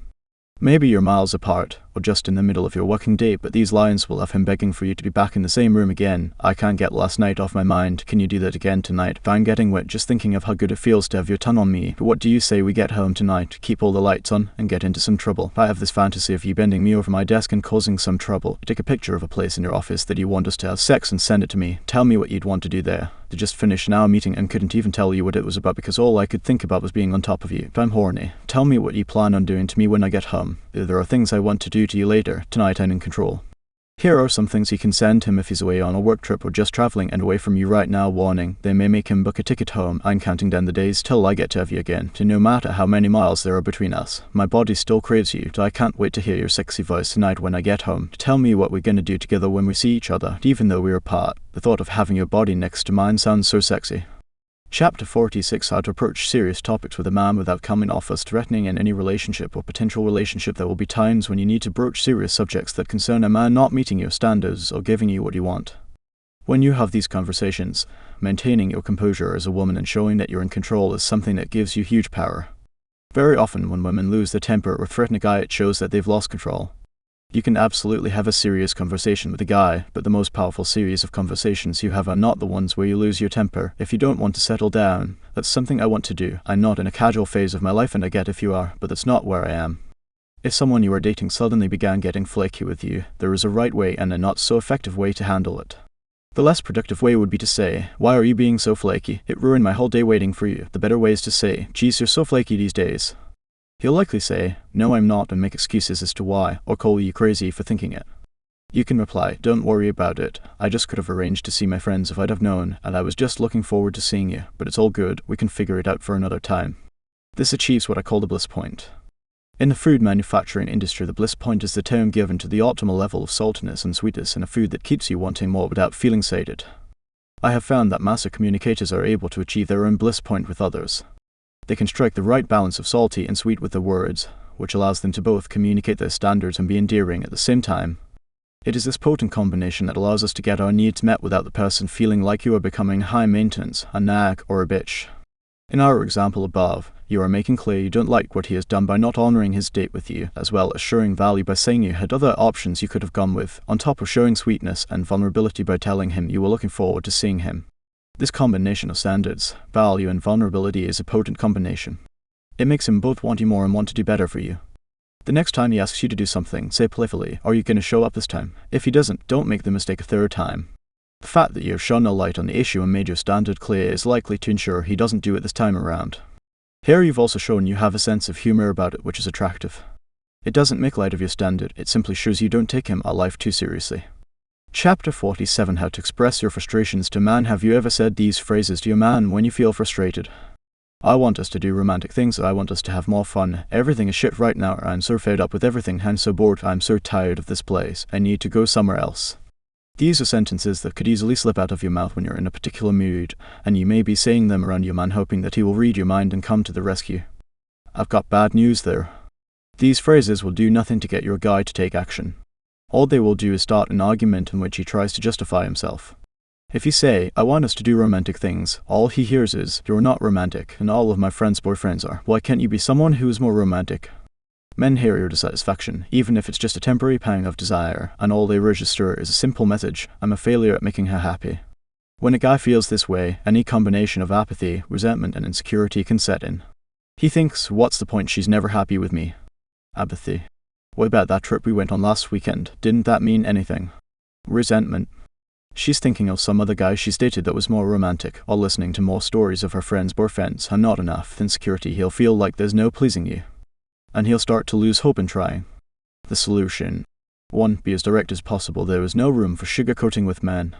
If you don't shoot from the hip, you'll miss your target and end up with a disaster on your hands. If you want more romance, you have to tell him, we've worked so hard these last couple of weeks, I really need a day when we just spend time as a couple doing something romantic together. Remember when you took me on that trip to the country? Romantic days like that make me feel so happy with you. Can we do something like that? You want your man to take care of your needs. No more riddles or hints. Tell him what you need in a loving way, as described here, and you won't end up in an argument where he complains he never even knew you were unhappy. 2. Use something positive. If you say, I'm so bored, all we do is work, all he's going to do is feel angry for being called boring.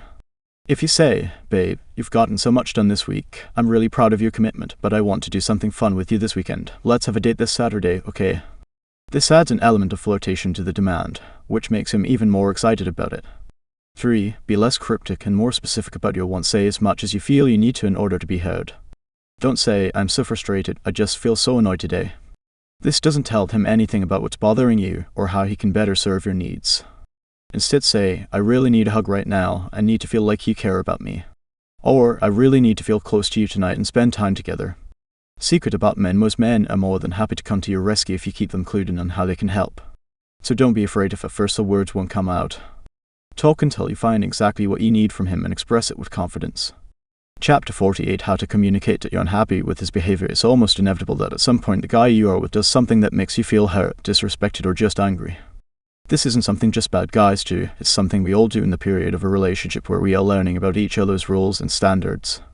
The moments where someone breaks your rules and standards are golden opportunities to raise your own value in his eyes. It's important that when someone does something you don't like, you don't just become judgmental of their actions and begin attacking them personally. It may sound strange, but in the moment he does it, it's more important to make it about you than about him. No, I'm not talking about blaming yourself. I'm talking about letting him know what standard you want instead of condemning him for his actions. Some things that people do are not noble.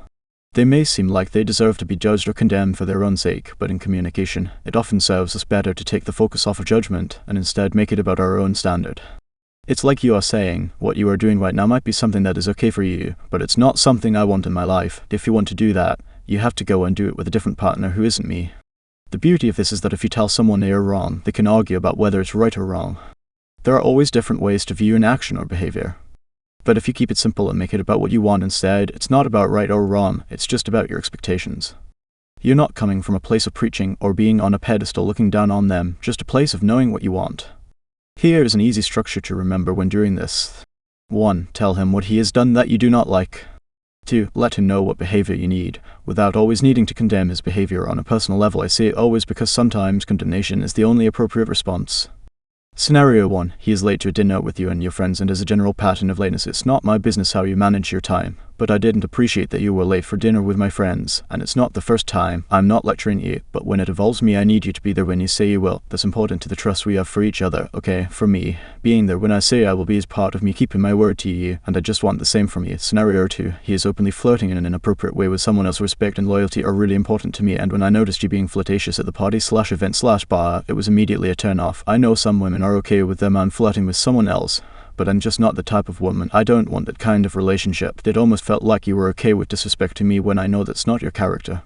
The beauty of both of these examples is that you have specifically told him what you don't like and let him know that you expect more from him, without outwardly judging his behavior and putting him on the defensive. In the first example, the final sentence establishes that you are giving him this standard and are only asking for the same back. In the second example, the last sentence is affected because it views him positively by not associating him with the man who would disrespect you. This simple two-part technique can be used for almost any situation where he has fallen beneath your standards. In summary, be specific about what he has done that you don't like or appreciate. Then remind him of the standard that you need him to play for the two of you to have a healthy relationship. Lastly, always be proud of your standard if you know in your heart it's right. Chapter 49. How to have arguments that strengthen instead of ruin your relationship. The gloves are off. You're in a fight with your man. You can't remember why or who started it, but things have gotten so heated that you've resorted to ripping chunks out of each other, tearing down each other's personality and taking shots below the belt. This is BAD News. I'm not against arguments at all. I have a personal philosophy that if a conversation needs to be had, it's always better to just have the damn conversation instead of building up resentment and waiting to explode one day like a volcano destroying everything in its wake. But what you must never do is resort to name-calling. If you weren't such a spoilt brat, maybe we could deal with this. You're a complete narcissist. It's impossible to compromise with you. I never even wanted to spend time with your parents. I only did it because you're so moody, and I would have never heard the end of it if I didn't. You're such a baby. Can't you be a real man for once? Ouch. This kind of labeling might look like feelings you have to get out, but remember, everything you say in the heat of the moment has the potential to stick with your partner for a long time and will continue to affect his perception of you. If you tell him you can't stand spending time at his family home, or you call him a spoilt brat, even if you didn't really mean these words, he is going to find it extremely hard to shake the thought that this is how you perceive him. It can easily become fuel for future insecurities, and ultimately it will be you who pays the price if they can't let go of them. While it is possible to make up the damage with reassurance and love later on, he's going to become less trusting of you as he'll worry in future that you might turn on him at any second and destroy his self-esteem. Key idea: even when you argue, you have to let each other know that you are both safe and loved. This means, do not make vicious threats about leaving him. I'm done with this. I can't deal with your bullshit anymore. I should find a guy who knows how to take care of me. Threatening the relationship is death to the relationship. Avoid insulting him personally. Always address the consequence of the problem and search for solutions. Don't say, you're so self-centered that you wouldn't do anything to make me happy. You're such a cold and uncaring person. Do say, it makes me feel less loved when we don't spend quality time together. Is that something you want? Because I need to feel like we want to spend time with each other outside the bedroom. If you must criticize something someone has done, be sure to label the action and not the person, i.e., you did a selfish thing, not you're a selfish person. If you believe I am usually caring but that I did something selfish, I have an incentive to change to reinforce your positive perception of me. If you believe I am selfish, I have no incentive to change. See chapter 34 on how to get him to change his bad behaviors. Do not get competitive with who cares the least. E.g., I've got guys queuing up who want to be with me. I don't need to deal with this shit. Do not make it sound like you've given up on dealing with the problem. E.g., you're impossible. You'll never work on this anyway. It's useless to talk with you about anything. Let's look a bit closer at this last example. Now, I'm not saying that you're wrong to think he's impossible and can't be reasoned with. It certainly is possible that your guy is the type that, even when you've talked until you're blue in the face, will never make an effort to work on his flaws. If that's true, then this guy is probably bad for you in the long run. An inability to accept flaws, apologize, or deal with problems should be a huge red flag for any potential future. But is this true of the guy you're dealing with? Be really honest with yourself and ask yourself these questions. Has he ever apologized and shown true remorse when he acted out of line, or after blowing up at you during an argument? Has he gone out of his way before to make you feel loved and protected after he made a mistake? Is he self-critical, and does he show a willingness to accept his flaws and resolve to work on them? Have you seen evidence of his ability to take on board a request or complaint you made, and to genuinely change his behavior in a positive way that improved your relationship? Does he generally seem committed to making your relationship stronger? If the answer to these questions is generally or overwhelmingly yes, then you have a guy who you could be with long term, and whom you should avoid calling useless and impossible. If you use these words, even a great guy will stop seeing the point in working on the relationship because he'll feel as though you see him as useless no matter what he does. Remember, arguments are your chance to fix things and build more solid foundations, not to tear the walls down and wade through the wreckage. Always remember, slow down, breathe, think before you speak, be slow to say harsh words. Words are quick to say and slow to fade. Resist snapping, retaliating, or seeking to do damage. Maintain your own standards of integrity, kindness, and restraint. Be measured. Just because they are being disproportionate with their words or their negative energy, it does not mean you should meet them there. Chapter 50, How to Diffuse an Argument. 7 foolproof techniques following on from our last chapter. Below 7 solid techniques for you to use either to prevent an argument from happening, or during an argument to diffuse and work through it. 1. Force empathy. Babe, please try to put yourself in my shoes. If this were the other way around, I don't think you would want this done to you either. This forces him to think about what you are going through in this situation. It doesn't always work. He may say, well, I wouldn't care, but in many cases he will find himself reevaluating for fear of finding himself in a similar situation at some point. Another example, I see where you are coming from. Truly, I do. I just need you to try and see where I'm coming from so we can both figure out why we're feeling the way we are. 2. Positive identification. This is where you give him a positive label as a person and show him how what he has done is not representative of this positive image you have of him. Example, you are so respectful towards me, you're such a good man, but I feel like this thing you're doing isn't respecting me and that's not you. Another, you're the most caring man I've ever met, so I know you wouldn't ever do anything to hurt me. That's why this situation has caught me so off guard, because I really do feel hurt. And finally, why are you complaining? You're not that kind of man. You always get things done, and honestly that turns me on. 3. Lead with your standard before you launch into what you don't like about what he has done. Start by reminding him of how high your standard is for how you treat him. E.g., I am so loyal to you whenever I go out, I would never let anyone say anything negative about you, whether you're there or not. I'm your greatest champion, that's why it hurt me so much when you didn't stick up for me the other night at the table. It's useful to use words like hurt and upset instead of angry and annoyed, which are more conducive to arguments. Hurt and upset cut to the core of the problem quicker, because in reality, very often anger is derived from these things. Other words that have a similar effect are vulnerable, insecure, and sad. These are not combative words, they are more likely to move someone to change. 4. Assume his best motive. This involves giving him the benefit of the doubt by assuming his intentions were not ignoble. I felt really left out when you didn't ask me if I wanted to be part of that evening with your colleagues, and I know you would never intend for me to feel that. I'm just letting you know how it made me feel. This works because it doesn't tell him he's wrong, it's simply a moment where you let him know how something has affected you. By not being in the wrong, he can address your feelings without entangling his pride in the matter. Of course, there are also times where you need to stress your best motive. I feel really bad for screwing up your plans by making those arrangements. I know it backfired, but I really only did it to make you happy. I'm sorry. 5. Appeal to him for help. Instead of being combative, try asking for his help to overcome the feeling you're having. I'm not saying you are doing anything wrong by going to dinner with an old friend. I'm just jealous. I wish I wasn't, but I am, and I just need your help to overcome the feeling I'm having. Please don't be angry at me for feeling it. I could really use your love to help me deal with it and not feel this way. This is a very beautiful way to be vulnerable. You're not making it a fight, you're asking him, the someone who loves you, to help you deal with the feelings you are having in a very honest way that is hard not to respect. 6. Get back to basics. You're a team and you love each other. Sometimes when you feel an argument escalating, it's best to short-circuit the argument by reminding him how much you love and care for each other, and how that supersedes everything. E.g., look, we love each other, so let's figure this out. Another example, clearly our intention isn't to hurt one another, so let's discuss this. I know neither of us wants to spend our time fighting with each other, that's not us. And finally, let's not worry about how frustrating this task is and just get through so we don't have to think about it anymore. We're a team, we can get through anything together. 7. Zoom out. Sometimes it's necessary to pause and try getting more perspective on the situation. I really feel like I've tried to see your point of view, but for some reason, I just can't. That doesn't mean we can't find a solution, but we just need to look at this with more of an open mind than we are now. Can you try to help me understand? Bonus tip 1. After the argument has happened and the two of you have successfully talked it through, cap it off by saying this, which can be said a few minutes later, or in some cases hours after it has passed. I love how we talk through things. It says so much about us that we are always able to talk things out in such a mature way. I love the way we talk and solve problems together. I think that's what makes us so strong. This validates how good the two of you are at solving problems that arise between the two of you. He will remember this as a compliment, and it will make him far more likely to want to live up to this reputation the next time the two of you find yourself at odds with each other. Bonus tip 2. In the moments your guy apologizes for something he did wrong and you've chosen to forgive him, be sure to make him feel good about apologizing. Don't shrug it off or use it as an excuse to reiterate why he should be apologizing in the first place. Instead, say something like this: I really appreciate you saying that. You mean the world to me. I don't want us to be fighting, and I'm grateful that you are the type of man who looks to solve things. Here you get him to associate the idea of being a man who solves things with apologizing, something you want him to feel comfortable doing in the future. Of course, it doesn't hurt to show some humility when he apologizes and be open about where you think you could have done better, too. It shows that your pride isn't as important as honesty and humility in communication. Sometimes we all need to try to win a little less and love a little more. Chapter 51: How to ask if he is seeing other women. What to do when you're kinda sorta dating/sleeping with a guy and want to know if he's seeing other people. You want to ask him, but you don't want to come across as trying to demand immediate exclusivity or rush the relationship. You just want to know where you stand.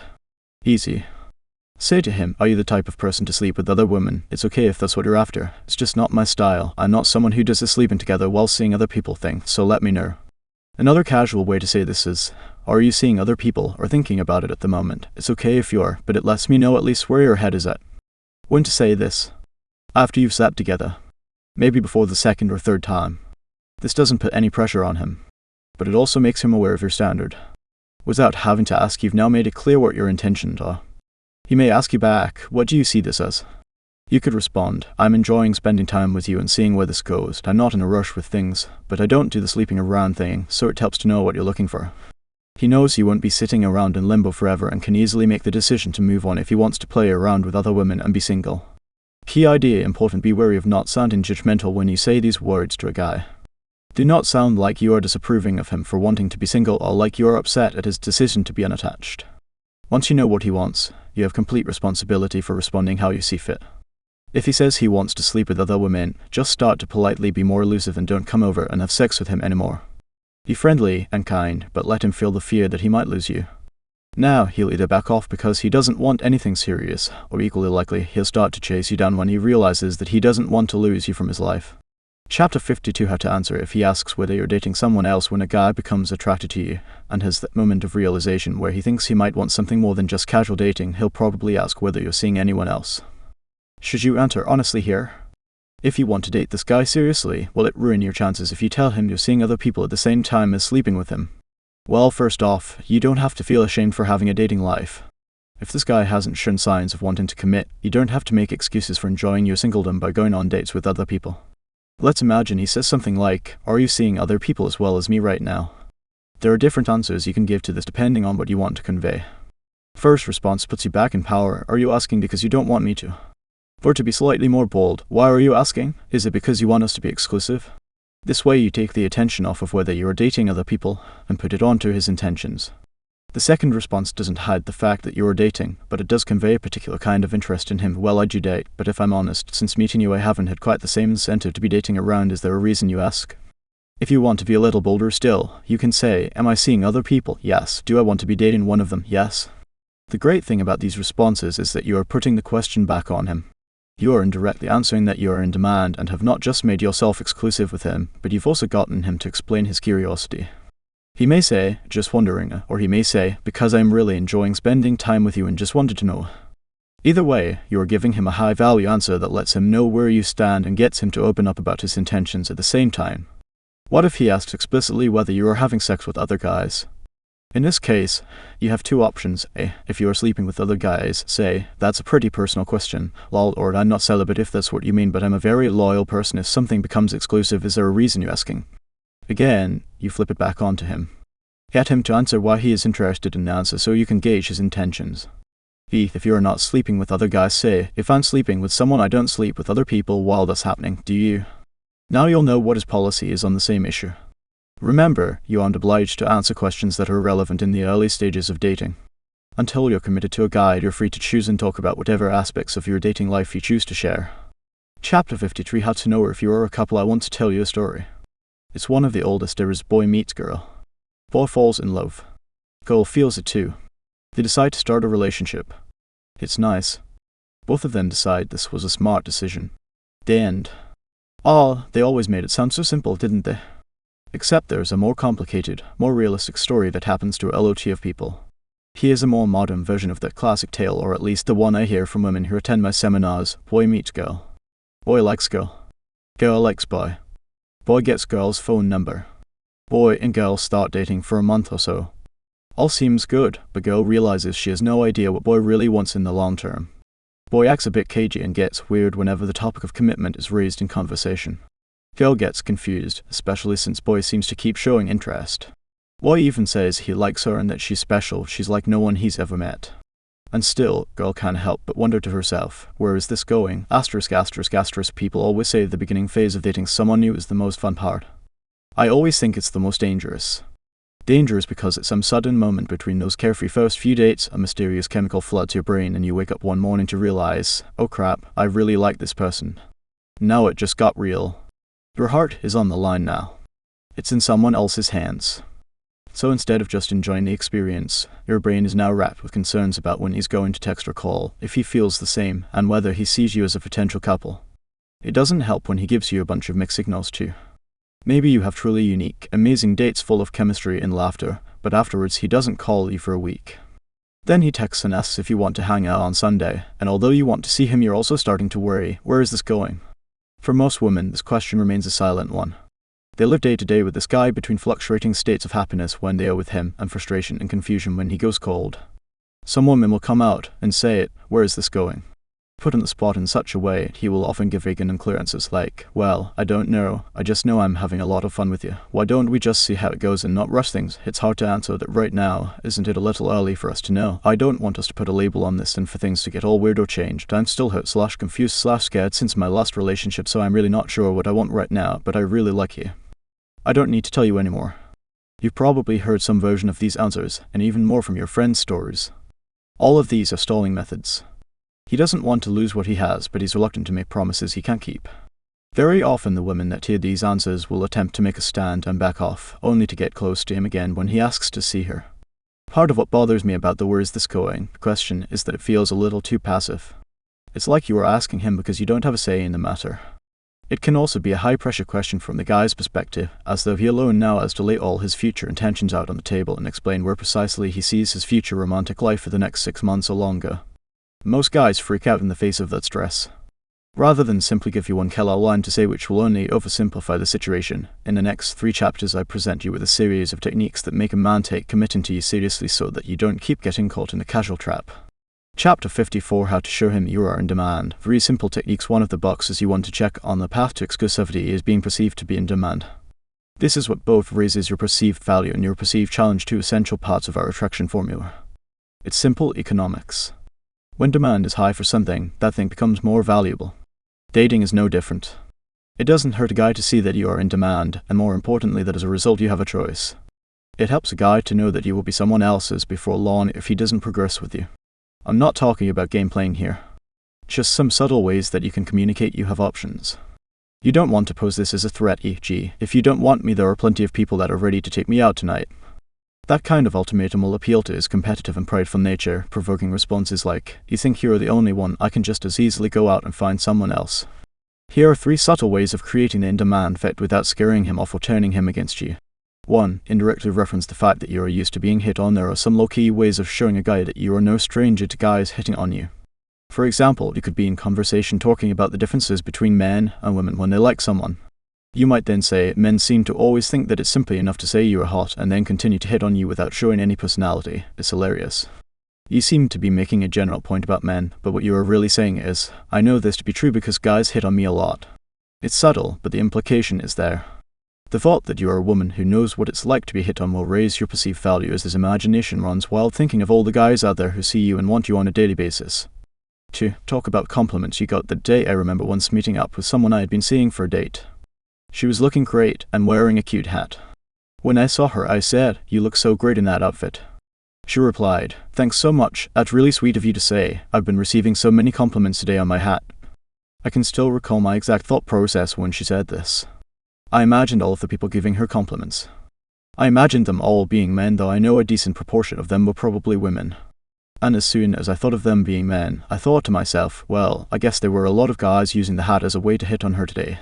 I'm a guy, and that at least qualifies me to know that when most guys decide to compliment something you are wearing, it's a convenient excuse to talk to you because they are attractive. Somehow I couldn't imagine lots of fashion-conscious straight men running up to her telling her that her hat was simply to die for. The beauty of this is that she didn't need to tell me guys were hitting on her, she just told me she was getting lots of compliments and let my imagination do the rest. Note that saying this about her hat saved her from seeming arrogant. I got so many compliments on how beautiful I am today doesn't quite have the same effect. 3. Nordstroms are like exes. They always do returns. I remember a woman I had very strong feelings for saying this to me one day when we were in a mall. We were in Nordstrom's, the giant high-end everything store, and she was returning a pair of shoes. She had already worn them, and I was truly surprised that they were going to take them back and give her a refund, and yet they did go in Nordstrom's. When I expressed my surprise, she said to me, "Nordstrom's are like exes. They always do returns." It was a great line. Not just because it's funny, and not just because there is a grain of truth to it when it comes to our exes, i.e., that they always come back at some point, or at least try to. It was a great line because the insinuation was that all of her exes came running back. In other words, the people she had let go of in the past, or perhaps more importantly had made the mistake of letting go of her, always ended up regretting it. It embedded a message deep in my brain: leave this woman and you will become another man who made a huge mistake and end up regretting it, but it's too late. Powerful message indeed. There are other ways you can use the same psychology. It's amazing how guys have a way of always wanting you back. The exes all seem to have a way of running back. That when my friends are upset about a breakup, I'm always tempted to just tell them not to worry because he'll be back. That's been my experience anyway. They have a way of always thinking they made a mistake when it's already too late. The key is not to say this in any sort of a bitter way. It's designed to be said with a laugh and a sense of humor, but with a clear message that the men who have lost you have realized they lost someone very special. A good example of when to use one of these lines is when talking about your friend's breakup and passing to him. E.g., Lauren keeps texting me, she's really upset right now because her and her boyfriend broke up. Then you can follow up with one of these lines. Chapter 55, How to Use Sneaky Psychology to Raise Your Value in His Eyes. One thing men find really attractive is loyalty. It's what shows us that the woman we are with has a strong sense of ethics in a relationship and that we are special. There's nothing sexier than having a woman who gets attention without courting it actively, but who shows massive loyalty both with you and when it happens without you being present. This is a unique pairing, in case you were wondering, of attractiveness plus loyalty. From talking to thousands of men about the things they love their girlfriends saying when they got attention from other men, I've distilled a couple of easy scripts for you to use. The below scripts work for a number of different situations that might normally cause a poisonous form of jealousy to arise. Namely, he sees a guy hit on you from across the room, he finds out that an old boyfriend or a guy you used to see tried to get in touch with you, he hears about the guy who hit on you when you weren't with him. Let's imagine that someone you were seeing before you met your current guy texts you whether he's your boyfriend already or on the way to potentially becoming your boyfriend. Here's a great way for the conversation to happen. Him: "Hey beautiful, what's going on with you?" You: "Hey, things are great. I hope you're well. I know this is a little out of nowhere, but I've met someone I'm really happy with and it would be disrespectful for me to continue talking to you at this stage. I hope you understand, and that life is great for you too. This is respectful to your current partner and not overly aggressive to the person who tried to reach out. It's kind, but it's firm. I'm not suggesting that every single person you have ever been with has to be cut out of your life completely. Life isn't always so simple, and in fact doesn't always have to be. That there are certain cases whereby trying to continue a casual friendship with a past partner is detrimental and simply not worth it. Now let's say the guy you are seeing asks you a question a week or two later such as, "Him, do any of your previous partners ever get in touch?" You: "It's happened, but I put an end to it quickly when it happens." Him: "When did this happen?" You: "A couple of weeks ago, someone that I was seeing a while back texted me. I told him I was seeing somebody and that it wasn't appropriate for him to be texting me." Him: "What did he say?" Her: "He said, damn, that's a shame. And then we stopped texting. It's no big deal. I just see it as disrespectful to us when someone does that, which is why I'm clear that I don't want them reaching out." Before we get into the psychology here, the intention is not to make him feel angry or hurt. I'm not suggesting you go out of your way to let a guy know that someone tried to reach out to you. Most of the time in these situations it's better just to handle them yourself and move on without affecting your new partner's emotional state with it. But if the question comes up, or he does see or hear something, you might as well use it as a chance to show how loyal you are. I should add that there is one sneaky little moment where you remind him how in demand you are in the script. When he asks what the guy said when you told him you were now happy and taken, and you mention his response was, "Damn, that's a shame," you are putting on his radar that there are people that are sad you are no longer in their lives and still want you today. The message running through his head will be, there are people just dying for her to be single again, she wouldn't last 5 minutes. It will only validate further how valuable he thinks you are and it raises your perceived value. I'm not suggesting you make up a story like this, but this example is a strong one and illustrates this idea well. You can apply the same principle in many different scenarios that are real to you. Notice that the man in question is described as some guy instead of being given too much of an identity which makes him too important in the present. In essence, he could be anybody. Who he is specifically is not important unless the guy you are with decides he has to know. When you say, "I told him I was seeing somebody and that it wasn't appropriate for him to be texting me," you are sending a clear message that, given where we are in our relationship together, I don't think it's appropriate for other guys to be getting in touch and flirting with me. I wouldn't recommend saying this until you can already feel that the two of you are becoming close enough to suggest you might be becoming exclusive together. It shows you are loyal to him, so loyal in fact that you will make clear to another interested party that it's not appropriate for them to be flirting with you out of respect. This builds trust, intimacy, and connection.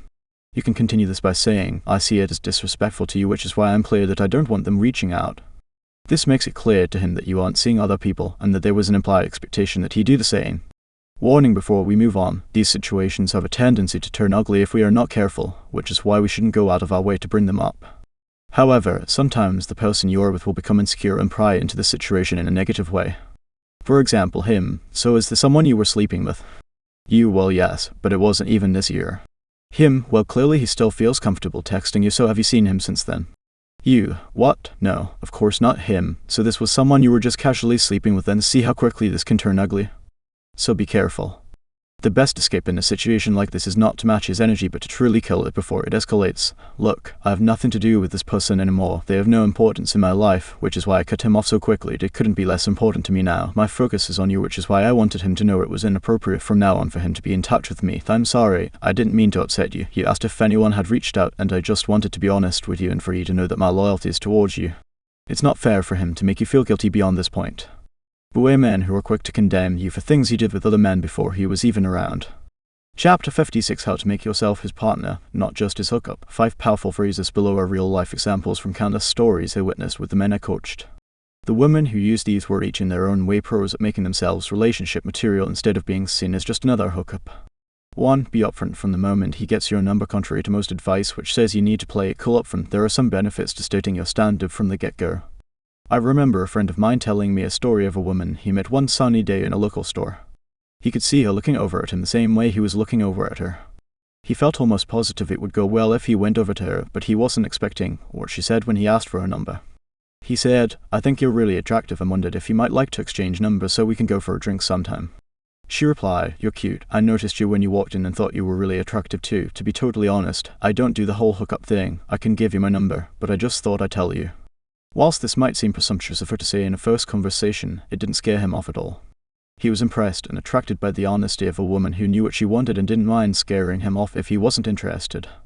Remember, when you express your standards with confidence, others will want to rise to them. It's also worth noticing that she didn't make it about wanting more with him. She didn't even know him. It had nothing to do with her wanting to rush in a relationship. It was simply to do with her not wanting to casually sleep around. Key idea: this proves that you can be honest about exclusivity being important to you at any stage of a relationship, so long as you don't make it about him. It's a personal principle that you have for men in general. It's not about putting pressure on him as an individual.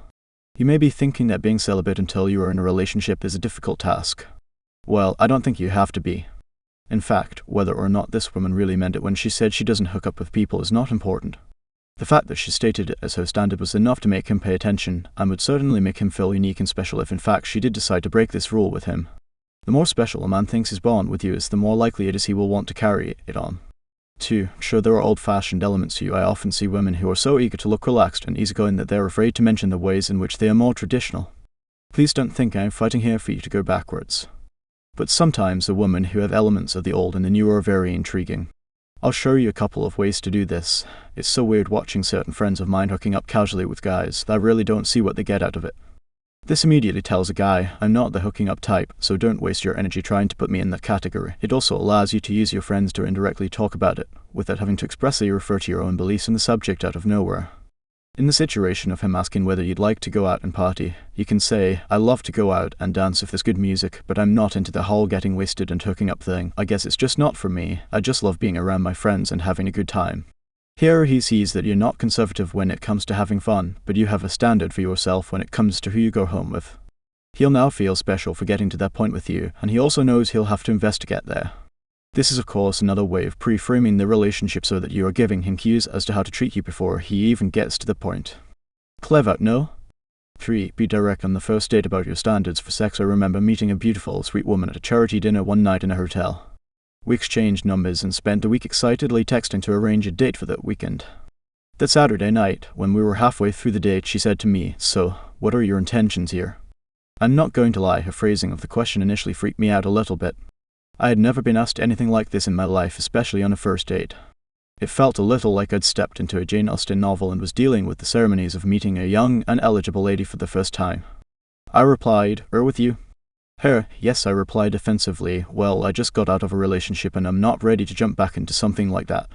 Her, "That's fair and honest. I understand that. I'm not sure how ready I am for a relationship either, but it's good to know, because I'm not in a place where I would be intimate with someone if it wasn't going somewhere. Casual sex is so easy for people to find, but it's not what I'm looking for." Though the first part of her question about my intentions caught me off guard, what she followed up with was very attractive. I loved the certainty of someone who communicated her standard in such a straightforward manner. It wasn't about me, it was just about what she wanted.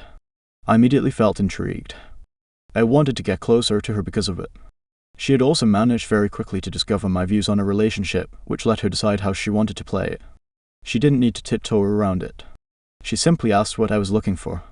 It brought out my most honest answer, and the fact that she showed a willingness to walk away from the situation if it didn't suit her made her only more desirable to be around. 4. Set a time limit for when you'll walk away. A client of mine told me a story of how he decided to commit to his wife Amy when they were first dating. He told me how, at first, he wasn't sure he even wanted a relationship at all. After a few dates, she brought up the question, "What do you see this as?" she asked. He wasn't sure how to respond. Feeling evasive, he replied, "I don't think that's a fair question to ask at this stage. Women always tell me that this kind of response is incredibly annoying. But what can I say? The man knows how to deflect a question." Fortunately, Amy had her own perfect response. She said very calmly, "I'm only asking because I have people asking me out and I don't know what to tell them." See how this expresses scarcity, showing how she is in demand and not going to be around forever. He replied, "You need to do whatever you think is the best decision for what you want." Most women would find this lack of clarity infuriating. but she was still unfazed and didn't rise to the bait. Instead, she made it simple with her final reply. She said, "Okay, well, if we don't know what this is by June, let's go our separate ways." At the time, June was about 2 months away. He told me that by the end of this conversation, he already felt like he wanted to be with her. In fact, within a week he felt he knew he was going to marry her. But he credited his decision to her strategy of allowing him some time and space to decide what he wanted in the long term, without giving him an overnight ultimatum. The important part of this, however, is that even though she didn't give him an ultimatum, she did set a time by which she would be willing to walk away, and he knew the time was coming. 5. Let him debate whether to commit while you get on with your life. I remember an old girlfriend of mine who played it perfectly when it came to getting me to commit. We were in my car one night and she told me how much she was enjoying getting closer to me. Preempting their coming commitment conversation, I blurted out, "Look, I'm not after anything serious at the moment. I'm just trying to have fun right now." She looked calmly at me, smiled, and almost with a friendly laugh said, "Okay, I wasn't asking you to marry me or anything." With that, she smiled, gave me a big, sexy kiss, said goodnight, and walked into her house. I drove home feeling like a complete idiot for taking things so seriously. I expected her to be frustrated and angry when I said I wasn't looking for any commitment. But she wasn't. She was relaxed, and I looked like the drama queen. Our next date was a little harder for me to get. She suddenly had less time for me than she did for her friends, her family, her work, and her hobbies. It wasn't that she ignored me, but more that she had made a conscious decision that since I didn't want a relationship, I wasn't going to be a priority in her life. When I did finally see her a week or so later, we had so much fun.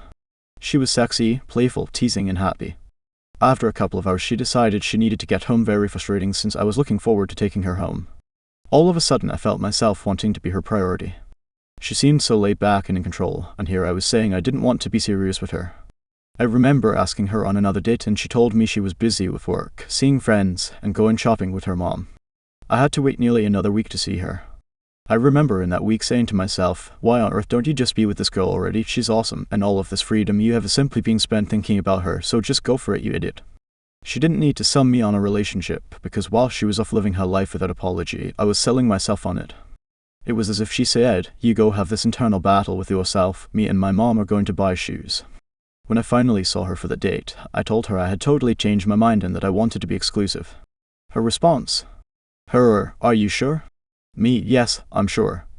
Her, "Okay," said with the same fun and playful smile she had the first time I brought up commitment, the formula. When I brought up my doubts, she remained calm, made a personal decision to prioritize me, while still bringing her a game when I did actually get to see her. She got on with her life while I did battle with myself. When I finally sold myself on the idea, she was the better off for having continued to invest in herself and the things and people who were the real priorities in her life. Important note, if a guy does decide that he really, really doesn't want a relationship right now, exit the situation without malice and don't say anything spiteful. Never say something cold or petty such as, "Don't bother coming back if you change your mind." This only leads you to two problems. 1, it confirms that you are overly emotional and validates his decision to bail, and 2, it makes it impossible for him to change his mind later.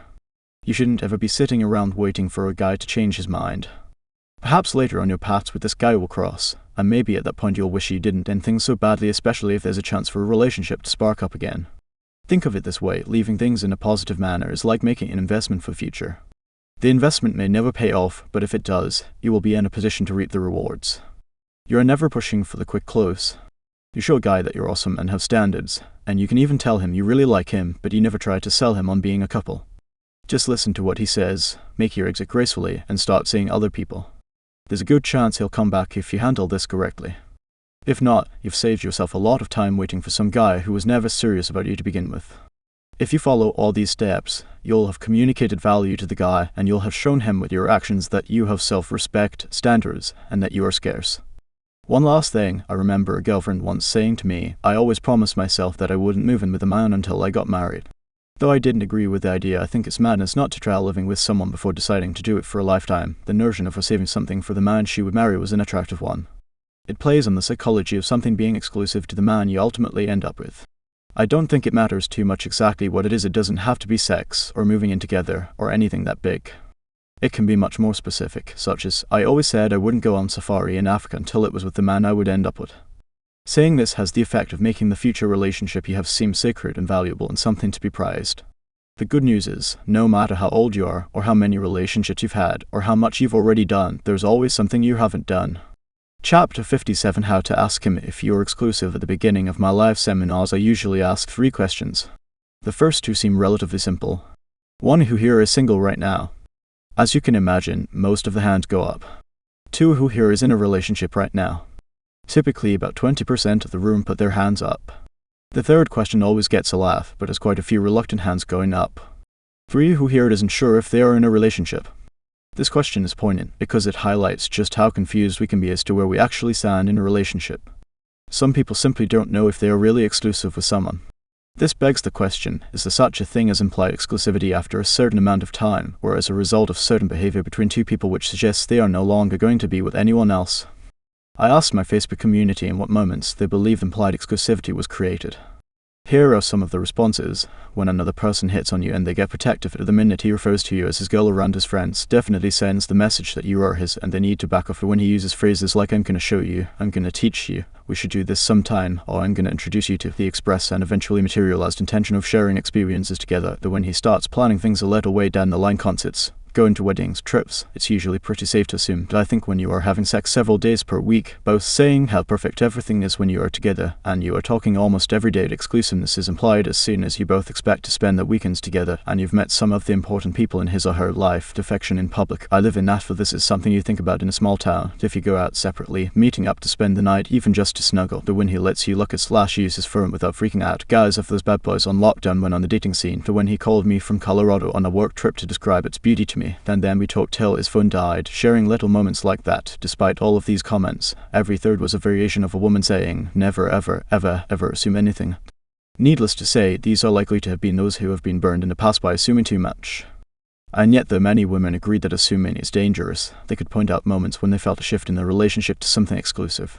Though the notion of not talking about exclusivity but allowing it to happen naturally seems more romantic, I've come to believe that it's important to have the conversation if in doubt. That doesn't mean it has to be done in a painfully serious way. Just that it's made clear that the two of you are now monogamous. If in doubt, here are some phrases you can use. I'm not sleeping with anyone else now that I'm seeing you, and I wanted to know if you're in the same place. Do I know that it feels like we are exclusive, but I don't want to assume, and I want to see where your head is at. If I deleted my dating account online now that we are seeing each other, I wouldn't want people to think I'm still available. I wanted to know if you've done the same. Q. What do you call him before you are exclusive? In the early stages, you can call him the guy I'm seeing when talking about him to friends, or when telling him a story you were telling your friends about him, e.g. I was telling my friends about the guy I'm seeing and they were very impressed with the thing you did for me the other night. If you feel like the two of you are exclusive but you haven't said it yet, calling him your guy instead of your boyfriend in front of him is a cute halfway house. If you are talking to him, you would say, I was telling the restaurant manager that my guy is on his way, so he saved you a seat at the bar next to me. Chapter 58: How to Get on His Mom's Good Side. Men and their moms. I feel I need say no more. You already know it's a tough relationship to deal with at the best of times. You want to get close to him, and she doesn't want you stealing him. You protest aside that you are not trying to, and yet her experience has shown her that when he really gets close to a woman, he's likely to pay his old mom less attention. What to do? Below are some quick tips for putting everyone at ease, and having the self-centered tyrant decide to open the gates and let you in. Yes, mom, I'm talking about you in this chapter too. Don't think you're any less difficult than any other mom. Before you've met her, ask him questions about her. Tell me about your mom. Are you guys close? What's she like? When he's on the phone with her, you can say, "I'll tell her I said hi." This shows you care and you're a welcoming person. Above all, be interested in the relationship between him and his mom. Refrain from getting on the negative bandwagon. He may be ranting about his mother on occasion, but that doesn't mean you should jump in. There is an alternative that means not attacking his mom directly. If he says something she did wrong, say, "Well, I care about you, so I don't like that it's bothering you." As an extra way of showing how great of a teammate you are, you can add to the end of this, "What can I do to help?" This shows you are there for him without playing sides against his mother. When you see her, compliment her on the type of boy she raised. She wants to hear that she is important, that loyalty to family is important, and that you respect her as well as his relationship with her. You can say to her, it's clear that family is important to him. He talks about you all the time. Or if he doesn't get to see her all that much, I know he misses you so much. He talks about you all the time. There are so many occasions where we are experiencing something together and he says he wishes you were there to experience it too. Don't make it sound like you know him better than she does. She may talk about a food he never eats at home. Don't jump in and say, "Well, he eats them all the time around me." It may be true. It's not worth it. Don't overdo it by talking about all the mumsy things you do for him. If you always pack for him when he leaves town, or make his coffee in the morning, don't feel the need to tell her every detail. You may think you are scoring points by telling her all the little ways you look after him, but she'll likely hear, "I've been replaced." You may even find she gets competitive in these moments. If you say, "I always fold his clothes and pack for him when he's about to get on a flight," She may say, "Oh, he loves when I pack for him. He always gets me to do it." This is her way of reasserting control. Let her, it should be no big deal to you to let her feel important. She did raise him, for God's sakes. Just agree, you're right, he does. That's where he gets it from when he asks me because you're not there. If she's really trying to be difficult, if things get really bad, and you are doing all of the right things, it's okay to confront her when the two of you are alone together. Simply say, "Hey, I noticed there is a little bit of tension between us, and I wanted to know if there is anything I'm doing to create it. I want to have a wonderful relationship with you because I care about your son deeply and I know how much his relationship with you means to him and you. I'd love to clear the air." If she ever expresses concern about you getting in the way of their relationship, be clear with her. "I would never come between the two of you. That relationship is sacred and I have the utmost respect for it. I love being part of his life and I wouldn't get in the way of something so important in his life. Your acceptance means a lot to me." Chapter 59, How to Handle Other Women in His World. I'm not talking about the bevy of mistresses that regularly strut around in bikinis over at his mansion, unless you happen to be dating Hugh Hefner, in which case you'll need more advice than I can offer here. I'm talking about those women already in his life, those he considers pals, buddies and friends without benefits, also known as friends. Many guys have varying degrees of female friends, and meeting them can be quite nerve-wracking, especially if you feel sized up and judged from the moment he introduces you as the new number one woman in his life. Embrace the fact that he has female friends. It's likely to mean he has some idea of how to treat women, and isn't a one-dimensional guy who only has male friends. With this in mind, here are some quick ways of handling these girl buddies of his. Be interested. I've seen many women make the mistake of assuming an immediately combative stance with all other women in their man's life. They try to shun them, or shut down around them, or attempt to pull the guy away from them, as if they are perpetually scared these women are looking to snatch him away from them. This is a huge mistake. The women will decide they don't like you, and your man will see this as petty, jealous behavior on your part. Worst of all, he may begin feeling the need to see you and them on separate occasions because he knows it's awkward having everyone in the same room together. Solution: do the exact opposite. When you meet other women in his life, show them attention, even if it means taking your attention off of him sometimes. Be excited that you have a bunch of potential new girlfriends to spend time with and ingratiate yourselves with them immediately. Be genuinely interested in who they are and don't just ask about their relationship with your guy. Treat them as separate and independent from him. Warning: you don't have to seem over-interested. It has to be genuine, or it will seem like another form of game playing. Just treat them like new people you'd like to be friends with. Some start lines for you when speaking to them: threat crusher techniques. Compliment them. "I really like your dress. Where did you get it?" Show interest in their origin story with him, especially if you want them to show interest in yours. "He told me the story of how you guys met. That's so funny. I love that story." Appreciate how long they've known him. "I can't believe you've known him that long. Tell me some embarrassing stories." Be their ally. Have fun playfully taking their side now and again and teasing him. Don't do this relentlessly, but it can be a fun way to create some playful tension between you and him.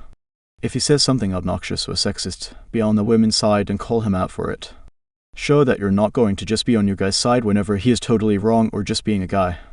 If the subject of men leaving the toilet seat up came about, you could say, "Look, we know you don't mean to, but the realigns you with them as a fellow woman and increases the sense of community between you all." Perhaps one of his friends arrived late to dinner you were all having, and he is complaining to you all that women take forever to get ready and are always late. You might say, "Hey, every girl wants to look pretty. Make sure her hair." How to talk to him in 59 secret scripts to melt his heart, unlock what he's thinking, and make him want to be with you forever. Introduction. Speaking of men. I owe everything I have in life to learning how to talk. Scratch that. Everyone learns how to talk. What I really have to thank for any success I achieved in my 20s is mastery of communication. I wish they had taught me how important this would be at school. I wish my teachers ingrained in me how crucial it would be in life to learn the powers of influence, charm, and the importance of being able to move others with communication. Except my teachers didn't teach me those kinds of skills. No one did. I didn't take any classes on public speaking, nor was I schooled on social dynamics, nor did I attend lectures about the art of influence and its importance in business, relationships, and just about every part of life. But quickly I realized how much these skills mattered, and I knew I had to take matters into my own hands and school myself on the most difficult subject of all people. How I discovered the secrets of male thinking as a teenager. I feverishly read books by seduction gurus, body language experts, master salespeople, and charismatic speakers to absorb the secrets I yearned to possess about social savviness. In an odd turn of events towards the end of university, having spectacularly blown my chances of the corporate job of my dreams as a story for another time, I realized I had to take some action towards a future very quickly. My degree in property management was beginning to look more than a little useless, especially since I had decided that what I really wanted to be was a public speaker. But how did one even go about that? I had no idea how to get started, and had no role models to teach me what to do next. In my hunger for experience and rent money and food, I approached about the only people willing to hire a 21-year-old with no real expertise, a cohort of male seduction gurus or pickup artists in London who were looking for someone to teach guys of all ages about confidence with women. The male pickup business is now a global industry, but at the time this was a tiny company who could barely afford to pay any of its speakers. Couple that with my young age and lack of experience, and I was left with little choice but to offer my services for free, working on weekends and having little more to show for it than a 30-minute-a-week slot to fulfill my dream of speaking in public. It wasn't glamorous, but it felt like I had hit the jackpot at the time. Even scoring the job as an unpaid intern was a test of everything I had ever taught myself about salesmanship and confidence. Ask any 21-year-old trying to get their foot in the door today, and they'll tell you just how hard the struggle is to be allowed to step on even the first rung of a ladder you actually want to climb. But now I had my start, even if it was a small one. Unbeknownst to my friends, I began secretly sneaking off from my university campus at weekends to deliver seminars to help small rooms of 8 guys. I would trudge up to London every Saturday to give 30-minute speeches, for no money, to help men of all stripes who wanted to meet women, get laid, and find a girlfriend. Everyone has to start somewhere, right? My geeky teenage hobby of reading books on communication was finally paying off. It wasn't exactly how I pictured my future life as a soon-to-be professional university graduate, but it was the perfect place to take all those years of learning about social dynamics and put them into practice. In that time I spoke to hundreds of men. I learned what men wanted long-term and why they spend so much time thinking about being attractive to women. I learned why they find some women sexy and what turned a casual fling into their dream girl. I learned why guys stopped calling women after 2 dates, even if they had a good time. I learned what made a woman the one. I was hooked on the science of attraction, intoxicated with the subtle art of communication. As I worked with these guys, many would come up to me after seminars and share their stories. I began to see patterns of behavior that I never noticed previously. They would tell me about problems with their previous girlfriends. They shared their frustrations, their annoyances, the traits that they found so unbearable it caused them to leave a relationship of over 4 or 5 or 10 years and opt for the single life again. I always knew that there was more to attraction than long-term physical beauty. I always knew that relationships had to be built on more than mutual sexual desire and a shared passion for the walking dead. And I soon realized how much all relationships, from beginning to end, came down to simple, tiny, and observable acts of communication. Just think about it for a second. Communication is what makes you confused in the early stages as to whether or not a guy likes you. Poor communication explains why couples can have the same conversation over and over again and still not understand their partner's needs. If we express ourselves badly, we upset people or fail to express honestly what was really bothering us. We can repeat the same bad behaviors over and over again, simply because we never learned the best approach to expressing how we feel. My aim in this ebook, in many ways, this is the simplest and most direct program I've ever done.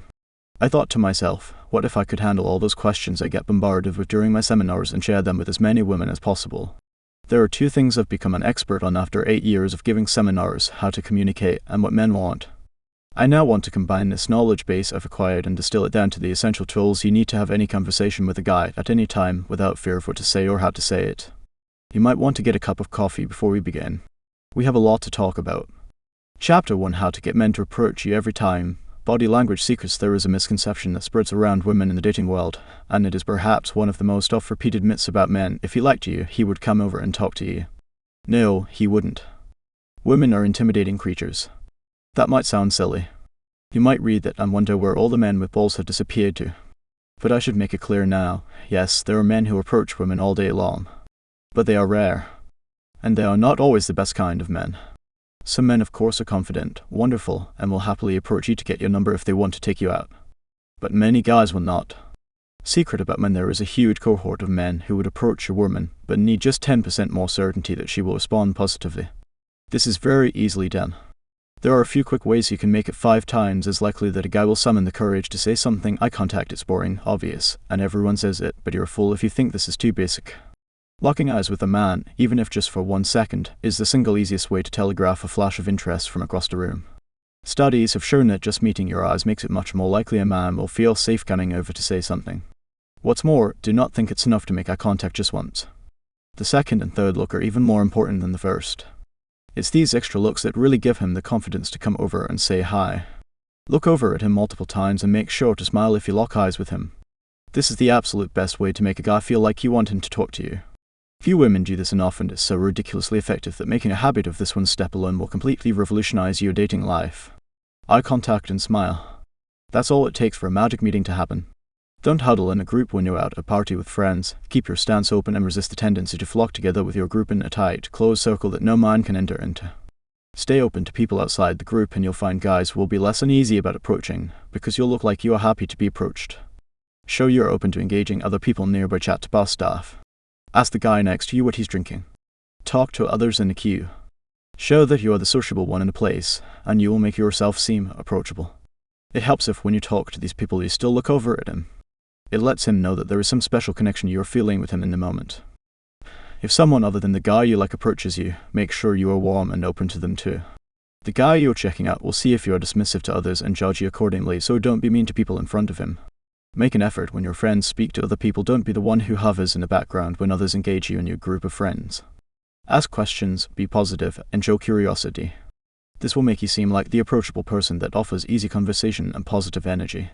Remember, try not to get stuck into deep conversation with some other guy, or else you might scare your favorite target off if he thinks that you're interested in another guy. Men don't like competition with other men. It usually makes them do nothing, and it will stop him from approaching. From this perspective, you need to remember to break away from new people and show yourself moving around and talking to lots of different people, which gives him more chance of getting you into conversation. The wave warning. This is direct. One final way to get a guy to come over is the waved.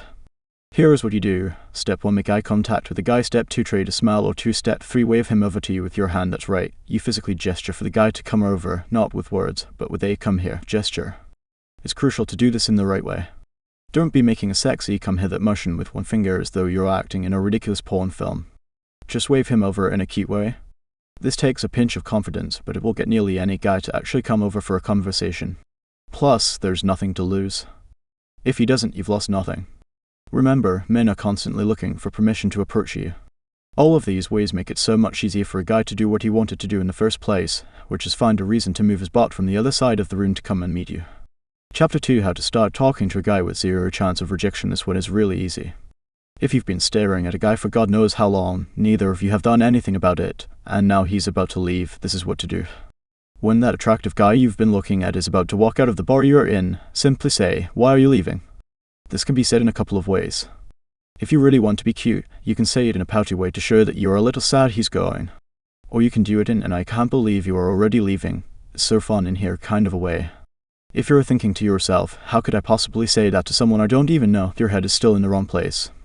Attraction favors the bold, and the people who can speak up and say something that shows a little confidence and cheekiness are far more likely to meet interesting and attractive people.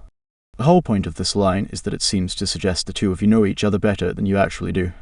It bypasses the unimportant small talk phase of an interaction. Hi, how's your day, etc. Think about it from his point of view. What might he say in response? Because my friends all left me, because my friends are leaving now, because I'm supposed to be meeting people at this other venue. If he's quick-witted, he may even get cheeky back and say, "Well, why aren't you coming with me?" Or you may be forward and confident and say, "Because I'm supposed to be meeting my friends at this other venue, you should come, it's supposed to be great." Can you see how quickly this bypasses the awkward "do we like each other" phase? It's a little speed seduction hack that cuts straight to the point. "I like you and I'm not happy that you're leaving and we haven't had a chance to talk to each other." From his side, he gets one last chance to speak to you before he leaves, which he'll really appreciate if he's been looking at you all night but just hasn't thought of the right thing to say. One more thing, don't think this only works at night. It's just as effective to use this in the daytime, if you're feeling brave that is. Let's say you've been staring at someone in a coffee shop for 10 minutes while sat drinking a cappuccino. There's been some flirtation with your eyes, but all of a sudden he gets up to leave. You could say, "Oh, you're leaving already, why?" He can then say, "Oh, because I'm late for work," or whatever else he needs to respond. But the line gives him a chance to say, "But why don't we exchange numbers so we can talk another time?" You'll be amazed at the immediate results this line leads to. Get your courage in gear and try it already. The magic of the simple favor. As a shy kid, I remember that I would be willing to do anything to impress a girl. I would imagine myself coming to the rescue of one particular girl from school, having fantasies that I would do some daring, brave, heroic act that would make her swoon at my unwavering determination to protect her from harm. Men grow up with this mentality that they can do great deeds to win the hearts of women. It never really goes away. Guys live to serve you in a way that most men will never admit, and most women will never understand. So regularly women ask me how they can open a conversation with a guy. Little do they know there are 8 simple words that will appeal to a guy's desire to help and gain his attention every time. They are, "I could really use your help with something." For example, if you say, "I could really use your help with something, can you hold my jacket for 2 seconds while I give these drinks to my friends?" No guy is ever going to refuse this. If he ever does, run. Once you've given the drinks to your friends, turn back to him, take your jacket back, and say, "Thanks so much. How's your night going?" Now you've got an easy way to get his attention without making it seem like you approached him at all.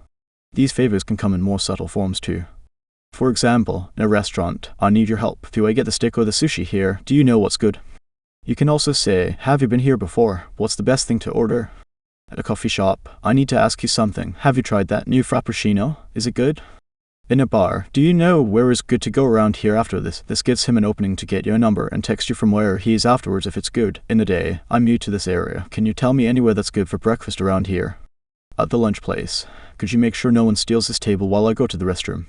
Now, am I saying you always need a favor as an excuse to meet a guy? Of course not. Sometimes you'll just be at a party and you'll see a guy you want to talk to. In this kind of scenario, you can be more forward and just ask him how he knows the host.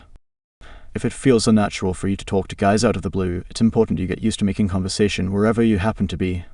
This way it becomes more normal and you'll always have warmed up social muscles. Do whatever it takes to get yourself in that state. Hang out with your most sociable friends and let their openness rub off on you. Make sure you converse with service staff and make it a point to have a conversation with the guy who serves your coffee, the waiter at the cocktail bar, the staff at airports, grocery stores, bookshops. Be the person who asks for recommendations, or who asks someone how their day is going. Having these conversations will seem small, but enough of them will allow you to get used to those nerves that build up when you have new social interactions. For some readers, this kind of gregarious social interaction will seem like the most natural thing in the world.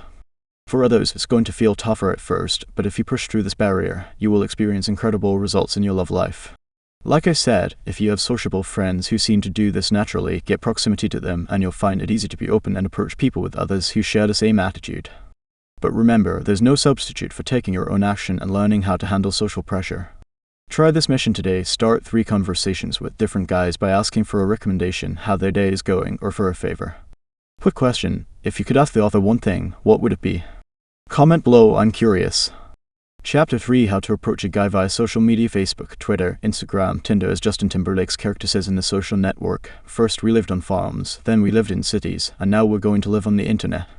Okay, maybe you don't exactly live online, but more of us are choosing to date and find romance in the digital world than ever before. Are the rules of social interaction different on the internet?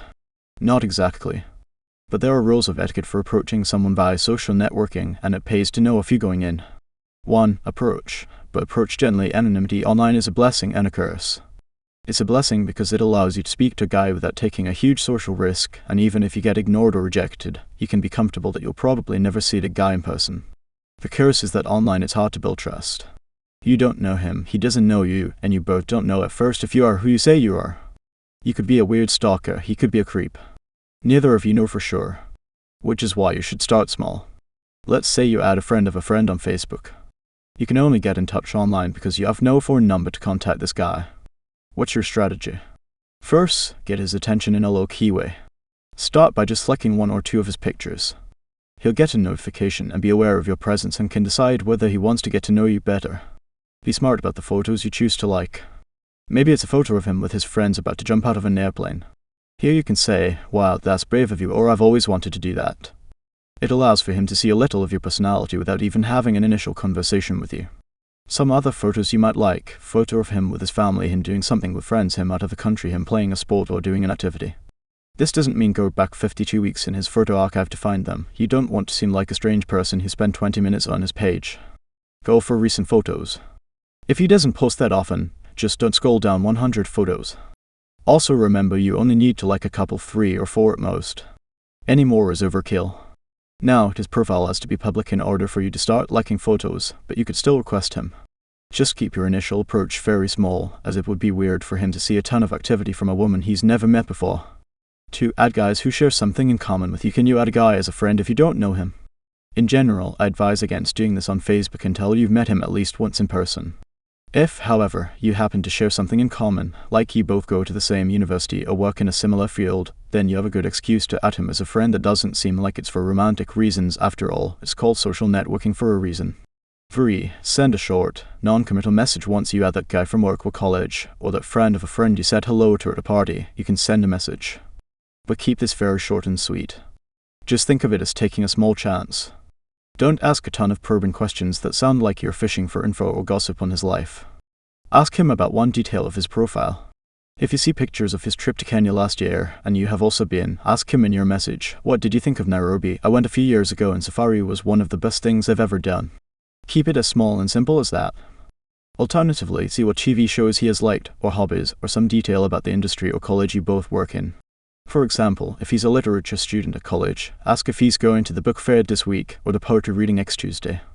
You might also say something about a mutual friend. How hilarious was insert friend's name's Halloween costume last year? It does make you dance with her too. I know from school. Did you go to it as well? I don't remember seeing you around. Again, I must stress here not to go too far into stalking territory. This is why you must keep the message brief. The less you say, the more it looks like you just casually noticed a detail on his profile and dashed off a quick hello in passing. If he responds with a question or two, it means he's interested and wants to keep the conversation going. We're going to come on to the steps for this in the texting chapters in this guide, but for now, keep it fun and positive, not too much back and forth, and don't message all day. Since you approach this guy online, let him be the one to take the reins with arranging a one-on-one meeting. Feel free to ask him if he's going to the party next week, but don't ask him to meet you one-on-one, leave that ball in his court. Lastly, don't hesitate. If you are interested in someone, go for it. Be the confident woman you either are or want to be. And remember, men like being approached just as much as women do. If you're new here, I post audio versions of powerful books every week. Hit subscribe so you never miss one.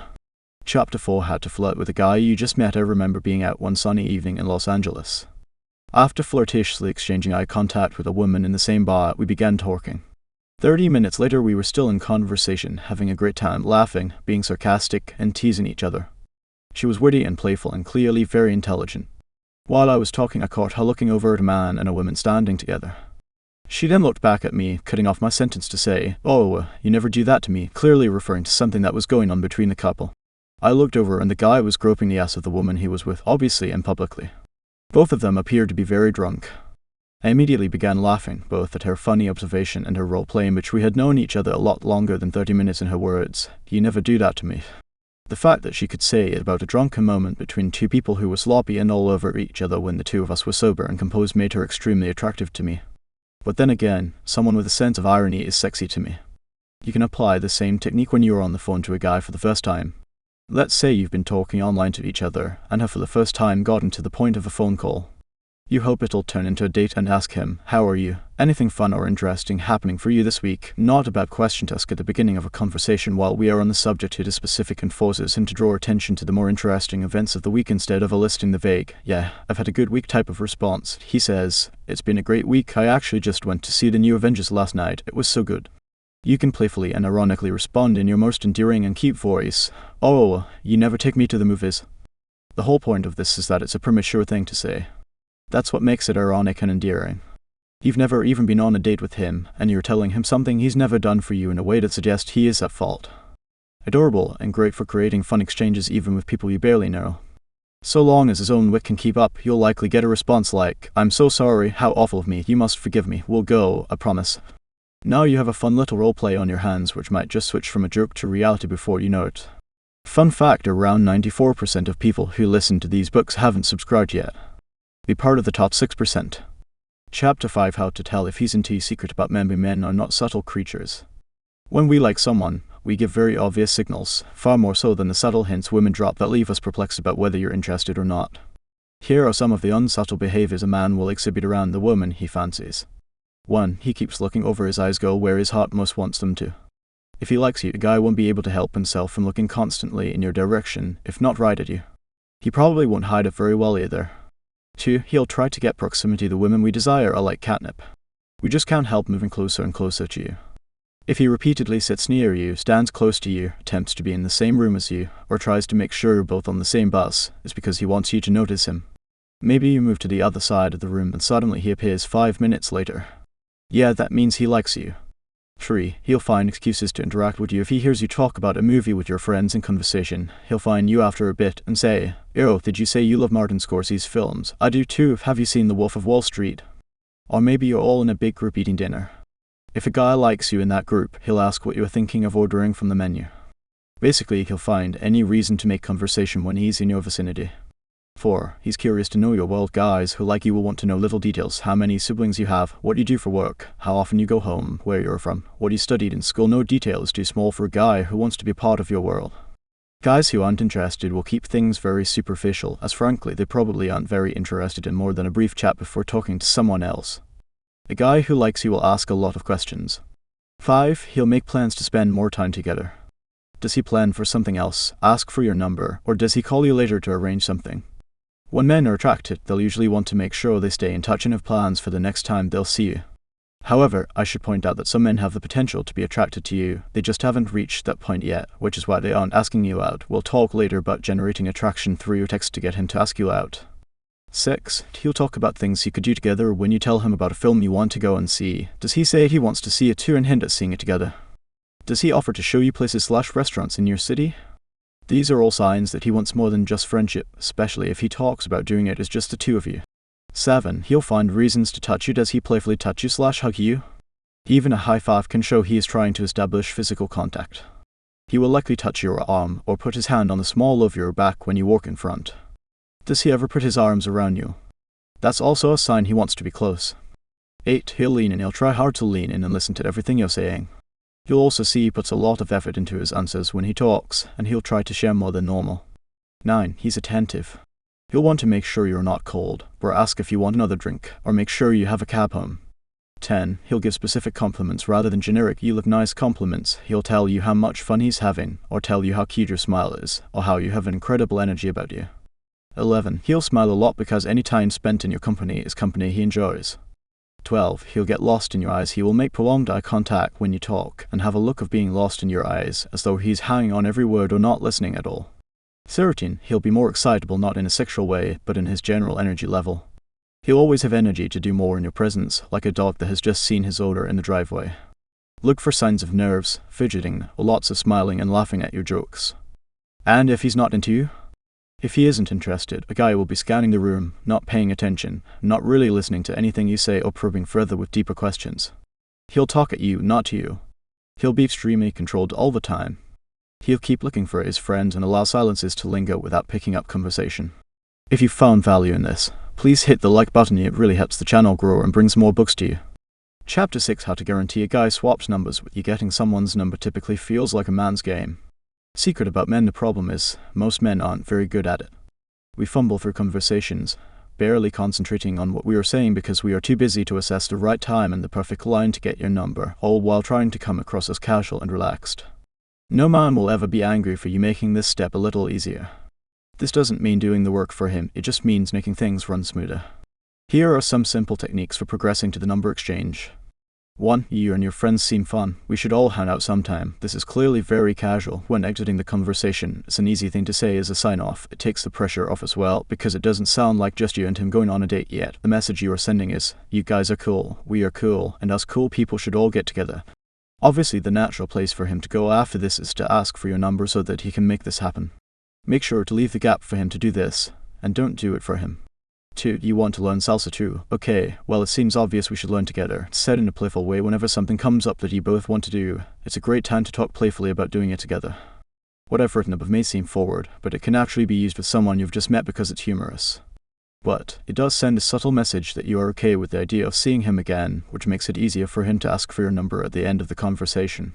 Another example of how this could be used is with the movie. You're excited about the new Jurassic Park movie too. I'm dying to see it. We should do that together because we know that no matter what, we can't not have a good time since we are seeing that movie. Even though this example is worded differently, it still contains that we should go assumptive attitude that attractive people have. They don't express doubt about whether or not someone would want to come with them. They simply talk like the other person knows instinctively that it would be a good time. These types of "we should go" lines aren't things to end the conversation with. They are things you say during the conversation to precede the idea of a date. It gives him ideas on what he might do with you once he's got your number, as well as the comfort of having a basis even if tenuous or said in jest for asking for your number. 3. I really have to get back to my friends. We are supposed to be on a girls' night, and I've been over here talking to you. I'm impressed you kept me this long. Why don't you take my number and we'll see if we get on this well over the phone? All of this is said very playfully, of course, but the psychology behind this is strong. First, you are the one making the exit to get back to your friends. This makes you scarce in the moment and raises your value by showing you are in demand with other people. Second, it allows you to have a moment of flirtation where you compliment him on being able to hold you for so long when you are supposed to be only with your girlfriends. Third, because you are the one leaving, it gives you a little more license to be ever so slightly more forward in offering your number to him on the way out. I wouldn't recommend doing this all the time because generally I'm in favor of giving the guy the opportunity to give you his number with your suggestiveness and letting him take the lead, but in this case it's a compromise. To ensure he still knows his work isn't done, however, include the last sentence. We'll see if we get on this well over the phone. The implication is twofold. First, you are saying that the two of you have been getting on well, but you're also saying, I don't necessarily know you well enough to go on a date with you, but we can talk on the phone. There's still room for you to blow it at that stage, so bring your game. It leaves him with a challenge, even when you're the one who is leaving your number with him. 4. We're going to this really cool bar, insert name. After this, you should go, you'd love it. It's obvious, but letting the guy know where you're heading next gives him one of two opportunities.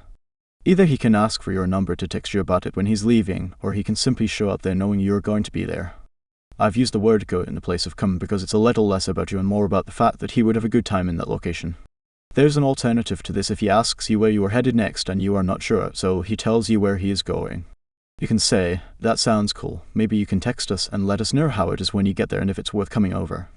What I enjoy about this is that you are not actually giving him your number, because he still has to ask.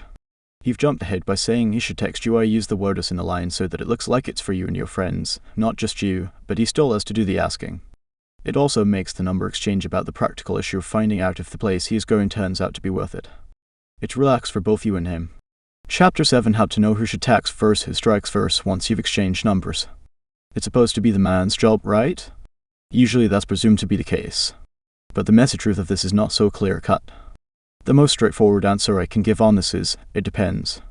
Not every area of attraction has a hard and fast rule.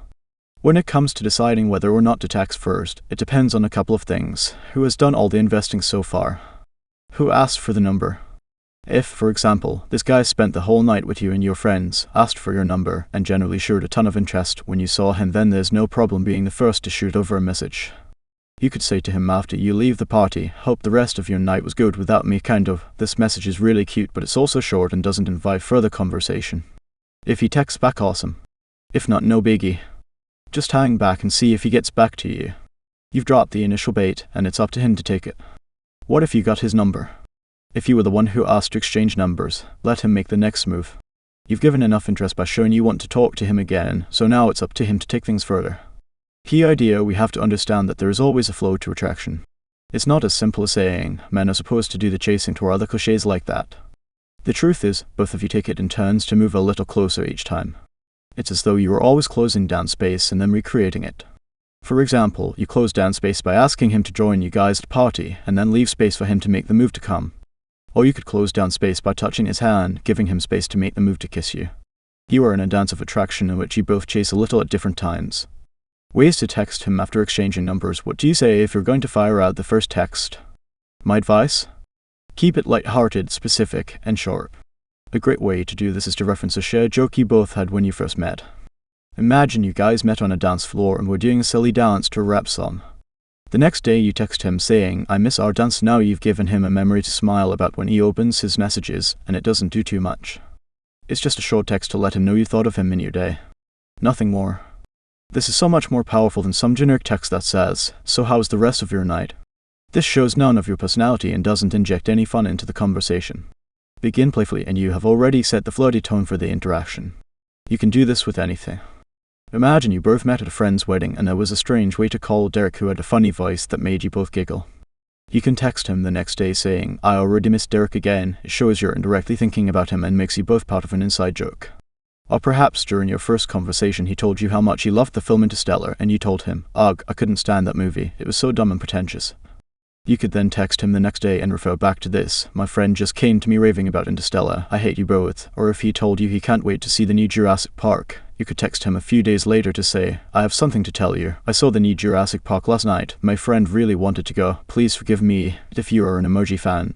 This would be a good text to use the little monkey with its hands over its eyes, short, sharp, and sweet. Then leave him room to come and close the gap. Chapter 8: How to get him to ask you out. You can text a guy back and forth for days or weeks and still not know how to get him to ask you out. How do you get him to make the suggestion? Simple, put the idea in his head early on. For example, if I'm going to ask a girl out, I know it's so much easier if she has already hinted at something she wants to do. If she says, I've lived in New York for a year but I've never walked over the Brooklyn Bridge, I really want to go, it implants an idea in my head for when I next see her. I think to myself, maybe I'll find somewhere cool to eat near the Brooklyn Bridge and then stroll there for our first date. The more you express your likes and dislikes to a guy, the more natural it's going to be for him to ask you out because he already knows where you want to go. That way, he doesn't now have to be guessing whether you like sushi or whether the sight of raw sashimi and salmon rolls makes you want to gag. How to steer him towards your favorite date. What if you really want to do a particular kind of activity or date, and you want him to take you there?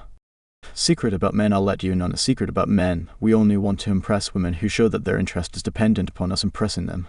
What do I mean by that? To motivate him to do certain activities, you have to show him how impressed and attractive you find it when a guy does those things. For example, you could say, "Oh, I have so many cool places I want to go to in this city. I try new things here all the time. I find it so attractive when people take me to spots I've never been." When you drop that into conversation, he starts to think of new ideas for where he can take you. You can also do this one with a boyfriend who you want to take you to new places. By saying this line, you make him want to be original. But what if he doesn't take the hint? What if he arranges a stale, boring date that sounds so run-of-the-mill it leaves you serious? Thanks for listening to this audiobook. Check the channel for more audiobooks, and do not forget that even 10 minutes per day can make big impact on your life in a long run. Know that what you are doing is good enough, and I cannot wait to see you again, my dear stranger. Follow us on social media, and if you want to support us, check the Patreon and hit that subscribe button.